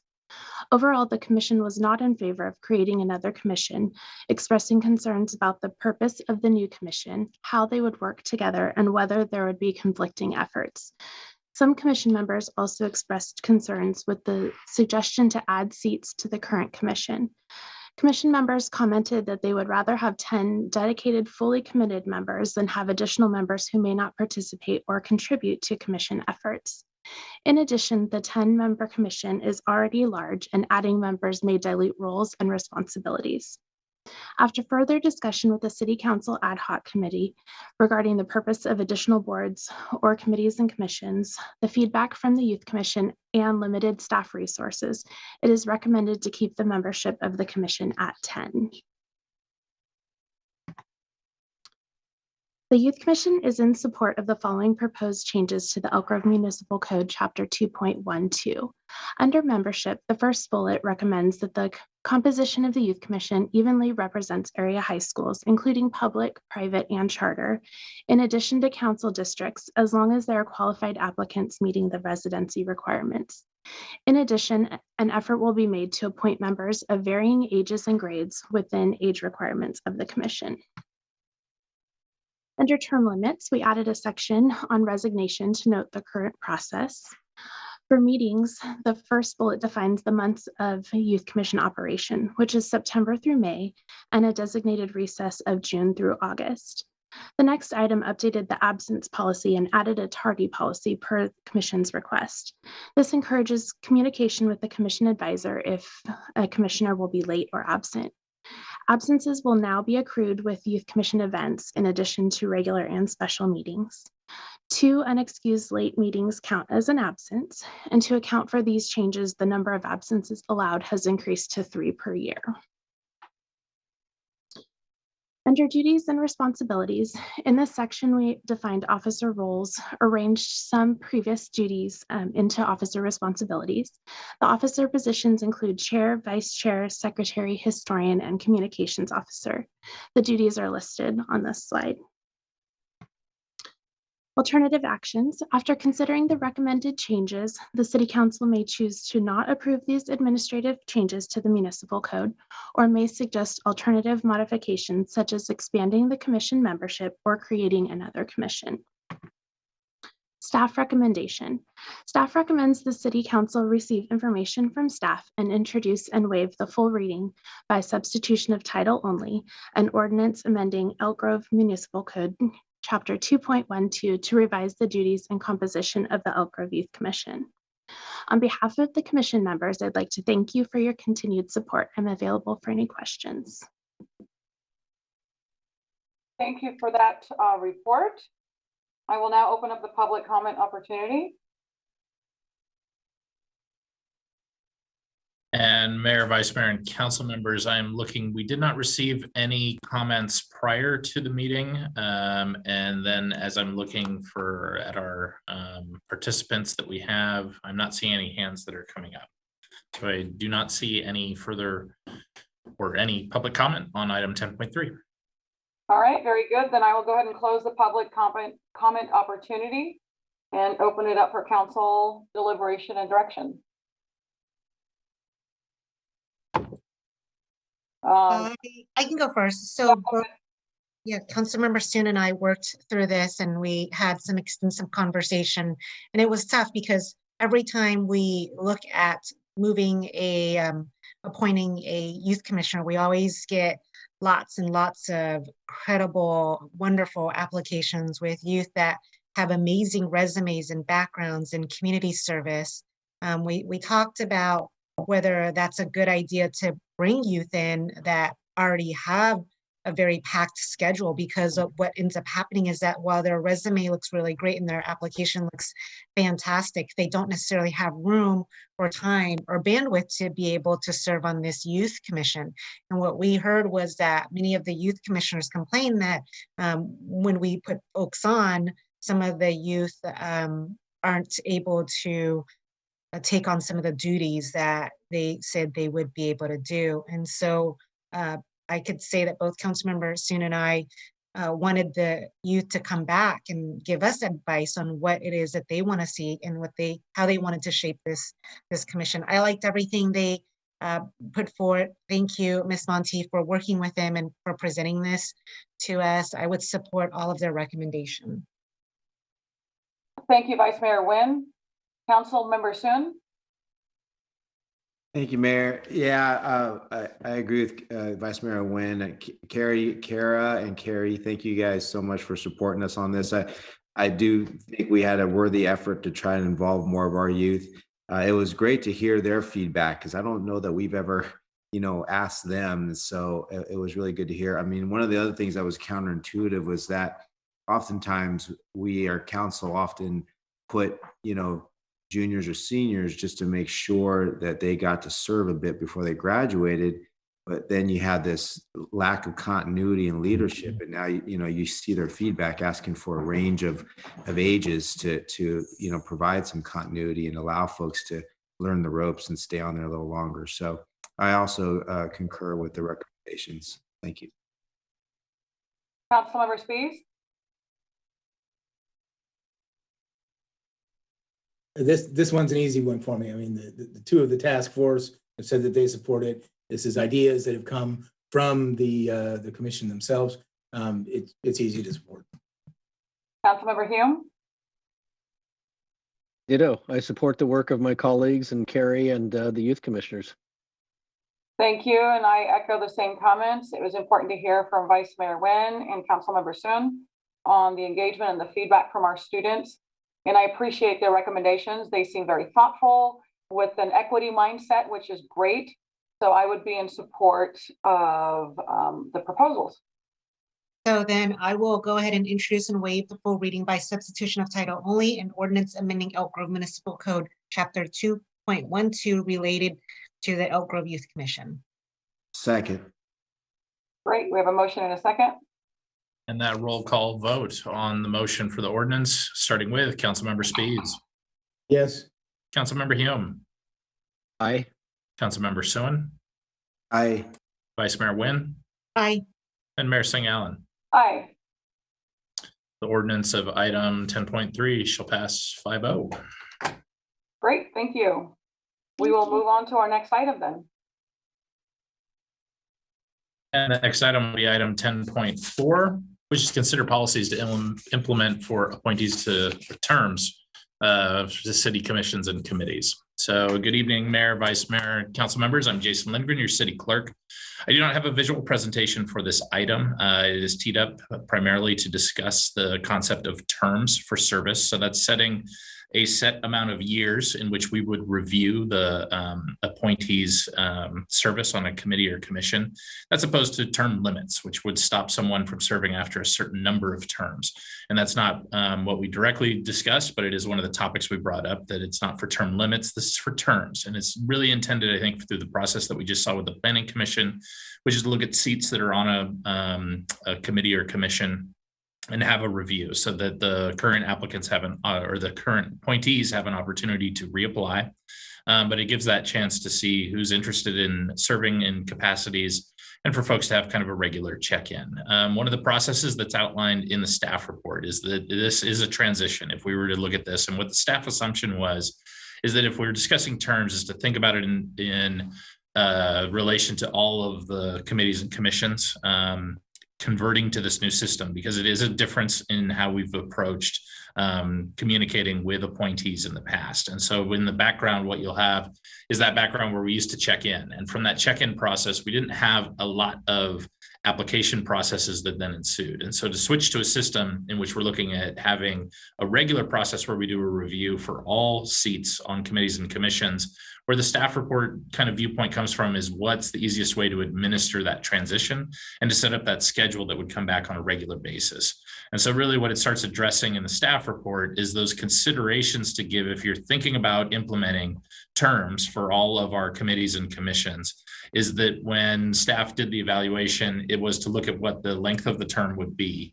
And in looking at it, when you do a term that's too short in time, if it was 1 year or 2 years, it would cause this constant review process of almost an entire board. And so from the staff perspective, that 4-year term started becoming an element that seemed reasonable in terms of just the logistics of running recruitments. Then what came up was the concept of staggering terms. And so in order to open up all seats for a committee or commission at once, it creates kind of it can be a little bit disruptive just in terms of any given body. But by staggering it, what it does is it opens up seats, allows us to focus on those seats that we might need some kind of coverage, such as for district representation. And it can focus kind of those efforts of what would happen with a recruitment effort that goes out there. Beyond the staggered terms and having a term length that's of a reasonable length in order to go, the other element of staggering is to look at half the body coming up and not the full composition of a body. And so with that, you'd have just kind of, without all 5 seats being up or all 10 seats on some of our committees and commissions, it would probably kind of channel the process of the applications that we receive from year to year. And the final part from the staff perspective is that opening up all the seats all at the same time, just in terms of across all of our different boards, what may be beneficial is that there's sometimes in the year in which there can be a benefit, such as the Youth Commission. It concludes in May.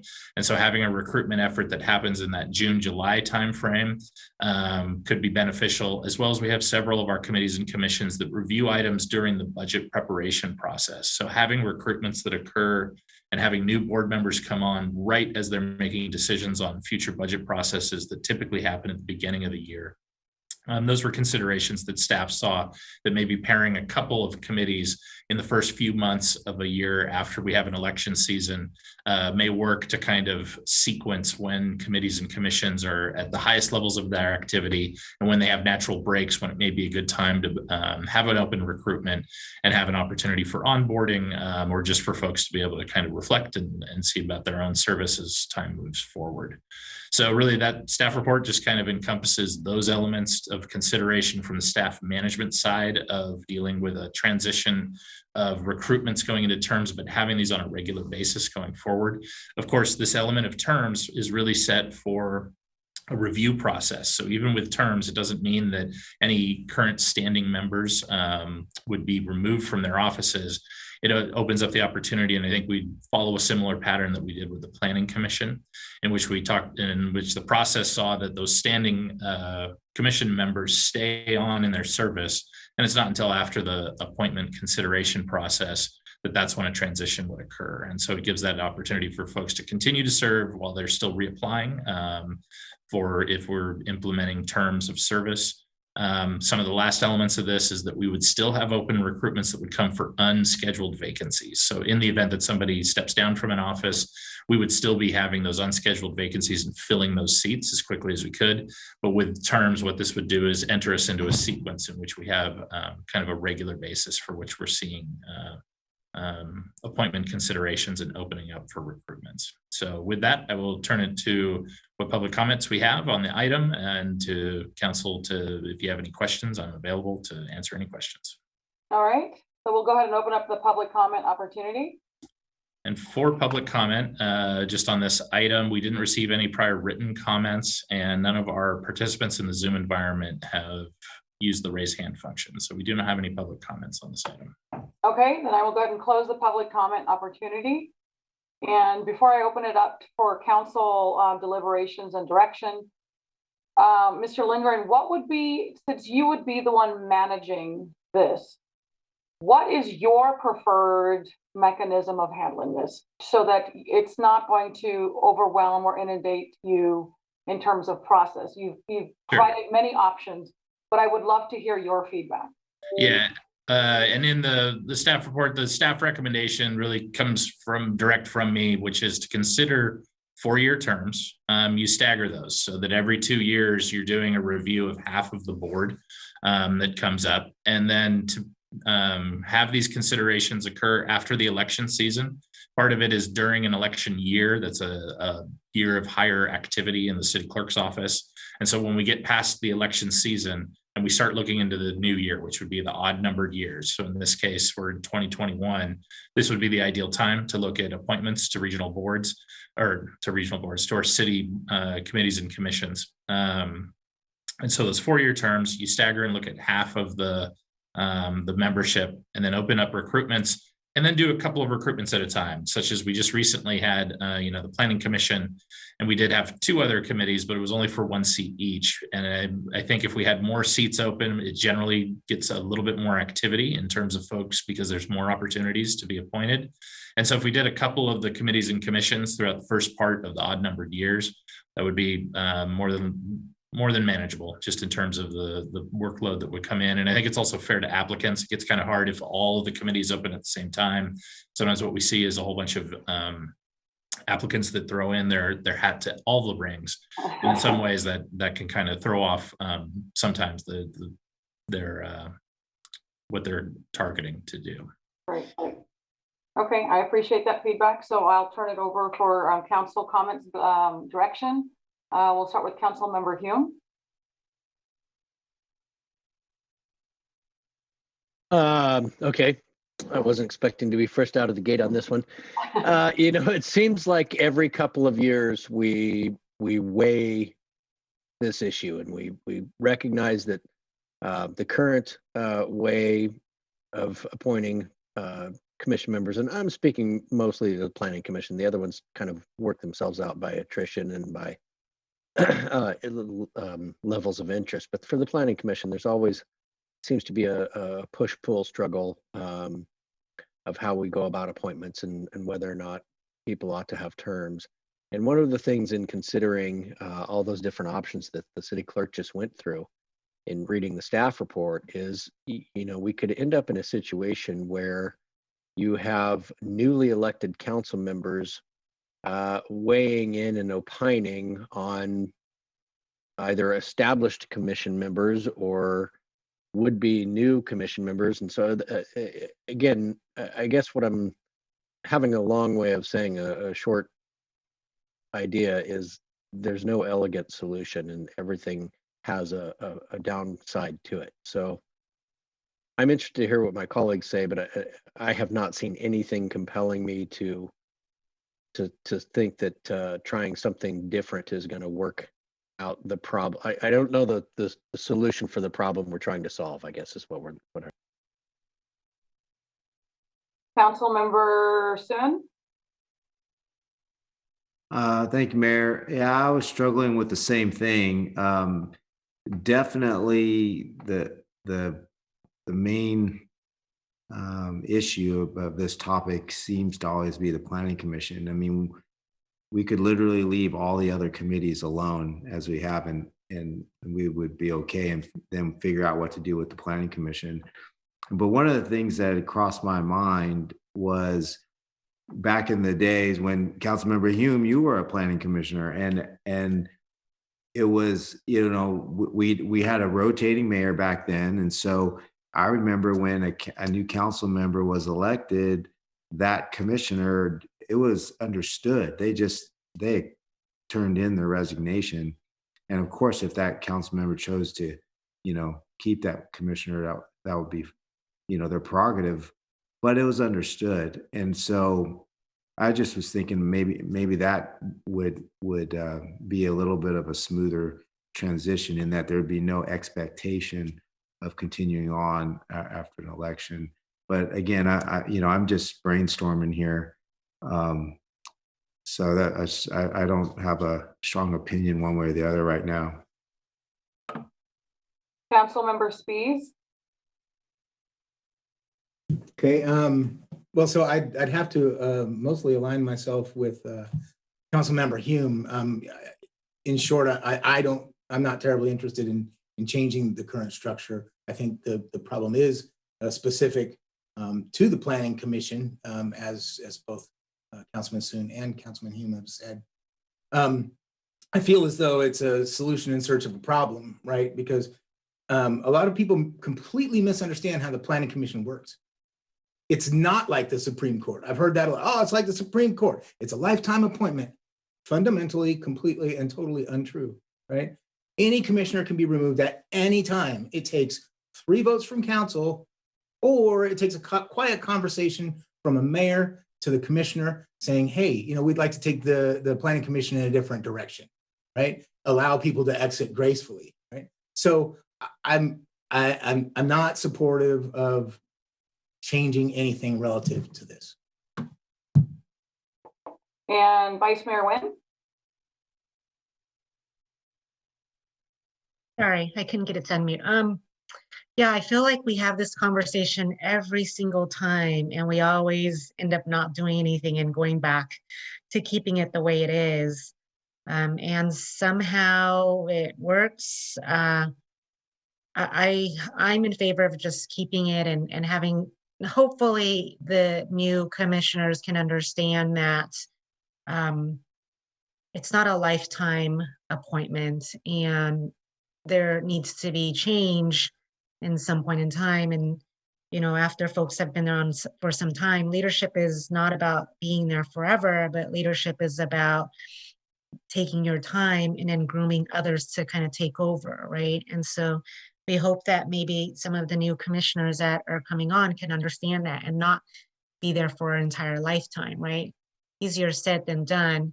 I struggle with having it be connected to whoever the council member or the mayor is, because the individual may be a really good person that is needed and brings excellent skills.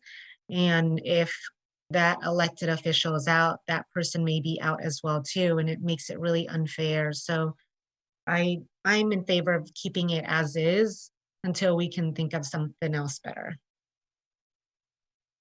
I would tend to agree, just in terms of some of the comments that we had at the last go around. This actually was triggered from the Diversity and Inclusion Commission because there's such a great desire to serve.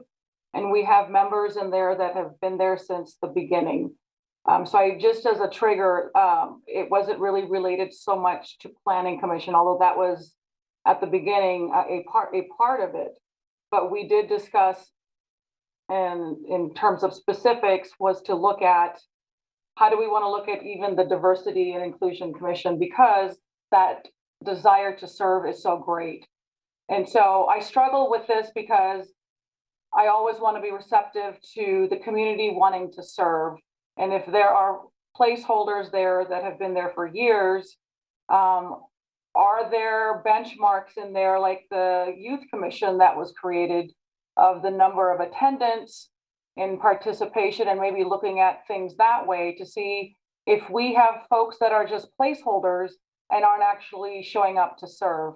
That may be an opportunity, but we brought this item back really as a result of our last discussion to see if we wanted to look at other opportunities for the community to serve.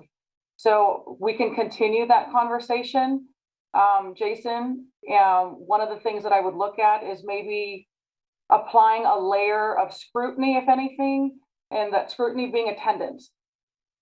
If you're on any of the commissions, but you're a no-show, then we should know about that. Because then the message that I'm getting is that the desire to serve actually isn't there. And there are plenty of applicants, as we saw that last go around, of those that want to step up and serve.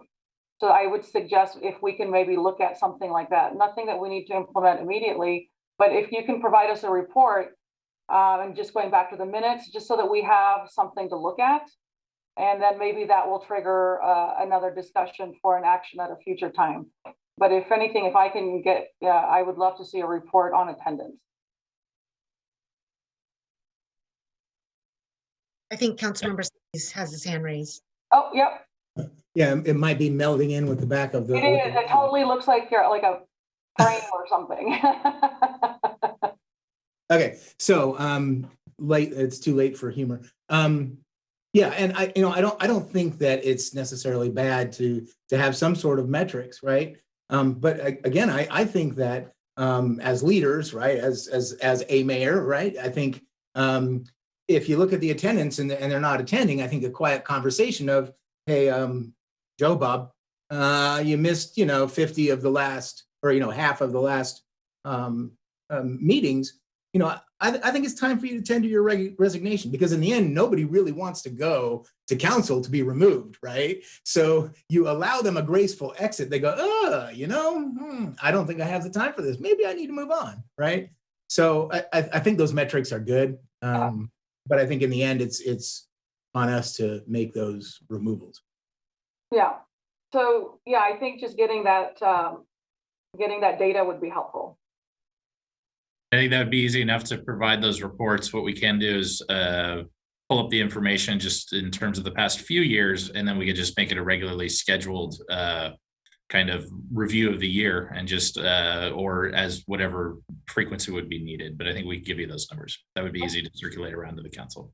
I would say though that it would not be like if Mr. Lindgren pulled the attendance and Joe, whatever Councilmember Spies didn't show up for half of the meeting, we have a conversation with him now and say, you got to get off. I mean, I think that's not what I would think we would do. We would just say moving forward, right? And maybe even the Youth Commission taking what they did and setting those kinds of guidelines and using that as an example so that we can take this back to the Diversity Commission and letting them know, hey, maybe there are some guidelines you all want to draw also and can agree on, and then have those changed and then use those as a starting point, but not going back and taking the attendance of the current ones and then kicking whoever out because they didn't make half of the meetings or whatnot. I would agree. That seems very punitive and harsh and doesn't allow room for either adjusting behavior or really anticipating. So I would agree. Okay, we can move on this subject. Yes, think we're good. last part that I'd put out there is just that the current practice is that we do reach out in the December month and just touch base with all of the appointees. And typically that is what happens on the even numbered years. So it's after we've had an election cycle. That's typically when the outreach is conducted by my office to the current appointees. And every year you'll end up in December reviewing all appointments. It's generally just the presentation of the listing of who's appointed to all the boards, but that is an item that's presented every year in December. So that would be what the current practice would be, is you'd see the listing every year. What I can do is add on the element of circulating around the attendance, just as far as data points. And then we'd look at that every 2 years of seeing, putting out the offer that we can initiate the outreach to all the current appointees if they wish to continue to serve. Yep, I think that works. All right. All right, thank you, sir. So we are on to our next item. And that'll take us on to item 10.5, and that's to consider a resolution condemning and combating hate, violence, racism, xenophobia, and intolerance against Asian American and Pacific Islanders, and support related legislative bills and promote the Stop AAPI Hate movement. Good evening, Mayor and members of the City Council. My name is Kara Reddick, Deputy City Manager. I'm going to go ahead and share my screen.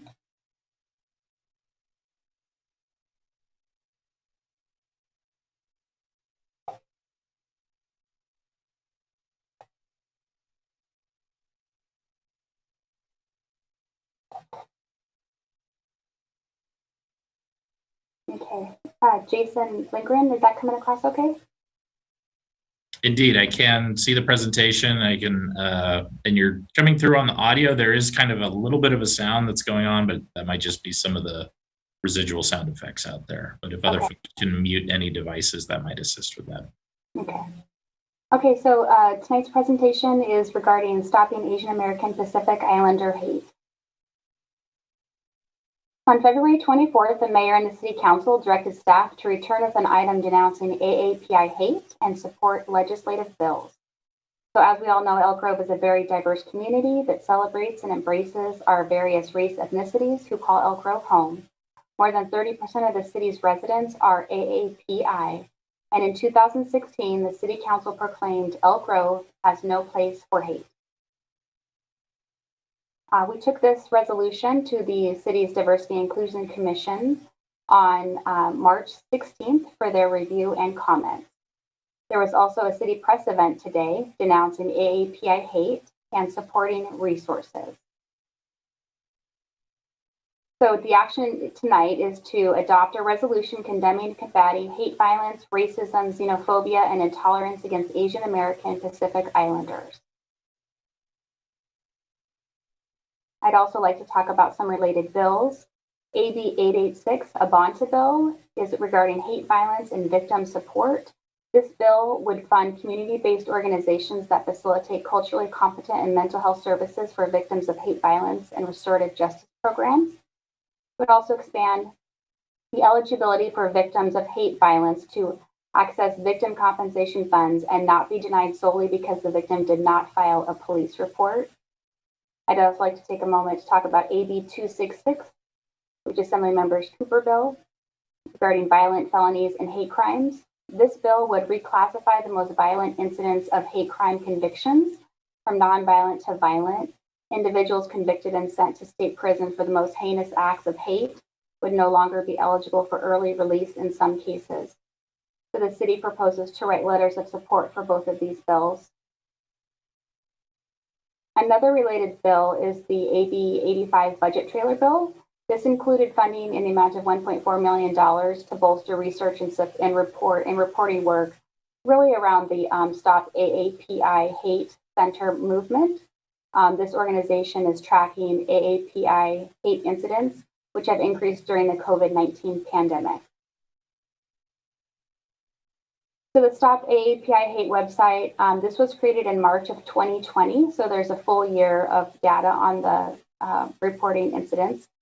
And there is a website that the city will promote. It is stopaapihate.org.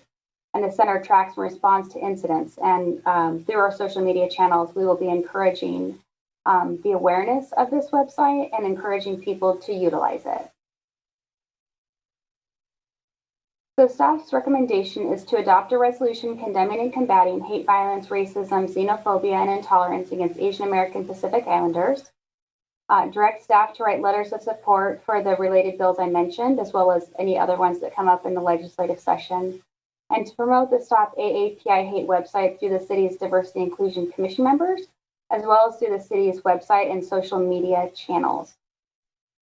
So that's the conclusion of my presentation. I'm available for any questions. All right, thank you. At this time, I will open up the public comment opportunity. And for public comment, and thank you for our participants in the Zoom environment. They are queuing up with the raise hand feature, but I did want to note that no written comments were received for item 10.5, but we will start pulling in folks once I get the timer up.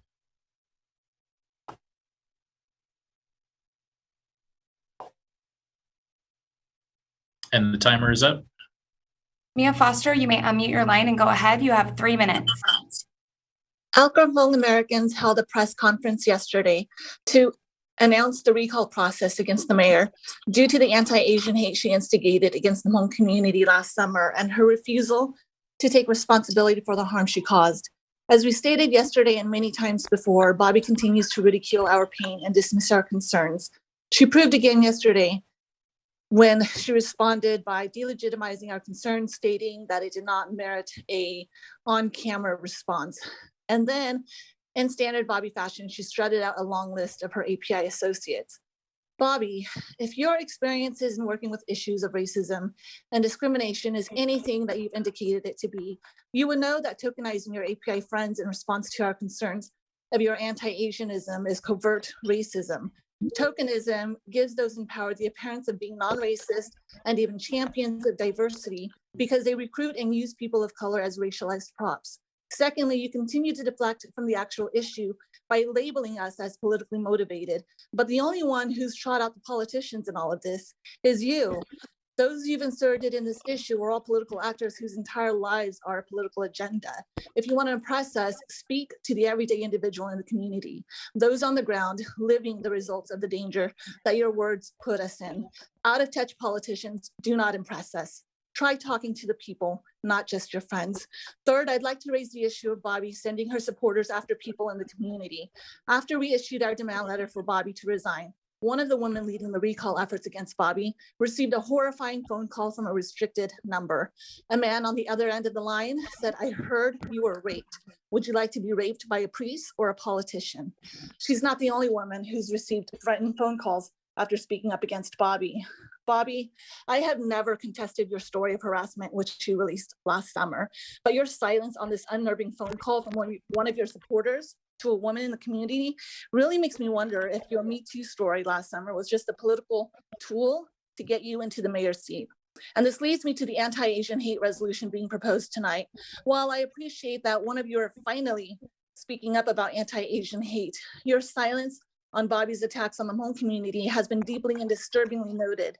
You use politics to justify racism. You refuse to speak up thinking that we would go away, but we're still here and we're not going anywhere. You politicize your constituents. You decide who's worth speaking up for and who isn't. You decide which women to believe and which women to silence. You have become the system that you pretend to rail against. And so it is my belief that this resolution is just more political posturing on your part to hide the fact that when it comes to the people, none of you really care.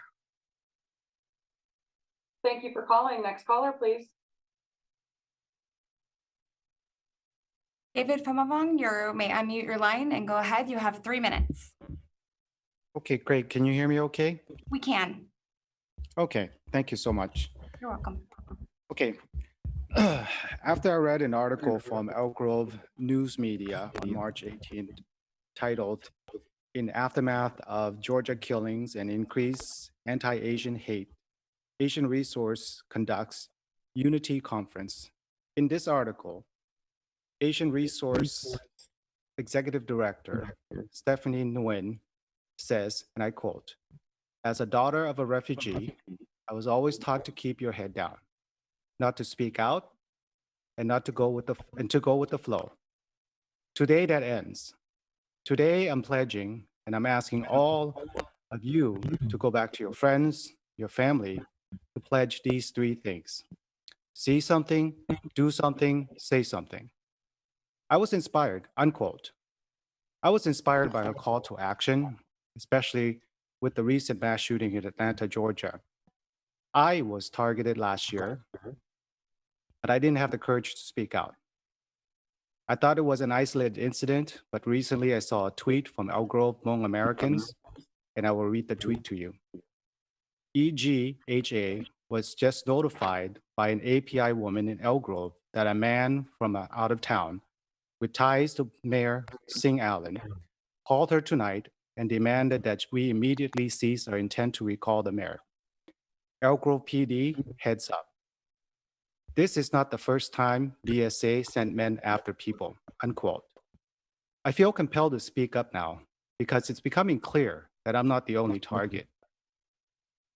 I have more to say about my situation, but given the limited time, I just want to give the City Council reference to the police report that I have filed. The case number is 20-501500. I want to close with this.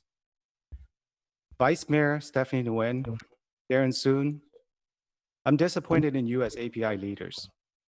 You have demonstrated preferential treatment of minority subgroups. You have chosen to see nothing, do nothing, say nothing when the Hmong Americans were attacked by Bobby Singh Allen. What assurances do we have as private citizens that your anti-hate resolution broadly protects API community? Does it include Hmong Americans? What about Lao Americans? What about the Sikh community? Because we all have been attacked by Bobby Singh Allen and her associates. And my last advice to you, Vice Mayor Stephanie Nguyen, I suggest you listen to the Asian Resource Executive Director, Stephanie Nguyen. See something, do something, say something. Thank you. Thank you, sir. Next caller, please. They envy Kathy, your mic is unmuted. You have 3 minutes. Go ahead. Can you guys hear me? We can. Okay. So aside from a resolution, I would like to see real plans and real solutions to curb the hate in our community. For over 9 months, our Hmong community right here in Elk Grove has been calling in nonstop to help from the city council members, as well as an apology from Bobby Singh Allen. Let's start there. Start addressing the problems we have right in front of us. Bobby Singh Allen, apologize so we can move forward. City council members, stand up when you see wrong. And Stephanie, please return the missing $500,000 back to ARI, and then we can start talking about healing as a whole. What you do in the dark will eventually come. Thank you. Thank you for calling. Next caller, please. Susan Thao, you may unmute your mic and go ahead. You have 3 minutes. Can you hear me? We can. At a virtual meeting, Michael Lecanto, chair of the Boston School Committee, was caught joking about the Asian surnames of community members who wanted to speak. The next day, 8 members of Boston City Council called for his resignation, and by mid-afternoon, he stepped down. In Carbon Hill, Alabama, the mayor resigned after an uproar over his criticism of the University of Alabama's football team support of Black Lives Matter. In Healdsburg, California, the mayor resigned under mounting pressure over her handling of questions about use of force police policies regarding the city's Hispanic community. These elected officials were held accountable for their racially insensitive actions. Yet, Elk Grove City Council members endorsed B.S. Allen and continue to defend her with their silence. This anti-AAPI hate resolution is a trend-hopping bandwagon antic by EG City Council.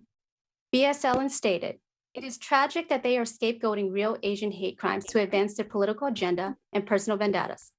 This is the kind of person Elk Grove voted for as mayor, an individual who chooses to gaslight other Asians, her own constituents, by telling them that what they are experiencing isn't so. Take note, everyone, only BSA Allen can determine real Asian hate." These are comments from a post B.S. Allen was active in last summer. They were directed at former Mayor Steve Lee and the Hmong community. He thinks he's still in China. You're not in China. You need to resign or get voted out, your choice. From what I understand of the culture, women are expected to take a secondary role, meaning that the mayor may feel that women is beneath him. Hmong culture generally considers women should be subjugated by men. Why is the Hmong clan even a part of our local politics? This Hmong clan incident reminds me of the Italian mafia, gangster tactics. I had no clue about a Hmong clan in our community. Sounds like a gang. And VSA Allen's response to those calling her in, a meme stating, "A lion doesn't lose sleep over the opinion of sheep." BS Allen, how are you sleeping these days? Good night.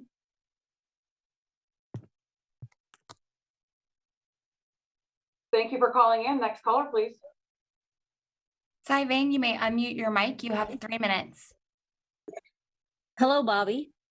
Hello, council members. Once again, we're still here voicing our concerns. Council members, what are you doing? Are you still sitting there acting like you didn't see anything or hear anything? Darren and Stephanie, with the rise with the rise of Asian hate crime, you both should know the pain very well within our API community. It's shameful of you to sit there quietly and yield to the racist person sitting right next to you. Bobby continued to disparage the Hmong community, and you're still sitting there quietly. How many ethnic groups are under the API community? You sit there in silence and allow Bobby to encourage hate against the Hmong community. How is that standing up for the Asian community? We are also part of your API community as well.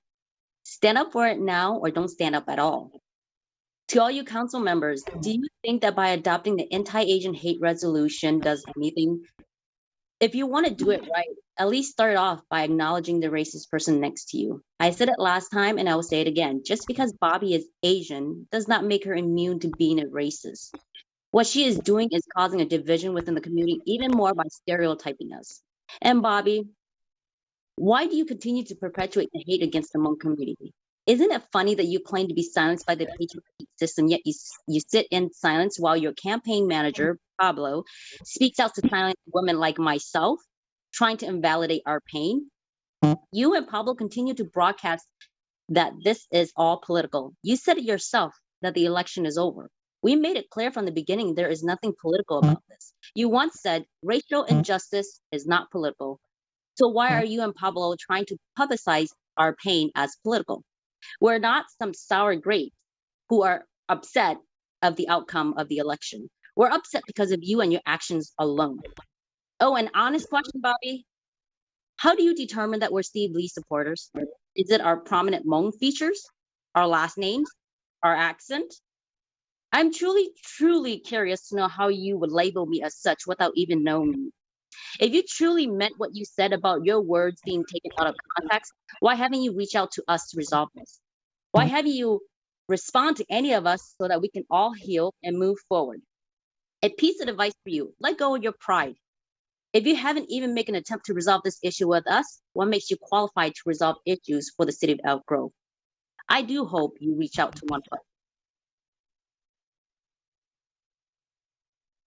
Thank you for calling in. Next caller, please. Mary Few, you may unmute your line and go ahead. You have 3 minutes. Good evening. When one white man's voice and a tampered video is believed over the voices of many eyewitnesses on the night of September 29th, it shows the racism that's deeply embedded in the city. We will be seeking an independent investigation into this matter. Until you start addressing the racists at your feet, the hate will never be addressed in Elk Grove. We need real solutions, not just resolutions after resolutions. Have a good night. Thank you for calling. Next caller, please. And I am doing a review of our attendees in the Zoom environment, and we don't have any external callers. That would conclude our speakers on this item.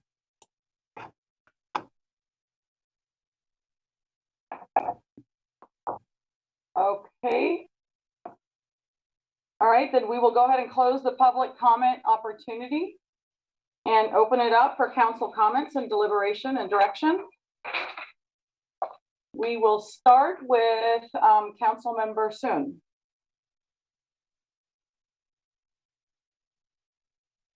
Thank you, Mayor.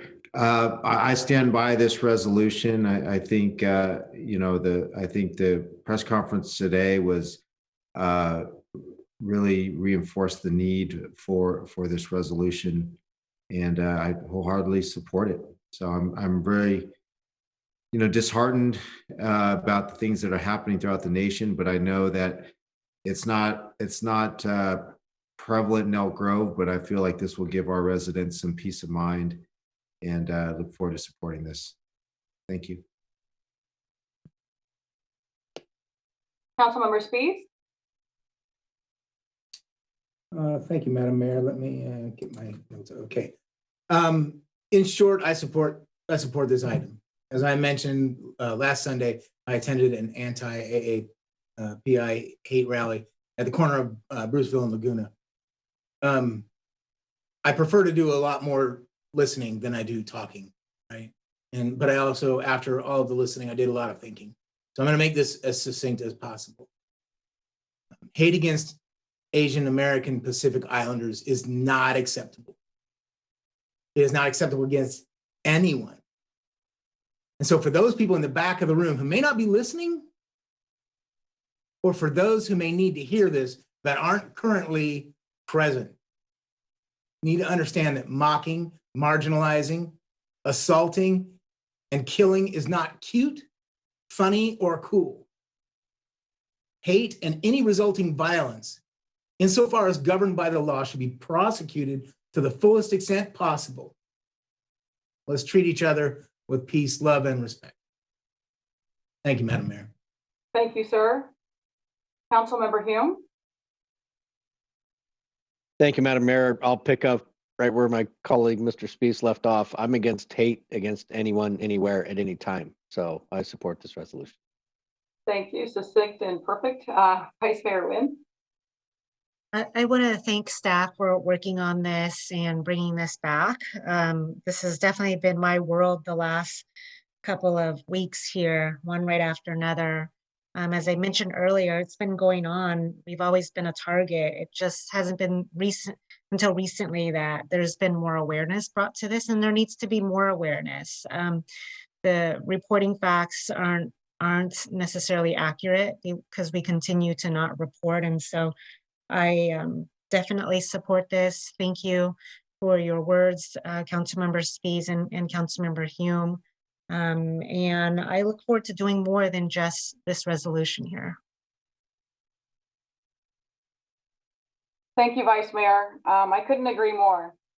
Resolutions can be words on paper, and so we do need to do more and step up.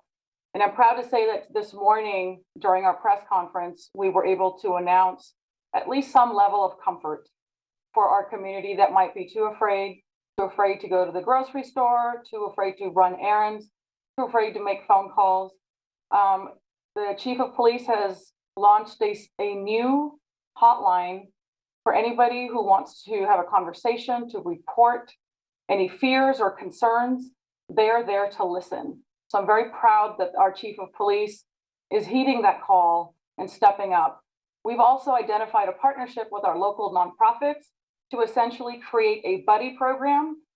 And that's for those that are interested. There's about 6 nonprofits that have already signed up, and they will offer a buddy for any community resident who is too afraid to run errands, go to the grocery store, go to the bank. They will be referred to one of these nonprofit organizations that will step up and help our community that may be too afraid to do everyday activities. It is unfortunate that we are in this moment, but it's a reality, and we need to be there to look out for each other. But before I move forward with moving forward with the resolution, I do think it's imperative for me to read a statement, given the comments, not only just prior to this during public comment, but since the summer, since I was sworn into mayor. So I think it's important for me to read the following comment into the public record. first and foremost, I have never said anything against an entire community or culture. I did stand up for the against the former mayor and his associates who were harassing and intimidating women. It is a shame when people can't accept election outcomes, absolutely, and use division to create greater fears within our community. Our historic win was about uniting our community in the process. Using the racism card is dangerous and desensitizes communities when tackling real racism in our country. I am an Asian American immigrant who moved here for a better life, like all immigrants and refugees. The people behind this shadowy group are the same ones that use bullhorns to prevent me from debating the former mayor, staged protests chanting, "No justice, no peace," as they accused me of racism, using slogans originating from systemic harm and racism endured by our African American brothers and sisters to advance a narrative is simply wrong. Saying something over and over doesn't make it any more true today than it did during the campaign trail. Tonight, their lies were exposed as we heard about the contents of the video footage and what it showcases. I also need to respond to some of the comments that were made. I condemn and reject any person making these alleged threats to anyone. They don't represent me, and I would never stand for that type of behavior. Furthermore, I would encourage and urge our chief of police to investigate any of these claims made fully and prosecute to the full extent of the law. But I am a strong woman that will not be distracted by hateful and false allegations. People see through it. This recall effort is the current effort to distract me from my work as mayor to help our small businesses and working families. It won't work. I am razor sharp focused on leading our city and our economic recovery, creating jobs, solving our traffic issues, and so much more. The election is over. I won this election with very strong API support. They were there for me during the campaign, but they proudly stand by me today and reject some of these claims. It is tragic that they are scapegoating real Asian hate crimes to advance a political agenda and personal vendettas. Nothing is more important now than combating hate and working together to come out of this pandemic strong. Last, I will meet with any Hmong elder, educator, or community leader. My phone number is available publicly.